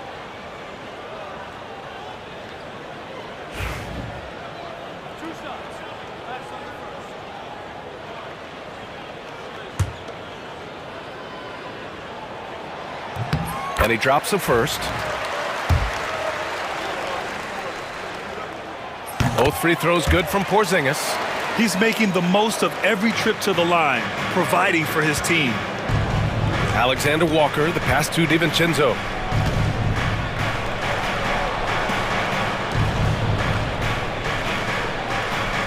Edwards against Holiday. Pass to Reed. Now Edwards. 18 points for him. That three's off the mark. And here we go, the Celtics on the run. Here's Pritchard. That one falls. Nice feed that time from Holiday. Holiday's got 4 assists in the game. And put it on a platter. Holiday serving it up for his teammate. Edwards, no good. The Celtics with the lead. 9 seconds separating the shot clock and game clock. Kick out to Brown. Pass to Holiday. Porzingis with a screen on Edwards. And he lobs it up to the rim. He got it. No doubt that's a foul. And it's going to be a transition take foul. He's gone 2 for 2 at the line so far. Well, we know Edwards has an outstanding skill set, but what makes him truly special is his competitive will and ability to handle high-pressure moments.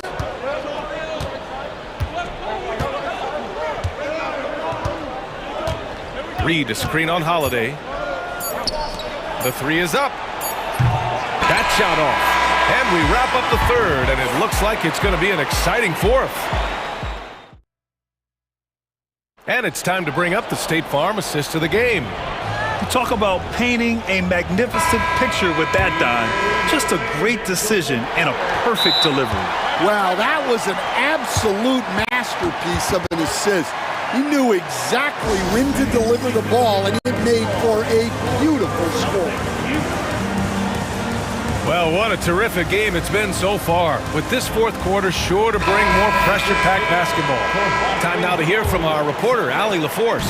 Over the break, I listened in on Joe Mazzulla's huddle.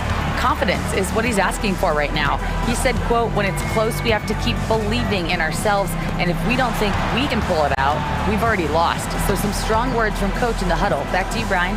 Appreciate the report, Allie. And a look now at the 5 for the Timberwolves to start the fourth quarter.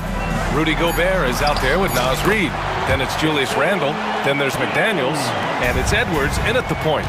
And Jason Tatum was fearless on that finish. Went right through the contact. Reid finds McDaniels. Edwards for 3. Hauled in by Brown. And just terrible defense. I don't know how he missed that shot. There's Tatum with the 3. Gets rebounded by Minnesota. Gobert's got rebound number 7 tonight. Here's Randle. And a foul called on the way up. So he'll take 2 from the free throw line. You know, a reliable veteran like Julius Randle is so valuable. He provides a foundation for everyone else to play off of because they know he'll be there to score and help out. He makes it easier for other players to succeed around him. So it's Boston now. They lead by 1. Pass to Pritchard. A few possessions into the fourth, just over a minute played. Tatum passes to Pritchard. Launches it. JT for 3. With his feet set, Tatum's gonna make you pay. Here's Randle. Gobert with it. McDaniels passes to Edwards. Launches a 3. That one's good. He's now 8 for 13. That's a clutch shot by a big-time shooter. And where's the D? Here's Tatum. Back to White. Oh, here's White on the drive. Tatum's got room. And it's Gobert with a rebound. Gobert's got his 8th rebound here tonight. Reed. And he drops in the layup off the glass. And the Timberwolves lead by 1. Well, excellent read there by Edwards. He saw someone had a better shot, and he got them the ball. To the middle. Here's Brown. Look at Brown getting it done inside. Tremendous momentum building toward those final possessions. Yeah, with 8 lead changes so far, it feels like this is going to come down to the last shot. Oh, in pressure moments, he's a guy you trust to make big shots. Outside Porzingis. Lets it go from deep. Randall pulls down the board. Randall's got 6 rebounds in the game. Edwards with a step, and Edwards slams it in. Well, you need a bucket? Give it to Edwards. He's got that clutch gene. White against Edwards. Ooh, McDaniels with a steal. Fast break, Minnesota. For 3, Randall. It's hauled in by White. And White has got the ball here for the Boston Celtics. Trailing by 4. Kick out to Brown. And Gobert with a block. Yeah, the long arms, it's difficult to protect your shot from Gobert's reach. Well, I've been here before. You're looking to get back in the game, but desperation threes are not the way to do it. Now here's Edwards. They get it again. Here's Reed. Fires the 3. Edwards, no good. Boston's gone only 1 of 4 from the perimeter here in this 4th quarter. Porzingis surveying the floor. Gobert against Tatum. Takes the 3. They get it back. Porzingis passes to Brown. The kick to Tatum.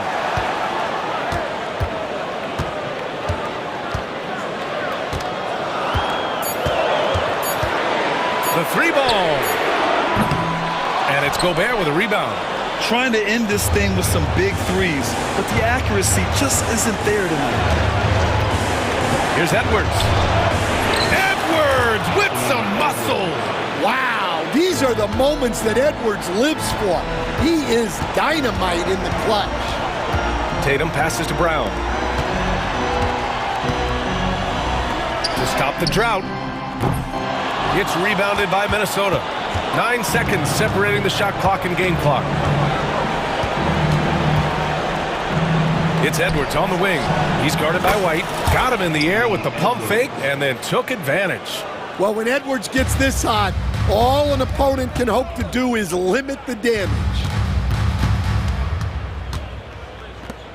Outside Tatum. Puts up a deep 3. Rudy Gobert with a rebound.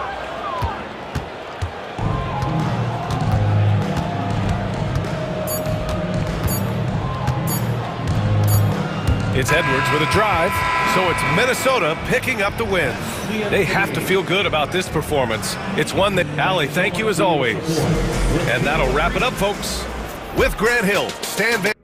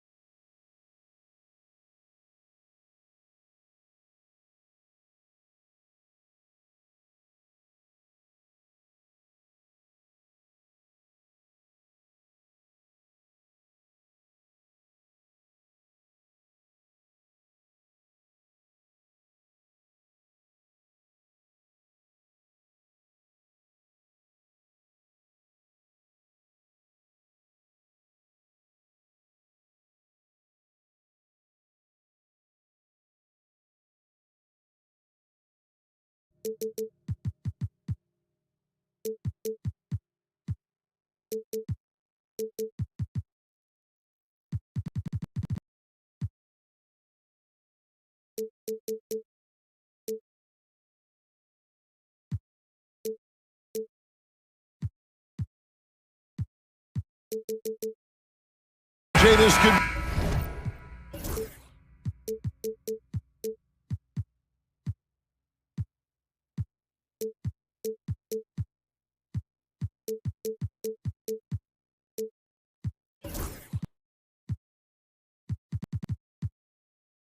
be a battle won in the trenches, each team with a formidable front court. Yeah, both these teams are loaded with a lot of skill down low. Kind of old school, should be a physical contest. So the opening lineup for the Suns. Deadly backcourt pair of Booker and Beal. Nick Richards out there with Durant, and it's O'Neal in at the small forward position. Booker's shot is good. Make no mistake, Devin Booker is a shooter. If he sees a chance, he is going to take it. Pass to Morant. And he slams it down right on top of Kevin Durant. Ooh, as usual, Morant bringing down the house. And now we've got some time to check in from the sidelines. You got for us, DA? Well, Kevin, Coach Taylor Jenkins gave me a few minutes to catch up. During our talk, I asked Coach what makes Kevin Durant one of the best scorers ever. He told me it's insane that a 7-footer has that much skill. Kevin truly is one of a kind. Now, no one can stop him one-on-one. We need a team effort. Of course, KD's going to the Hall of Fame, and he's still giving opponents nightmares late in his career. Guys? Thank you, David. The drive by Booker, and the dunk by Booker. I like how sudden Booker can be on the drive, charging into a gap before the defense sees it's there. And you look at the Grizzlies' defense the last few years, RJ extremely disruptive. Yeah, they've been top of the league in steals and blocks. That's just a part of the DNA in Memphis. It can be exhausting playing against guys like this. Here's Beal. Grizzlies making the shot. Durant up top. 6 to shoot. Wide open look. It's up and it's off the mark. He's 0 for 1. For Memphis, they've gotten their first 3 shots to go in for him to start off this game. This is what you pay to see. Morant doing what he does, exploding right to the rim off the drive. Wow. Now here's Booker. Pass to KD. And the 3 ball is good. And he likes to get in a rhythm early. Nice triple. For Memphis, they've gone 4 of 4 to start. So a nice offensive rhythm to start here. Beal with the steal. And the dunk by Booker. And with his skill, you kind of forget that Booker is 6'5" and can get to the rim with ease. The 3 from Morant gets the 3-pointer to fall. Morant's got 11 points. And far from the best shot, but all that matters is the end result. Somehow he sinks it. And he commits the intentional foul. You're not sure what that was about. I mean, talk about a brain cramp. And the Grizzlies making a change here. Puff's jacked in. First quarter of basketball, just over 2.5 minutes play. For 3, Booker. And the rebound by Jaren Jackson. And so it's Bane with it. He'll bring it up for the Grizzlies. Morant kicks to Bane. Some nice passing there by Memphis. Morant finds in. What I love about Morant is that he understands his strengths on offense, which is why he is so efficient. And Richard, when it comes to Jaren Jackson, there's a lot to appreciate. My goodness. Oh, I love that he can guard 1 through 5. Really a modern defensive NBA big man. He can go back. Oh, my goodness. What a play. Oh, my. And there's that creativity from Beal. When he's in flight, boy, he's going to show you something special. And now the Suns, a fast break. KD finds Booker. Durant with a screen on Morant. Kept alive. Memphis leading. Clark right side. Morant outside. Shot clock at 5. There's a lob to Jackson. And Memphis with another turnover here. Those are the turnovers that have coaches pulling their hair out. Why do you think I'm bald? Phoenix is gone, just 1 of 4 from three-point range here in the first. KD against Jackson. There's a good screen. Durant attacking, and then Durant with the dunk. This is how smart Durant is, able to break defenses apart in screen and rolls like it's nothing. Booker against Morant. Lucky 7 drops in. He's perfect from the floor, 7 for 7. And his stroke has been dead on from the outside. I mean, inside, outside, it just doesn't matter. Booker against Clark. Booker the pass to Richards.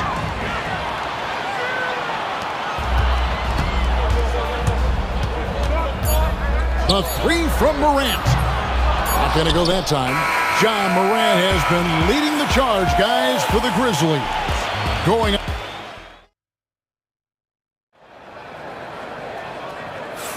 And we hope you're enjoying the game. Both teams tonight keeping things pretty even so far on the scoreboard. And a chance for just a second now to check out the scoring breakdown for the Grizzlies. Oh, boy, they've been driving deep into that defense early on, and it's paid off. Great penetration from the perimeter so far. And the other thing I've been impressed with, guys, is their assertiveness at attacking the paint, trying to hunt for those high percentage looks. And Phoenix looking who they've got on the floor. Deadly backcourt pair of Booker and Beal. Durant is out there with Dunn, and it's Iguodala in at the 5. Sinks the three-pointer. Oh, the ever-expanding range of Devin Booker, making you pick him up pretty much at half court. RJ, we know that the Suns... Oh, look at that play right there! Okay, that's how it's done. Woo! Wow. Oh, and he got fancy with that one. Yeah, maybe trying to give them the momentum boost they need to break this game open. Beal, the pass to Dunn. Greg, you look at today's point guards, so many different types that can be effective. And there's a lot more freedom for point guards to kind of explore the parameters of their game. Sometimes it's steadying an offense, other times it's to ignite it. After earning the number 2 seed in the 2023 playoffs, Richard, last season was a lost year because of all those injuries and other things in Memphis. John Morant only played 9 games last year. Desmond Bane missed half the year. Marcus Smart out. The Grizzlies still have a lot of young talent and a very bright future. And a wide open look for Bane. Misses the 3. And I thought that was going to drop. It looked good from here. KD can't get it to go. Grizzlies have gone 2 of 4 shooting the ball here in the second. Let's check in with our reporter, David Aldridge. Kevin, thanks. Devin Booker is a 3-level scoring threat. He said, I'm just reading coverages and taking what the defense gives me. That's a mid-range jumper, which analytically people say isn't the highest percentage shot. But for myself, it's a good one. I've shot it pretty much my whole life. Kevin? And David, doesn't it show? Wow, he is something else. Hey, thank you.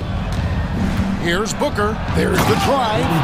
Huge slam from Booker. He really gets up off these drives. And Morant's got the ball here for the Memphis Grizzlies. An intentional foul committed, but for what purpose, Greg, I'm not sure. A scene of confusion right there. I can't imagine why he thought it was a good idea to foul there. And timeout is called by Mike Budenholzer. And coach has decided they need a moment to talk things over. So Memphis ends up going with the new group. Bull. He's checked in for the Suns. Tyus Jones comes in for Booker. Here's Jackson. And a lot of contact on that one, so he'll shoot 2 here. Memphis shooting their first free throws of the game on this trip to the line. And if we want to take a look back, they converted about 76% from the line. Greg, in the process to bring in all their stars, the Suns don't have a lot of ways to add players in the near future. Yeah, they don't control their draft picks for the next few years. That was part of the price for Beal and Durant. They'll have to be very shrewd to add rotation pieces to help them win. Second team foul.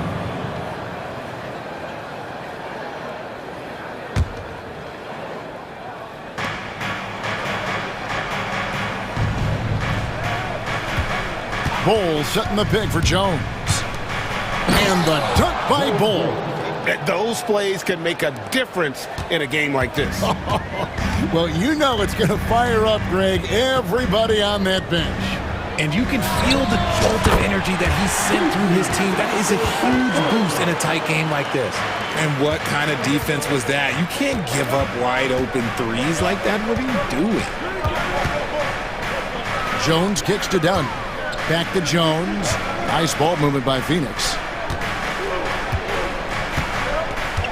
Williams against Beal. Shot clock at 6. To the middle. Ball stolen. Here's Williams. Outside for Jackson. And foul on the shot. He'll shoot 2 at the... And here we go with the coach's challenge. Not surprised in a competitive game like this. And he's disputing the personal foul call. Taking 2 shots. The play will be reviewed under NBA rules. There will be 2 minutes to review the play. The original personal foul. Getting a different angle can sometimes make it a lot easier to determine. Indeed, and the one thing with replay review is that when you see the slow motion replays, you really get a new appreciation for just the immense speed at which these players are moving at, and how fast the action really is, and how hard it can be sometimes, you know, Greg, to make the right call. And the announcement on the review is that the foul was called in error. So they have determined to overrule the original call. And guys, this is what it's all about, getting the call right. And I think in this case, the video review showed that while it was a tough call to make on the floor, they got it right with the review. Here's Bagley. That's good, and it's Jackson with the assist that time. And the Grizzlies lead by 6. Phoenix has gone 1 of 2 on 3-pointers here in the second quarter so far. Bull, a screen on Jackson. Down low, intercepted. 58 seconds left now here in the second.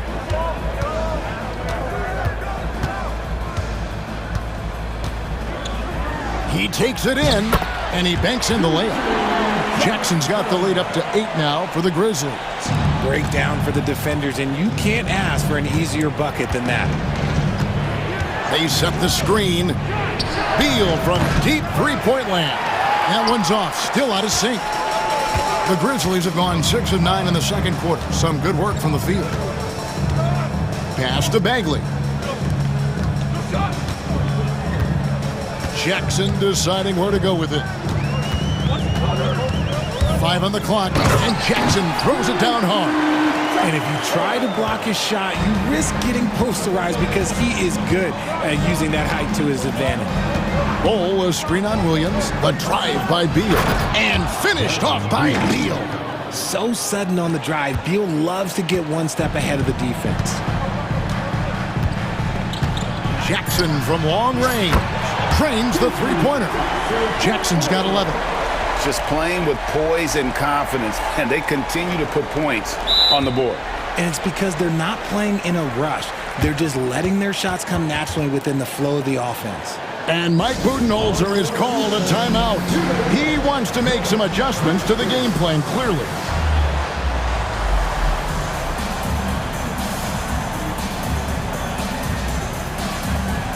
Substitution on the court.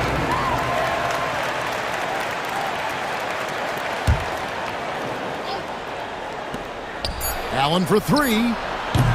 So we've reached the end of the first half of play. Grizzlies out in front. They finish up. All right, David, thank you. And stay with us, folks. We'll be back just after halftime to get the third quarter started.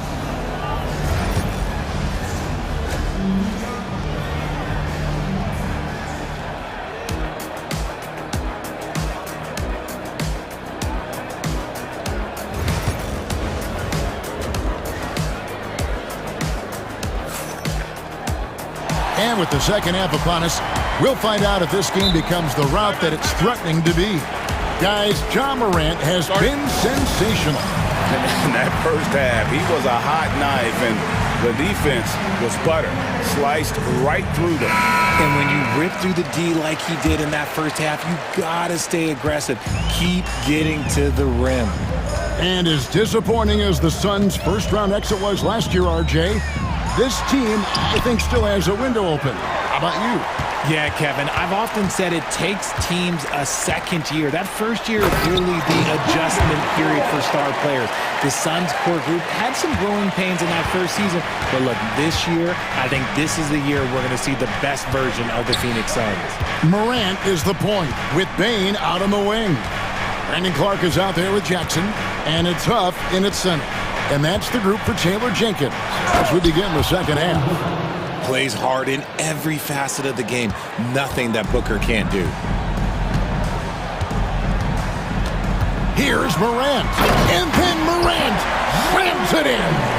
And this sort of awesome dunk is one of the reasons this team is in charge of this game. Well, there's a swagger out there. You can see it on the court that they possess and are not afraid to show it either. Allen inside the three-point line. 6 on the shot clock. Here's Durant. The 15-footer. Good. Durant's got 7 points in the game. And sometimes you just assume ahead of time Durant's mid-range J is going in. Downright lethal. Morant with another miss. Suns trail by 11. Third quarter of play with just over a minute and a half gone by. Here's Booker. Booker brings the fans to their feet. Strong move to the 10, trying to get his guys going. Hard not to get motivated, GA, right when your teammate makes that kind of play. And that could be the spark they needed to make a little run as they try to even this thing up. RJ, Morant has always had unquestionable talent. Now it's a question of, can he focus on his game? And you hope he had his wake-up call. Still one of the most exciting players in the game. His burst and bounce, one of a kind. Bol, he's checked in for Nick Richards. Bol setting the pick for Booker. He's looking for Bol and finds him. Continuing to get better at facilitating Booker with a dime. And the Grizzlies leading by 9. And now the latest from our reporter, David Aldridge. Hey, Kevin, despite suffering a first-round sweep in last season's playoffs, the Suns' front brass remains confident they were mere inches from where they needed to be to compete for a title, emphasizing that chemistry is built over time and through the fire. The hope is, with another year to coalesce, this team will be ready for a deeper run. Kevin? Well, they've got the names. They've got a big coach now coming in. All right, D.A., thank you. And now they decide to foul intentionally. And so for the Suns, Nick Richards, he's checked in for Bol, and Beal subbed in for Allen. Just over 2.5 minutes gone by here in the second half. Here's Booker. The putback. It's good on the putback.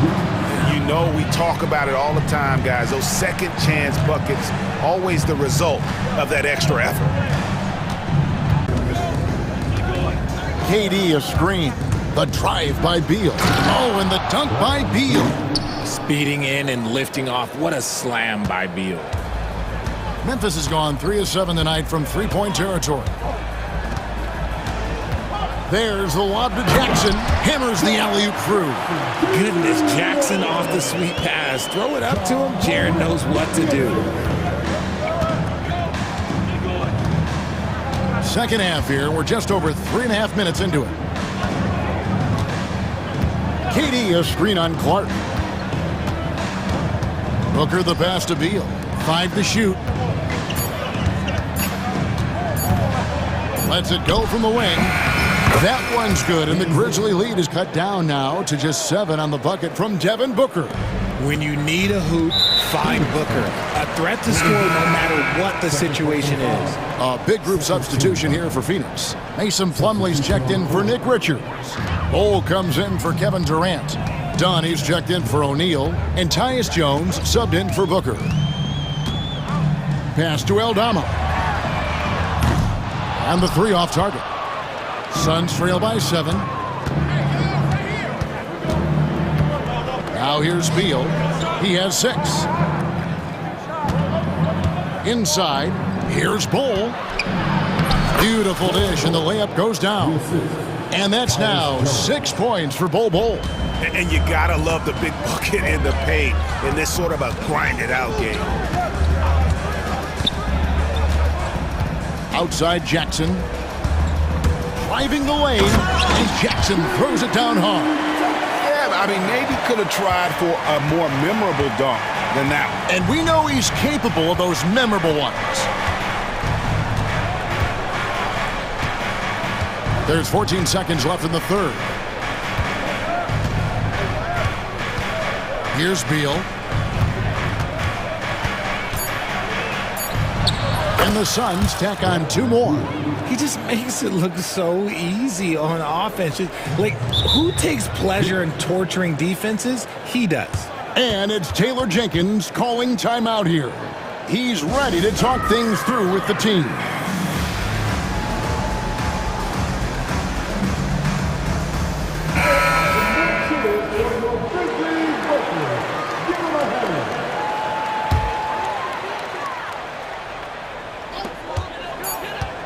Jackson from long range. And no good on the last second attempt this time. And a great show through 3 quarters as we enter the fourth. Who will carry the day? While we have the chance now, folks, let's go to our State Farm assist of the game. And the definition of teamwork right there, guys. I mean, what great communication between them, and what a beautiful feed.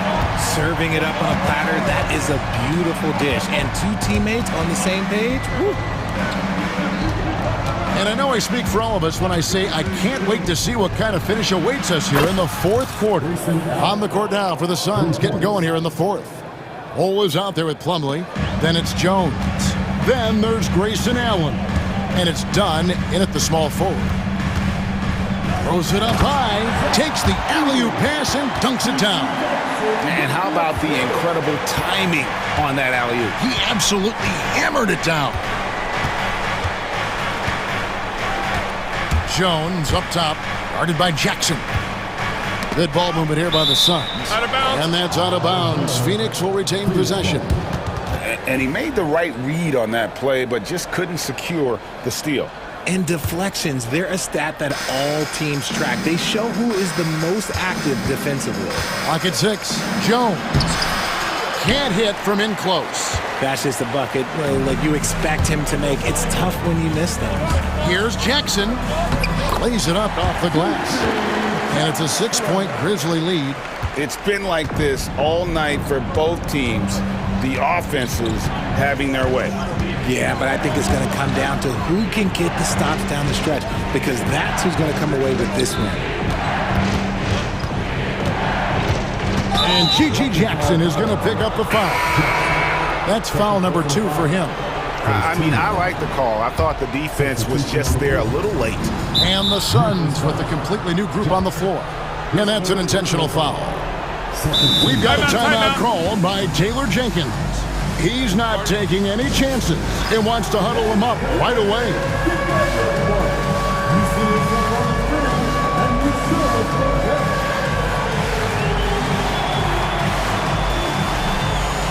And the Grizzlies with some changes. And the latest now from our sideline reporter, David Aldridge. David, it's all yours. Take it away. Thanks, Kevin. Well, Coach Taylor Jenkins talked to his team during the break. Now, he told his guys not to get comfortable. He said, so we've got a little breathing room. So what? That's no reason to slow down out there. He wants them to keep the effort up. Guys? All right, thank you, David. And he makes that one. Morant's got 27. A point guard with length. Morant can do a little bit more than just handle himself inside. KD sets the pick for Booker. Pass to KD.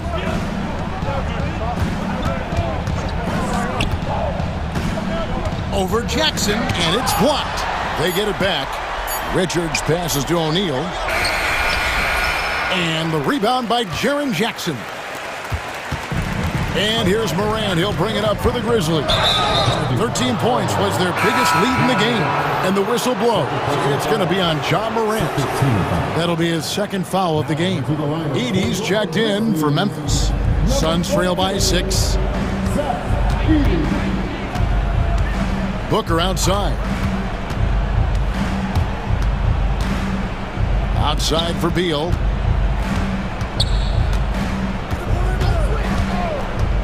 To the paint. And that one's good. Richards got 4 points this quarter. And selfless play by Beal, using that pick and roll action to create for a teammate. Morant surveying the D. Pass to Jackson. And it's Durant with the rebound. For Phoenix, they've gone 3 of 6 from the field so far in the fourth quarter. Beal drives in. Let him know, Beal. That is a huge shot. Morant against Booker.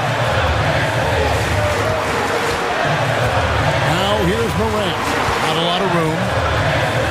Jackson a screen on Booker. Morant against Booker. There's Jackson with the three. Good, and a nice assist from Morant. Won't shy away from the big moment. No hesitation from Jackson Jr. on that shot.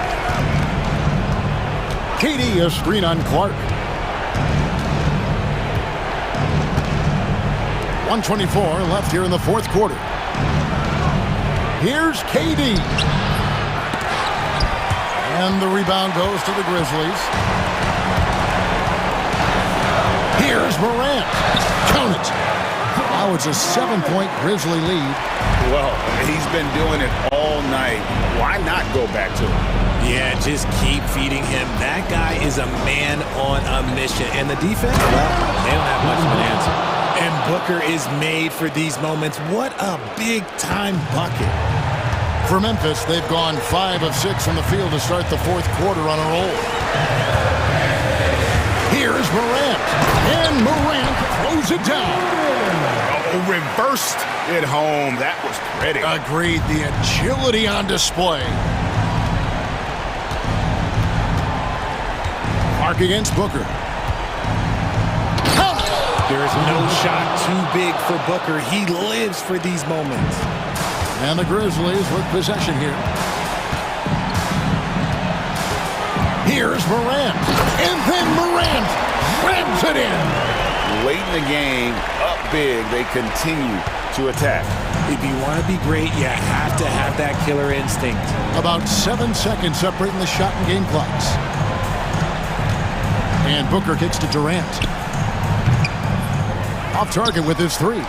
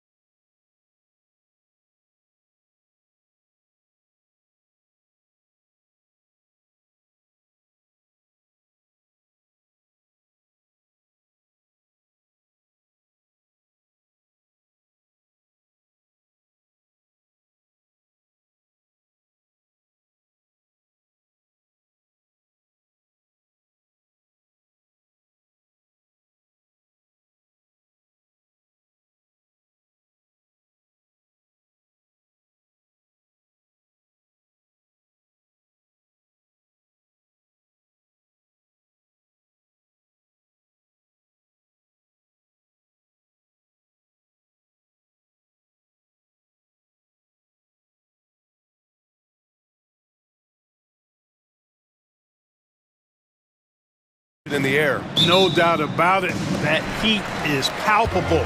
Everybody wants to be at their best and prove they're the superior team, but the fireworks and friction is real. So let's take a look at the starters for the Philadelphia 76ers. Paul George out there with Kelly Oubre. Then there's Tyrese Maxey. Then it's Joel Embiid. And it's Grimes in at the 2. Grimes' shot is off.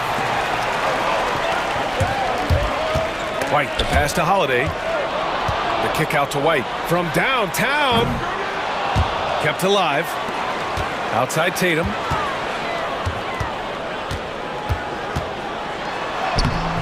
The rebound by Embiid. Here's Grimes.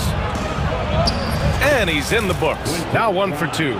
Hey, take it right to the defense. Not a bad way to start this game. Here's Tatum. Drives to the hoop. It's not going to go for him. And George with some nice D. Here's Grimes. He's guarded by White.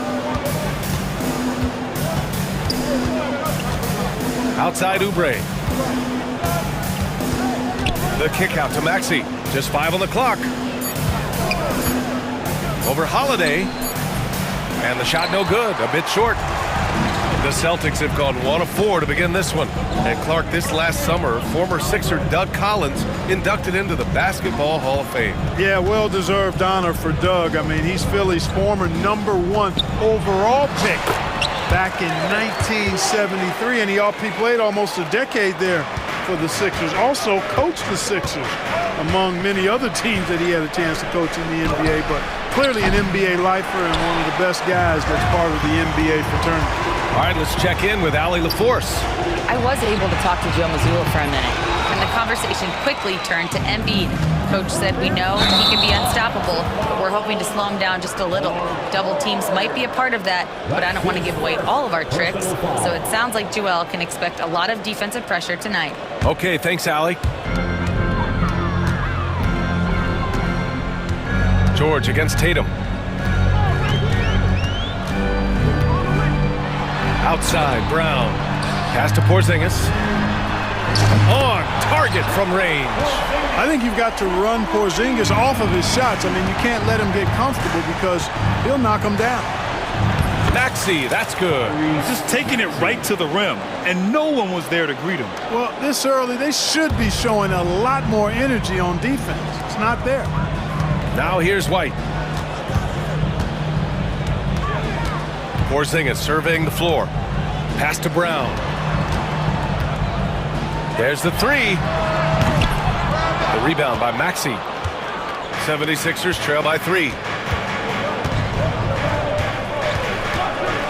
First quarter of play, and we're about 3 minutes in. For 3, George. Boston pulls it in. You know how good a shooter he is. It's frustrating for him when he's not able to knock down that kind of wide open look. Outside Tatum. Outside Brown. No good on the 3. The 76ers have gone 2 of 6 to open up this game. Clark, one of the league's premier scorers. Embiid does a lot of damage in the mid-range. I tell you, for a guy as big as he is, I just marvel at his touch, his footwork, and the fact that he scores at all 3 levels. He scores at the rim, mid-range, he's dangerous, and then the three-point shot is one that he can knock down with decent regularity. So, at his size, most would like to see him attack the rim more, but I still marvel at his versatility as a scorer. Now here's Tatum. Yep, that one's good. You got to appreciate the consistency. Night in and night out, he brings it. 76ers trail by 5. George scanning the floor.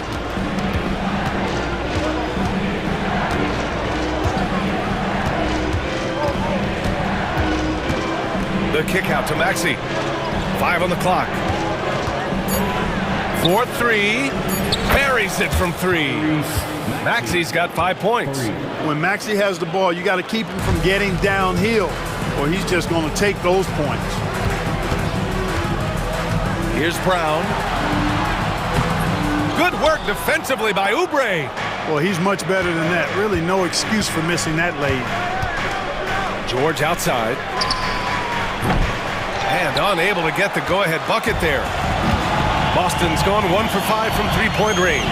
A cold start.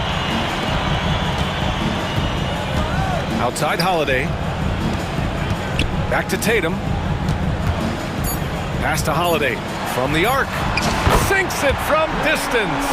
You have to love the unselfishness on display there. Excellent passing. Here's Oubre. And he's going to the line for two. The official saw contact while he was going up. First trip to the free throw line for him in this one. So Oubre nails them both.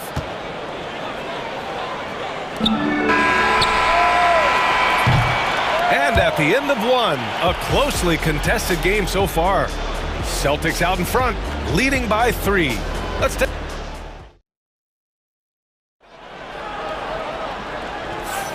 And some good action in the books as we get back to a game that's been pretty close so far here. All right, guys, some stats here. The scoring breakdown for Boston.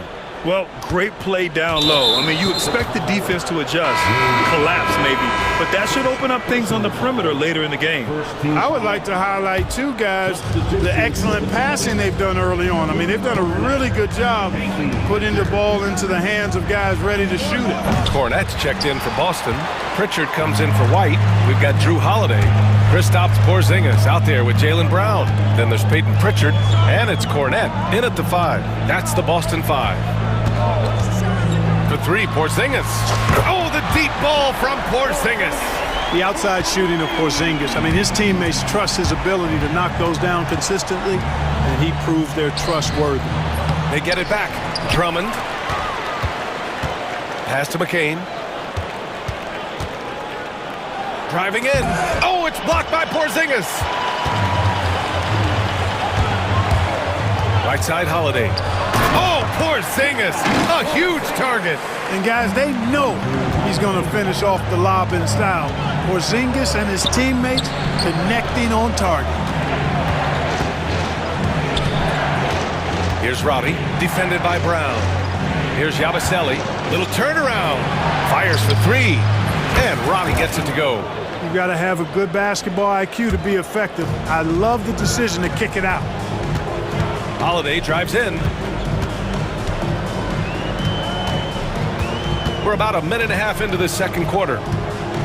On the wing, Holiday. Kick out to Brown. And the shot is good on the assist by Holiday. Holiday's got 3 assists in the game.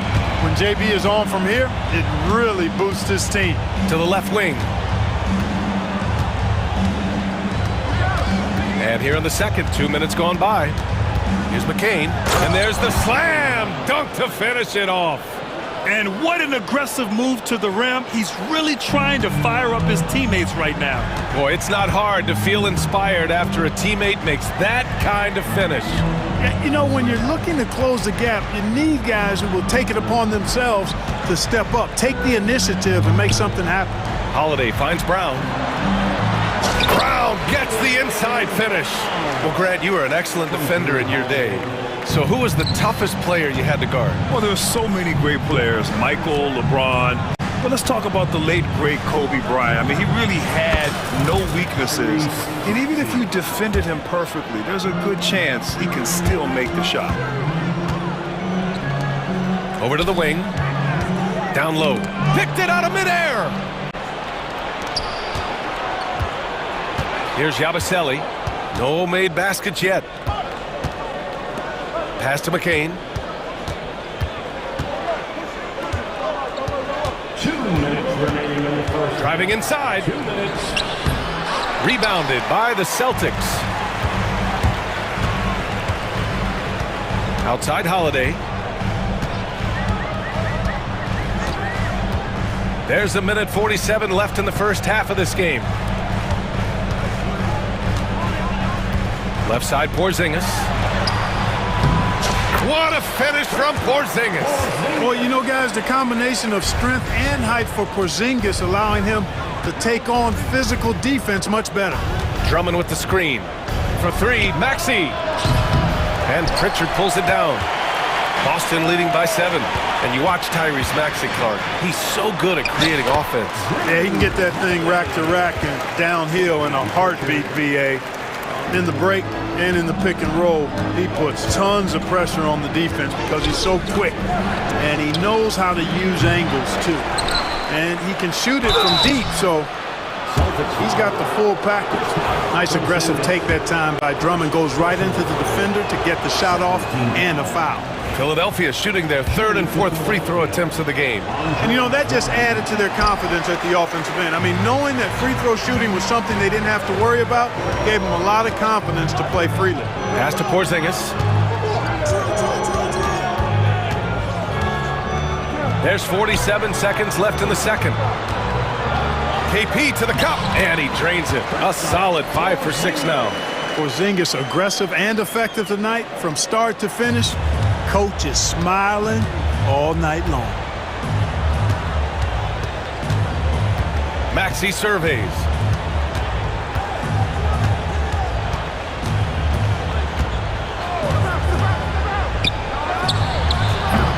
Philadelphia with another miss.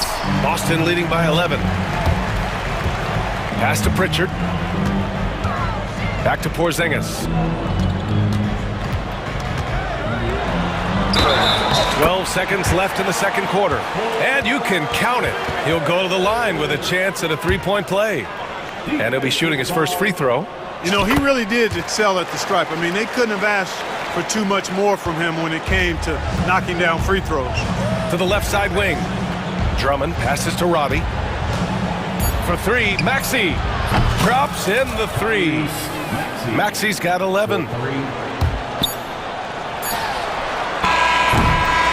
And so it's the Boston Celtics. They lead by 11 as the quarter comes to a close. What has them in front right now, by and large, they're taking great shots. Back after this.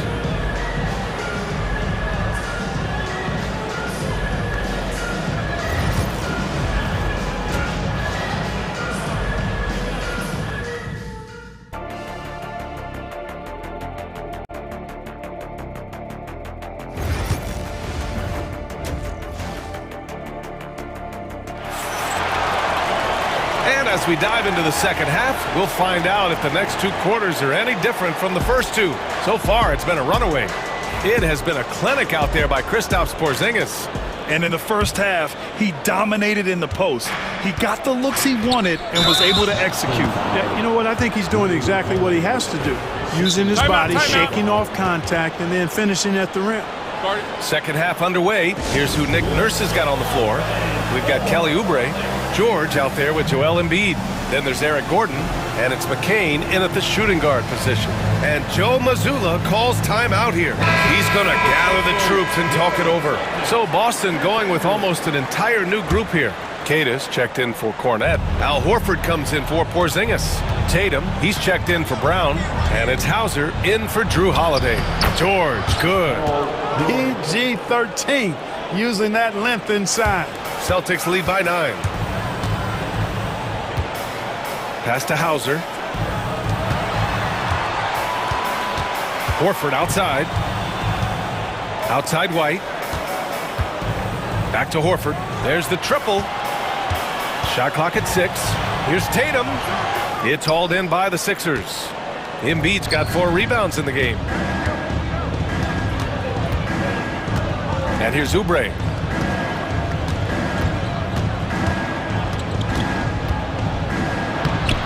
Queta pulls it in.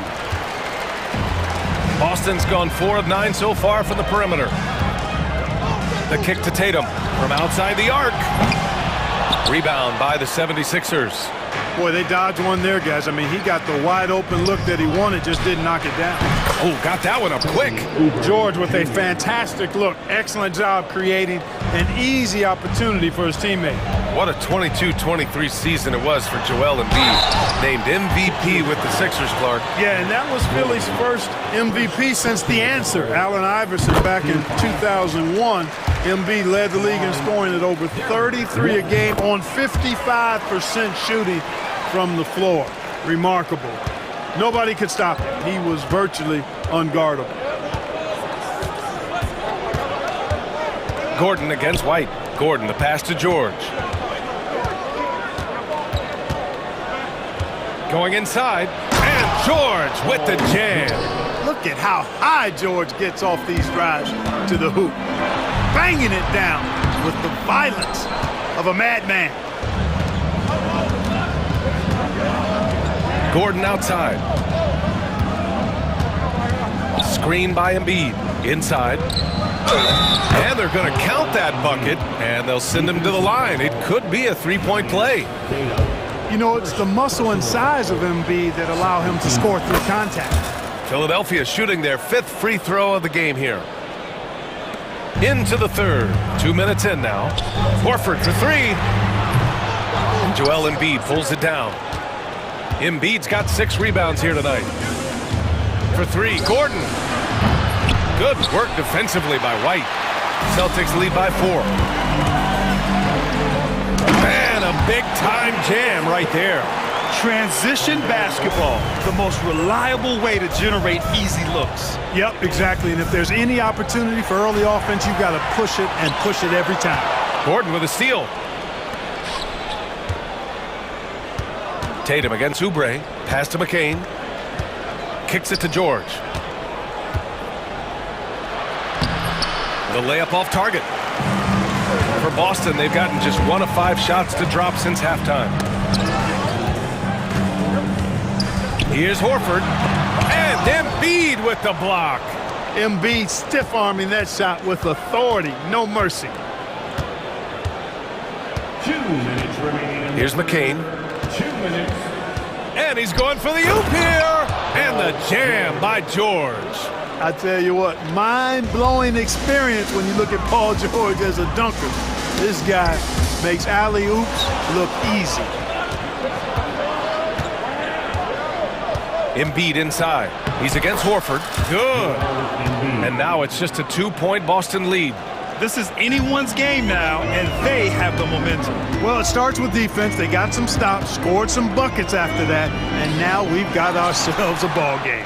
Again, the miss by Boston. Yikes, how did he miss that? I mean, he makes 9 out of 10 of those. And so it's Nick Nurse calling timeout here.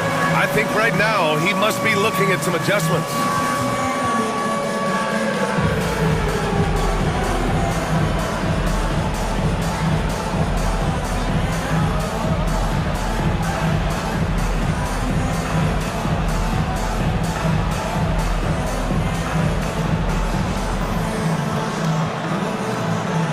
Boston going with almost an entirely new group here. Cornette's checked in for Keita. Craig comes in for Horford. Brown, he's checked in for Jason Tatum. And Pritchard is subbed in for White. And here's Gordon from the arc. And Pritchard pulls it down. Pritchard's got his 4th rebound in this one. Craig with it. And Drummond picks him up defensively. Here's Cornette. No points so far. And a great assist by Brown as that one goes in. Not much resistance from the defense. Easy play that time for him. Gordon outside. He takes it in. And Gordon with the big finish. And plays like that one can make the difference in a close game. And it definitely got the bench on their feet, too. Making a statement for sure. I mean, we'll see if they can maintain that aggressive approach, guys. Kick out to Brown. Back to Cornette. Brown passes to Cornette. Just 4 to shoot. No good. Some solid defense from Drummond. And the 76ers with possession. They're on a 15-6 run. Here's Roddy. Pass to Gordon.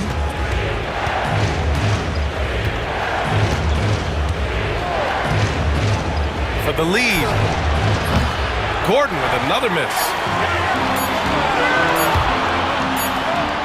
Oh, and he hits it at the buzzer. Makes his selection just in time. Well done. What was really impressive there, though, guys. And that'll do it for the third quarter. Boston out in front. They're up by 4. And we're coming right back after this break to get the fourth quarter started. And now we have a moment to reveal our State Farm assist of the game. And I'll tell you what, this was a no-brainer tonight. Take a look at the precision on this feed. Couldn't place it any better. Served him up a tasty room service dime right there, boy. 3 tense quarters behind us. One more to go. Thanks for being with us as we get ready for the fourth. Jaylen Brown is out there with Torrey Craig. Then there's Luke Cornett. Then there's Peyton Pritchard. And it's Hauser in a shooting guard. That's who's in the game for the Celtics. I mean, I'm just not sure what he was thinking right there. I mean, he needs to get his head in the game. Yeah, completely a brain fade. I don't know where that came from. Just lost sense of time and the situation. And it's a completely new group for the 76ers. Paul George, one of the most versatile and dynamic players in the league. I mean, he does a lot for his team offensively and defensively, which I think frees up the other guys to do their thing. Boston leading by 4. Here's Brown. Here he goes. Paul George pulls down the board. Pass to Maxey.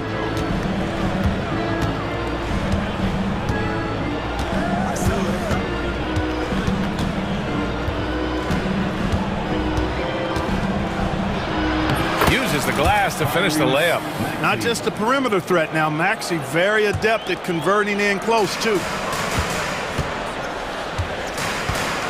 Holiday looking for an opening. Back to Tatum. Now here's White. Outside, Brown. Outside Tatum. Just 5 to shoot. Holiday passes to Porzingis. Rebound by Philadelphia. You look at him, and he's a little hit and miss from there, even without a defender in his face. No guarantee. Here's Oubre. The shot is good, and this game is back to even. And this is just typical of him. Always making an impact at crucial moments in the game. You know, they want the ball in his hands here because they trust him to hit all the big shots. A quick shot there. It's off target. Usually, guys, he's going to knock that one down from there. Proficient at operating in that medium range area. White coming through. And you want him taking good shots at this point in the game. And that one was easy. Well, you don't want to give him any open shots at this stage. Never mind a layup. Come on now. My goodness. Here's Maxey. Tatum pulls it in. Tatum's got 4 rebounds in the game. Here's Brown. Oh, JB rattling the rim. The athletic Brown with a big-time slam. You've got to defend him better than this. Here's Oubre. Back to Maxey. Pass to Oubre. Just over 2.5 minutes played now. Final quarter of regulation. Right at the free throw line. And it falls all over the rim and in. Oubre's gotten 4 this quarter. Hey, draw him up a solid play, get him an open look, and he delivers. Yeah, I put that one on the defense. I mean, they can't leave him open at this stage. Tatum feeling it out a bit.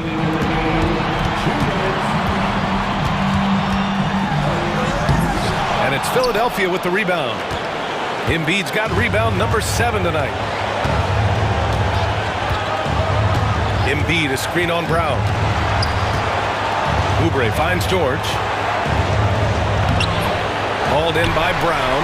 Uh-oh. Did he change his mind on the way up? I think he did. Holiday passes to Tatum. 1:25 left in the fourth quarter. Pass to Brown. The kick to Tatum. Looking to end this cold spell. And Embiid with the block. On the attack, Oubre. Now Embiid. Kicks it to George. And he was camped in the lane there. He gets a 3-second call. Oh, boy, in a game this snug, you can ill afford to commit those kinds of turnovers. The Celtics with the lead. There's 57 seconds left to play in the fourth. Porzingis sets a screen to the right side. Pass to Brown. Holiday with the ball. Money! What an offensive force Holiday can be. when he's going like this. Here's Philadelphia. They've given up just 8 points in the fourth. They set a pick. Kicks it to George. Oh, Embiid with the flush. Great to see guys who don't back down under pressure. Cool, calm, collected, and confident in the biggest moment of the game. Yes. There's a 4-second difference from the shot clock and the game clock. Outside Tatum. To the paint. Deflects the pass. Oubre with a steal. Outside Maxey.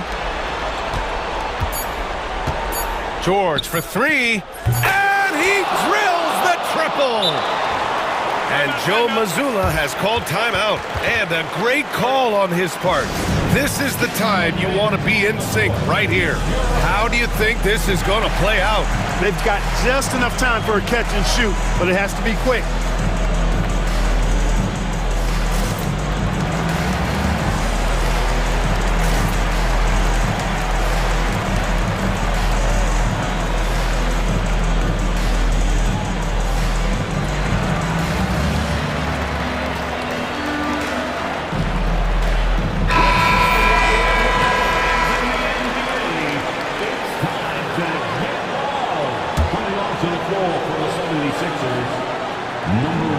Here's Brown.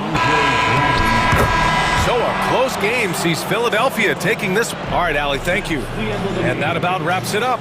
For Clark Kellogg, Allie LaForce, and Grant Hill, this is Brown.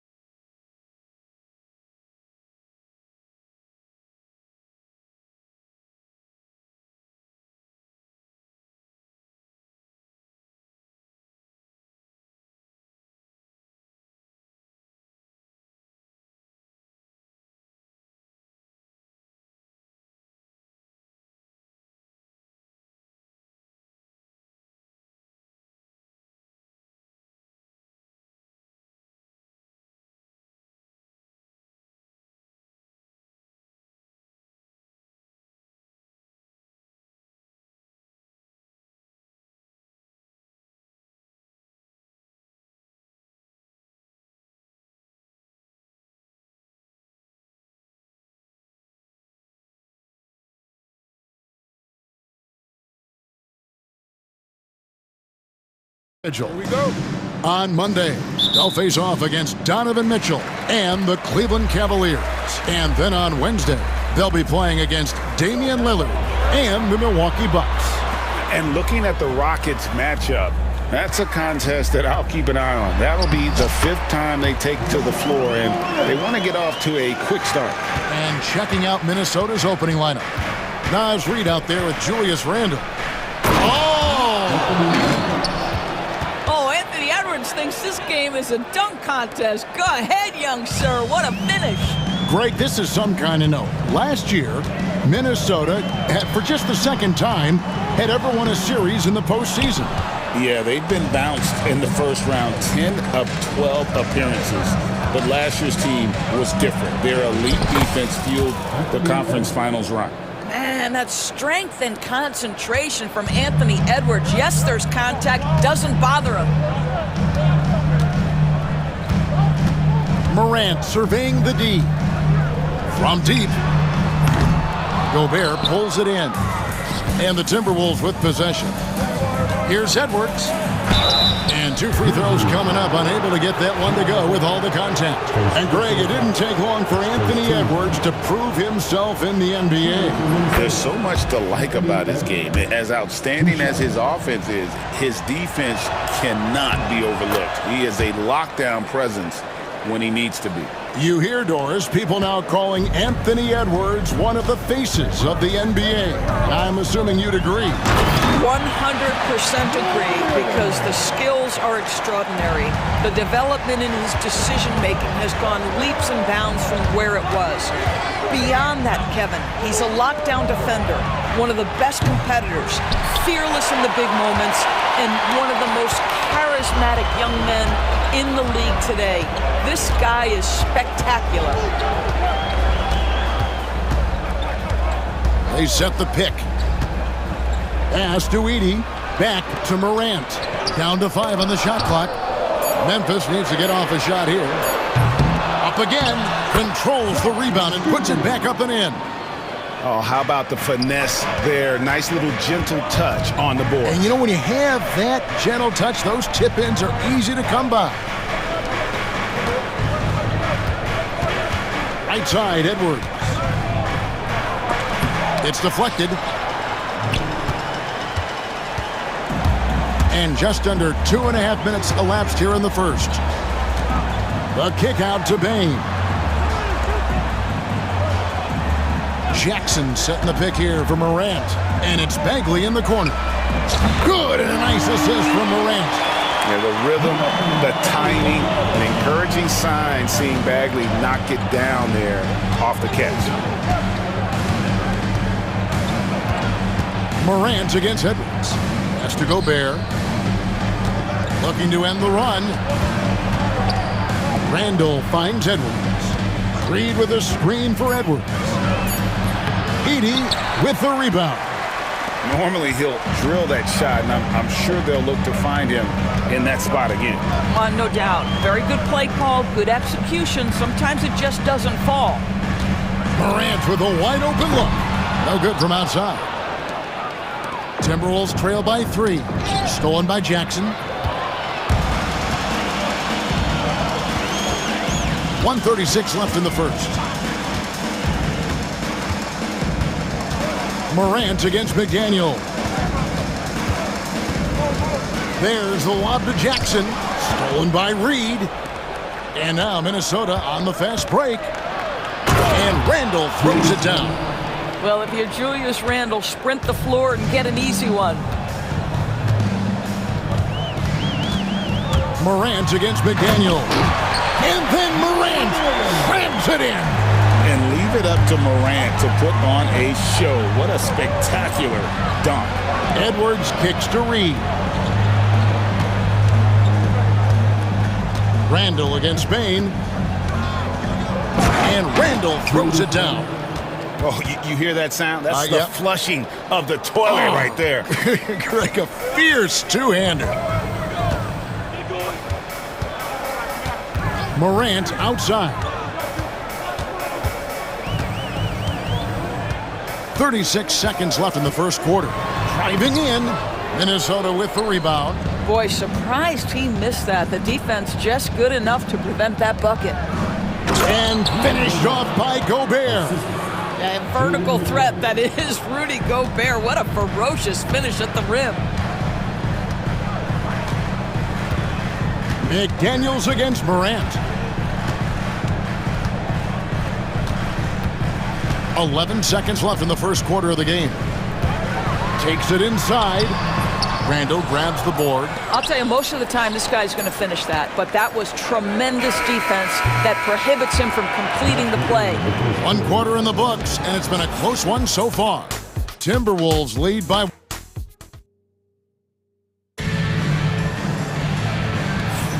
And close game underway so far. We'll see if either of these teams can jump out in the second quarter. And let's get your take, guys, on the scoring breakdown for Minnesota. I like how they've worked the ball inside, getting looks closer in there, and that really helps your offense. Yeah, and in addition, their ball movement has really unleashed their offense. Boy, they've been fun to watch. We've got Santi Aldama. Williams is out there with G.G. Jackson. Then there's Wells, and it's Huff in at the 5, roaming the paint. That's the group for Memphis to kick off the second quarter. And credit the screen for giving him the space he needed to get to the rim. For sure, GA allows him to come in with the sledgehammer. Boy, that's a play you just practice time and time again, and that's the result of the work put in. And I would not be surprised to see them double him up here. And he's got his first chance at the line here. And last season, he made good on about 3 out of every 4 free throw attempts. And last time I checked, I think that's 75%. Greg, no one questions the Grizzlies' talent. The challenge has always been availability. Yeah, whether it's been injuries or suspensions, it's hard to get into a rhythm when you're missing key players. But when they're all on the floor, Kevin, they can beat anyone. Shoots it up. And good, and it takes a nice bounce off the right iron and down. Alexander Walker's got his first points of the game. Outside Jackson. Driving to the basket. Oh, just solid on the one-handed slam. And guys, when it's a tight ball game like this, he's the guy they want with the ball. DiVincenzo against Jackson. DiVincenzo passes to McDaniels.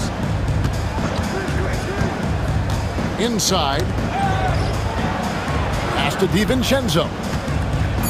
Reed with a screen on Jackson. It's tipped. And we're about 2 minutes into the second quarter here. Well, back to Aldama. And here is Wells. Some nice passing there by Memphis. And the basket by Jackson. Well, you like that he shakes off that rocky first period and knocks down a shot. Nice. Now DiVincenzo. He's got 5. And he makes good on the layup. DiVincenzo's got 7 points here in this quarter. And they're forcing the ball inside, and it's working like a charm. Jackson deciding where to go with it.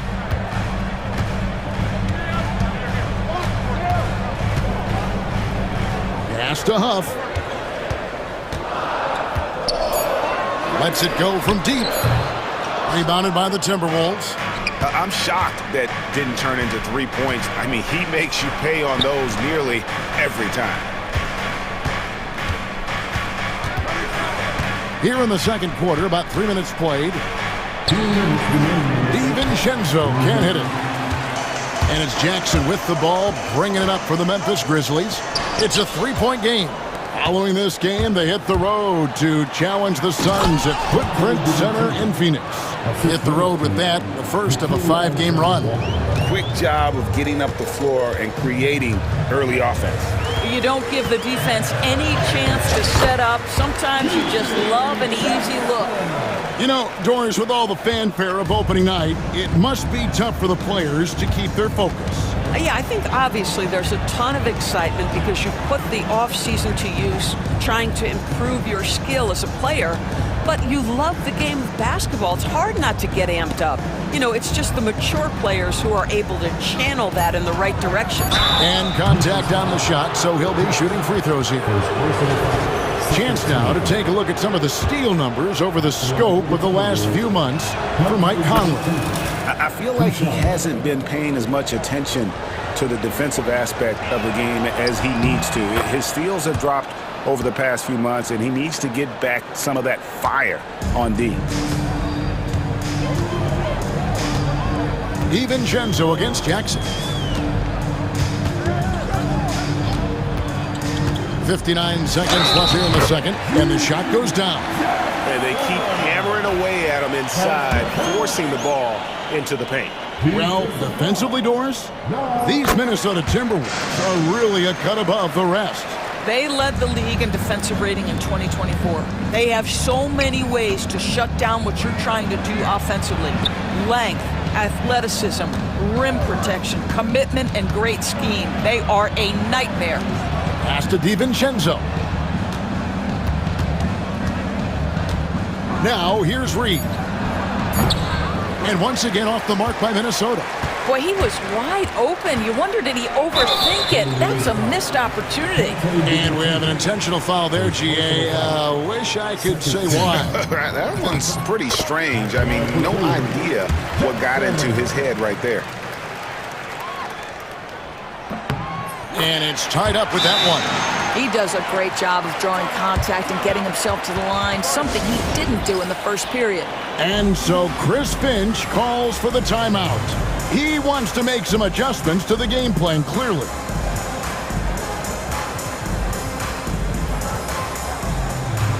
So Memphis ends up going with the new group. Minnesota also making some changes. Gobert, he's checked in for Reed. And Randall subbed in for McDaniels. Randall with a screen for DiVincenzo. Randall outside. 19 seconds left in the first half. Makes it off the glass. Randall's got 6. Such a tough proposition guarding Julius Randle in that area. This guy is capable on the interior. Morant with it. He has 6. And he drives in. Gobert with the block. Got a piece of it.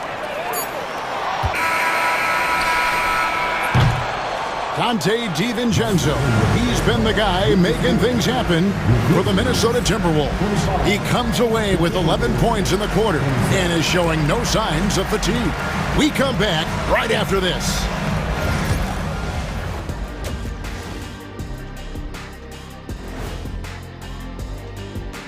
Thanks for tuning in. The story tonight with the Minnesota Timberwolves, they were in a close game. And something out of left field for you guys. Ernie, left field, this is not baseball. This is a basketball show. So it's like getting to that first half of action from Minnesota. They find themselves in the middle of a tight one. They're hitting at a high clip. Some shots have been... Thank you for being with us.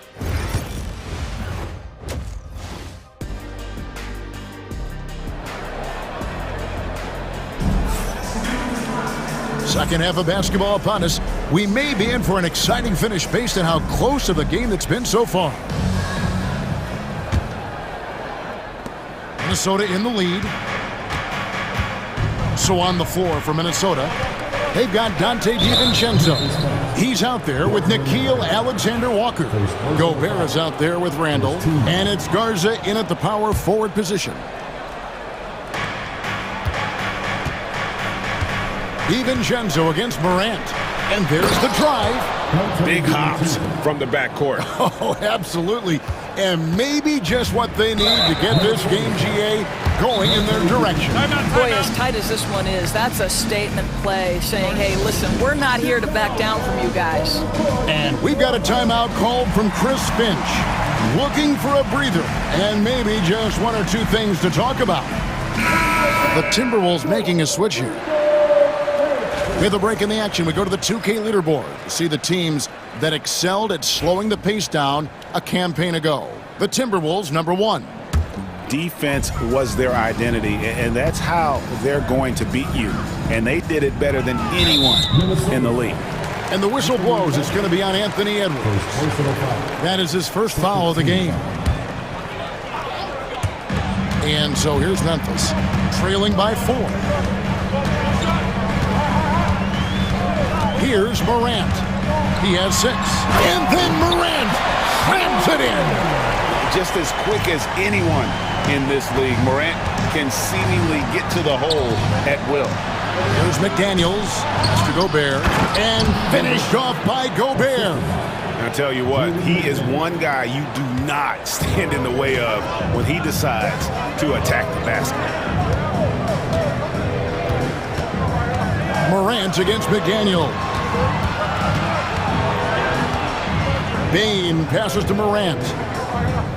Jackson, a screen on McDaniel. Morant. And Morant throws it down. And the agility, the hops, Morant just explodes off the floor. Morant against Edwards. Randall outside. Edwards looking it over. Picked by Reed. Shot clock at 6. Edwards kicks to McDaniel. Drills the three-pointer. 3 for 3, and that's always a good way to start the second half. The Grizzlies trail by 5. Morant outside. And finished off by Morant. Just the kind of play they need in a game this close. You know, that's the kind of aggression they want from their floor leader. Boy, and not just the aggression, the ability to get to the rim, but how about the finish with intention? That is ferocious. You said it. That was ferocious. Here's Morant. Oh, that was a strong dunk. That is nice. And what a show Morant is putting on. Every time he touches the ball, you feel like he's going to score. Edwards, good. They didn't have much of a problem getting the ball into the post that time. Morant against McDaniel.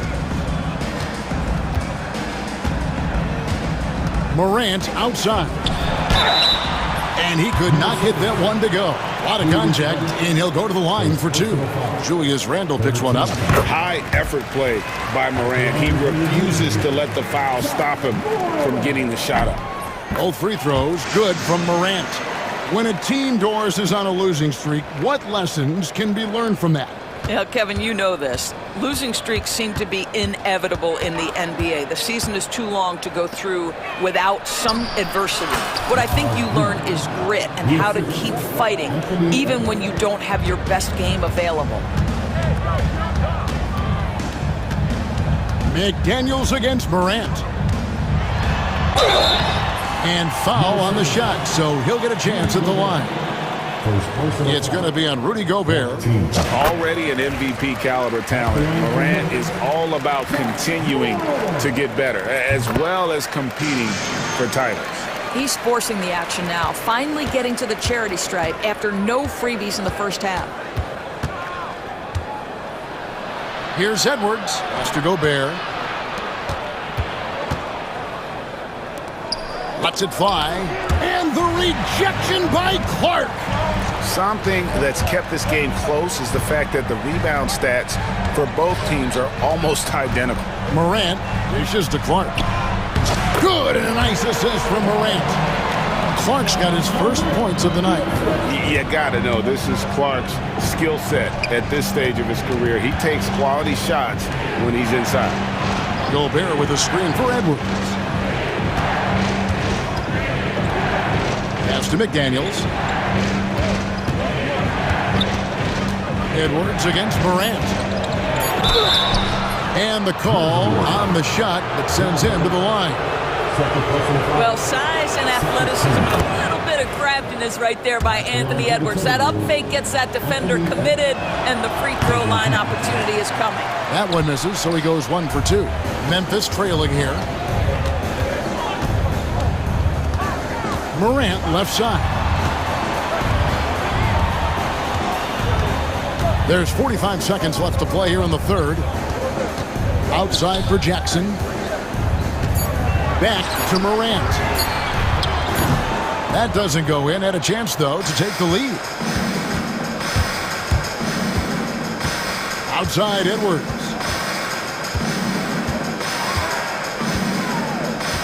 .23 seconds left to play in the third. To the wing right side. Reed the pass to Gobert. Stolen away. It's stolen by Gobert. Randall dishes to Edwards. Just 3 on the clock. And finished off by Edwards. And talk about putting some extra on it. That dunk was way over the top. Close game or not, he's going to finish firm when he gets the space. The third quarter comes to a close. Minnesota on top. And a chance right now to show you our State Farm assist of the game. And definitely deserving of the prize tonight. How about the read he made here? Looking like a point guard, putting the pass right on the money. He's got the size to survey over the top of the defense and find the open man. That was beautiful. And with these teams locked in a very close contest, this fourth quarter promises to be a good one. Morant is the point with Bain out on the wing. Edey out there with Jackson, and it's Clark in at the small forward. That's the lineup in the game for Memphis. Bain against Edwards.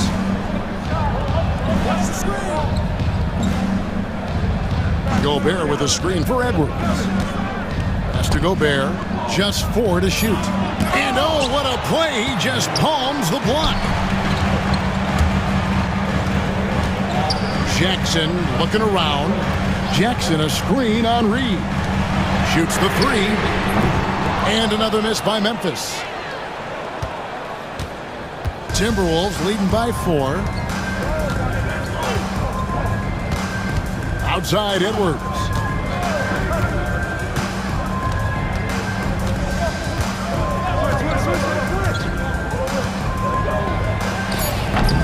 And he overshot that one, missing. The shot's there for him, and he's got to take it. I don't care if he doesn't convert. Oh! Goodness. How about the authority from Moran? The way he was running, you knew he was aiming to shatter the rim.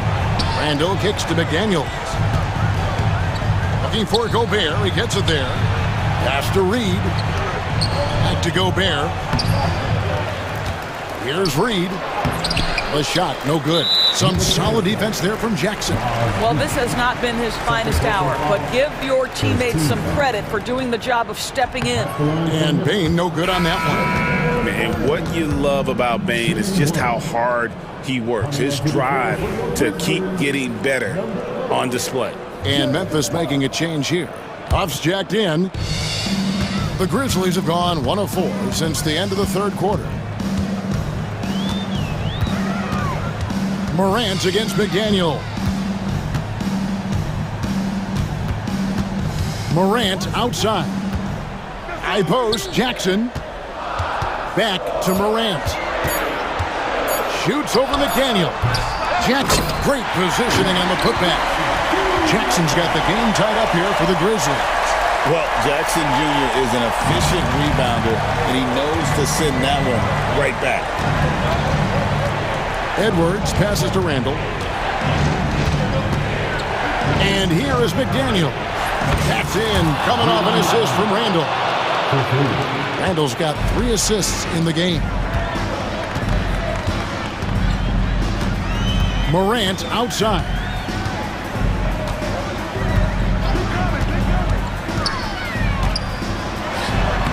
Banked in off the glass. Morant's got 22 points.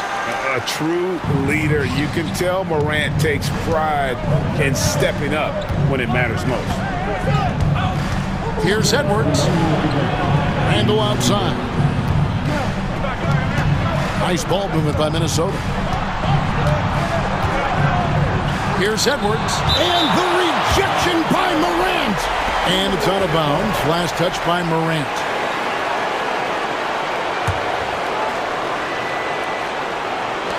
Towards the Timberwolves now. So far in the fourth quarter, they've allowed just 6 points. And there's Gobert putting it right back in. Rudy Gobert is so competitive. Doesn't want to let a big moment go by. Nicely done. Morant against McDaniel. Morant outside. 6 on the shot clock. Rudy Gobert with the rebound. Gobert's got 6 rebounds now in the game. Edwards against Bain. Outside Edwards. Over in the corner, McDaniels. And again, Minnesota with the triple. Yeah, McDaniels has made himself a legitimate option from three-point territory. What a look there. Morant against McDaniel. It's Morant. Oh, wow! A huge shot from Morant. Wow, you see why they put the ball in his hands in those situations. Edwards with another miss. Listen, he can make that shot right there, but I do know they have other options they can go to. Morant against Edwards. And then Morant slams it in. Well, you just love seeing a player with absolutely no fear. To me, more often than not, when you attack, good things happen. They'll be trying to take as much time off the clock as they can. Exactly. Expect to see longer possessions from this point on.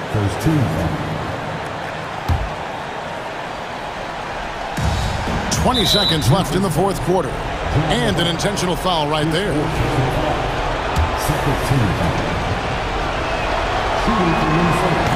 It's the first. That makes it a 3-point lead. Second free throw. No good that time. He really wanted that one. And it's Taylor Jenkins calling timeout here. No doubt he is feeling the importance of this moment right now. And what's their best move at this point? And it's do or die time. They need a bucket here to stay alive. And it's either got to be a three-pointer or a score quickly and take the foul.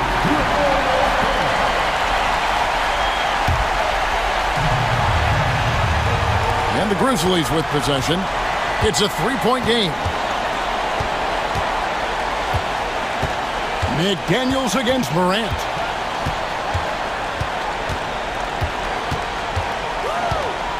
To tie it up. He's off from 3. So it's Minnesota taking the W in a close one. They break the hearts of every fan in the building with a dramatic late. All right, David, thank you. And that'll do it, folks. For Greg Anthony, Doris Burke, and David Aldridge,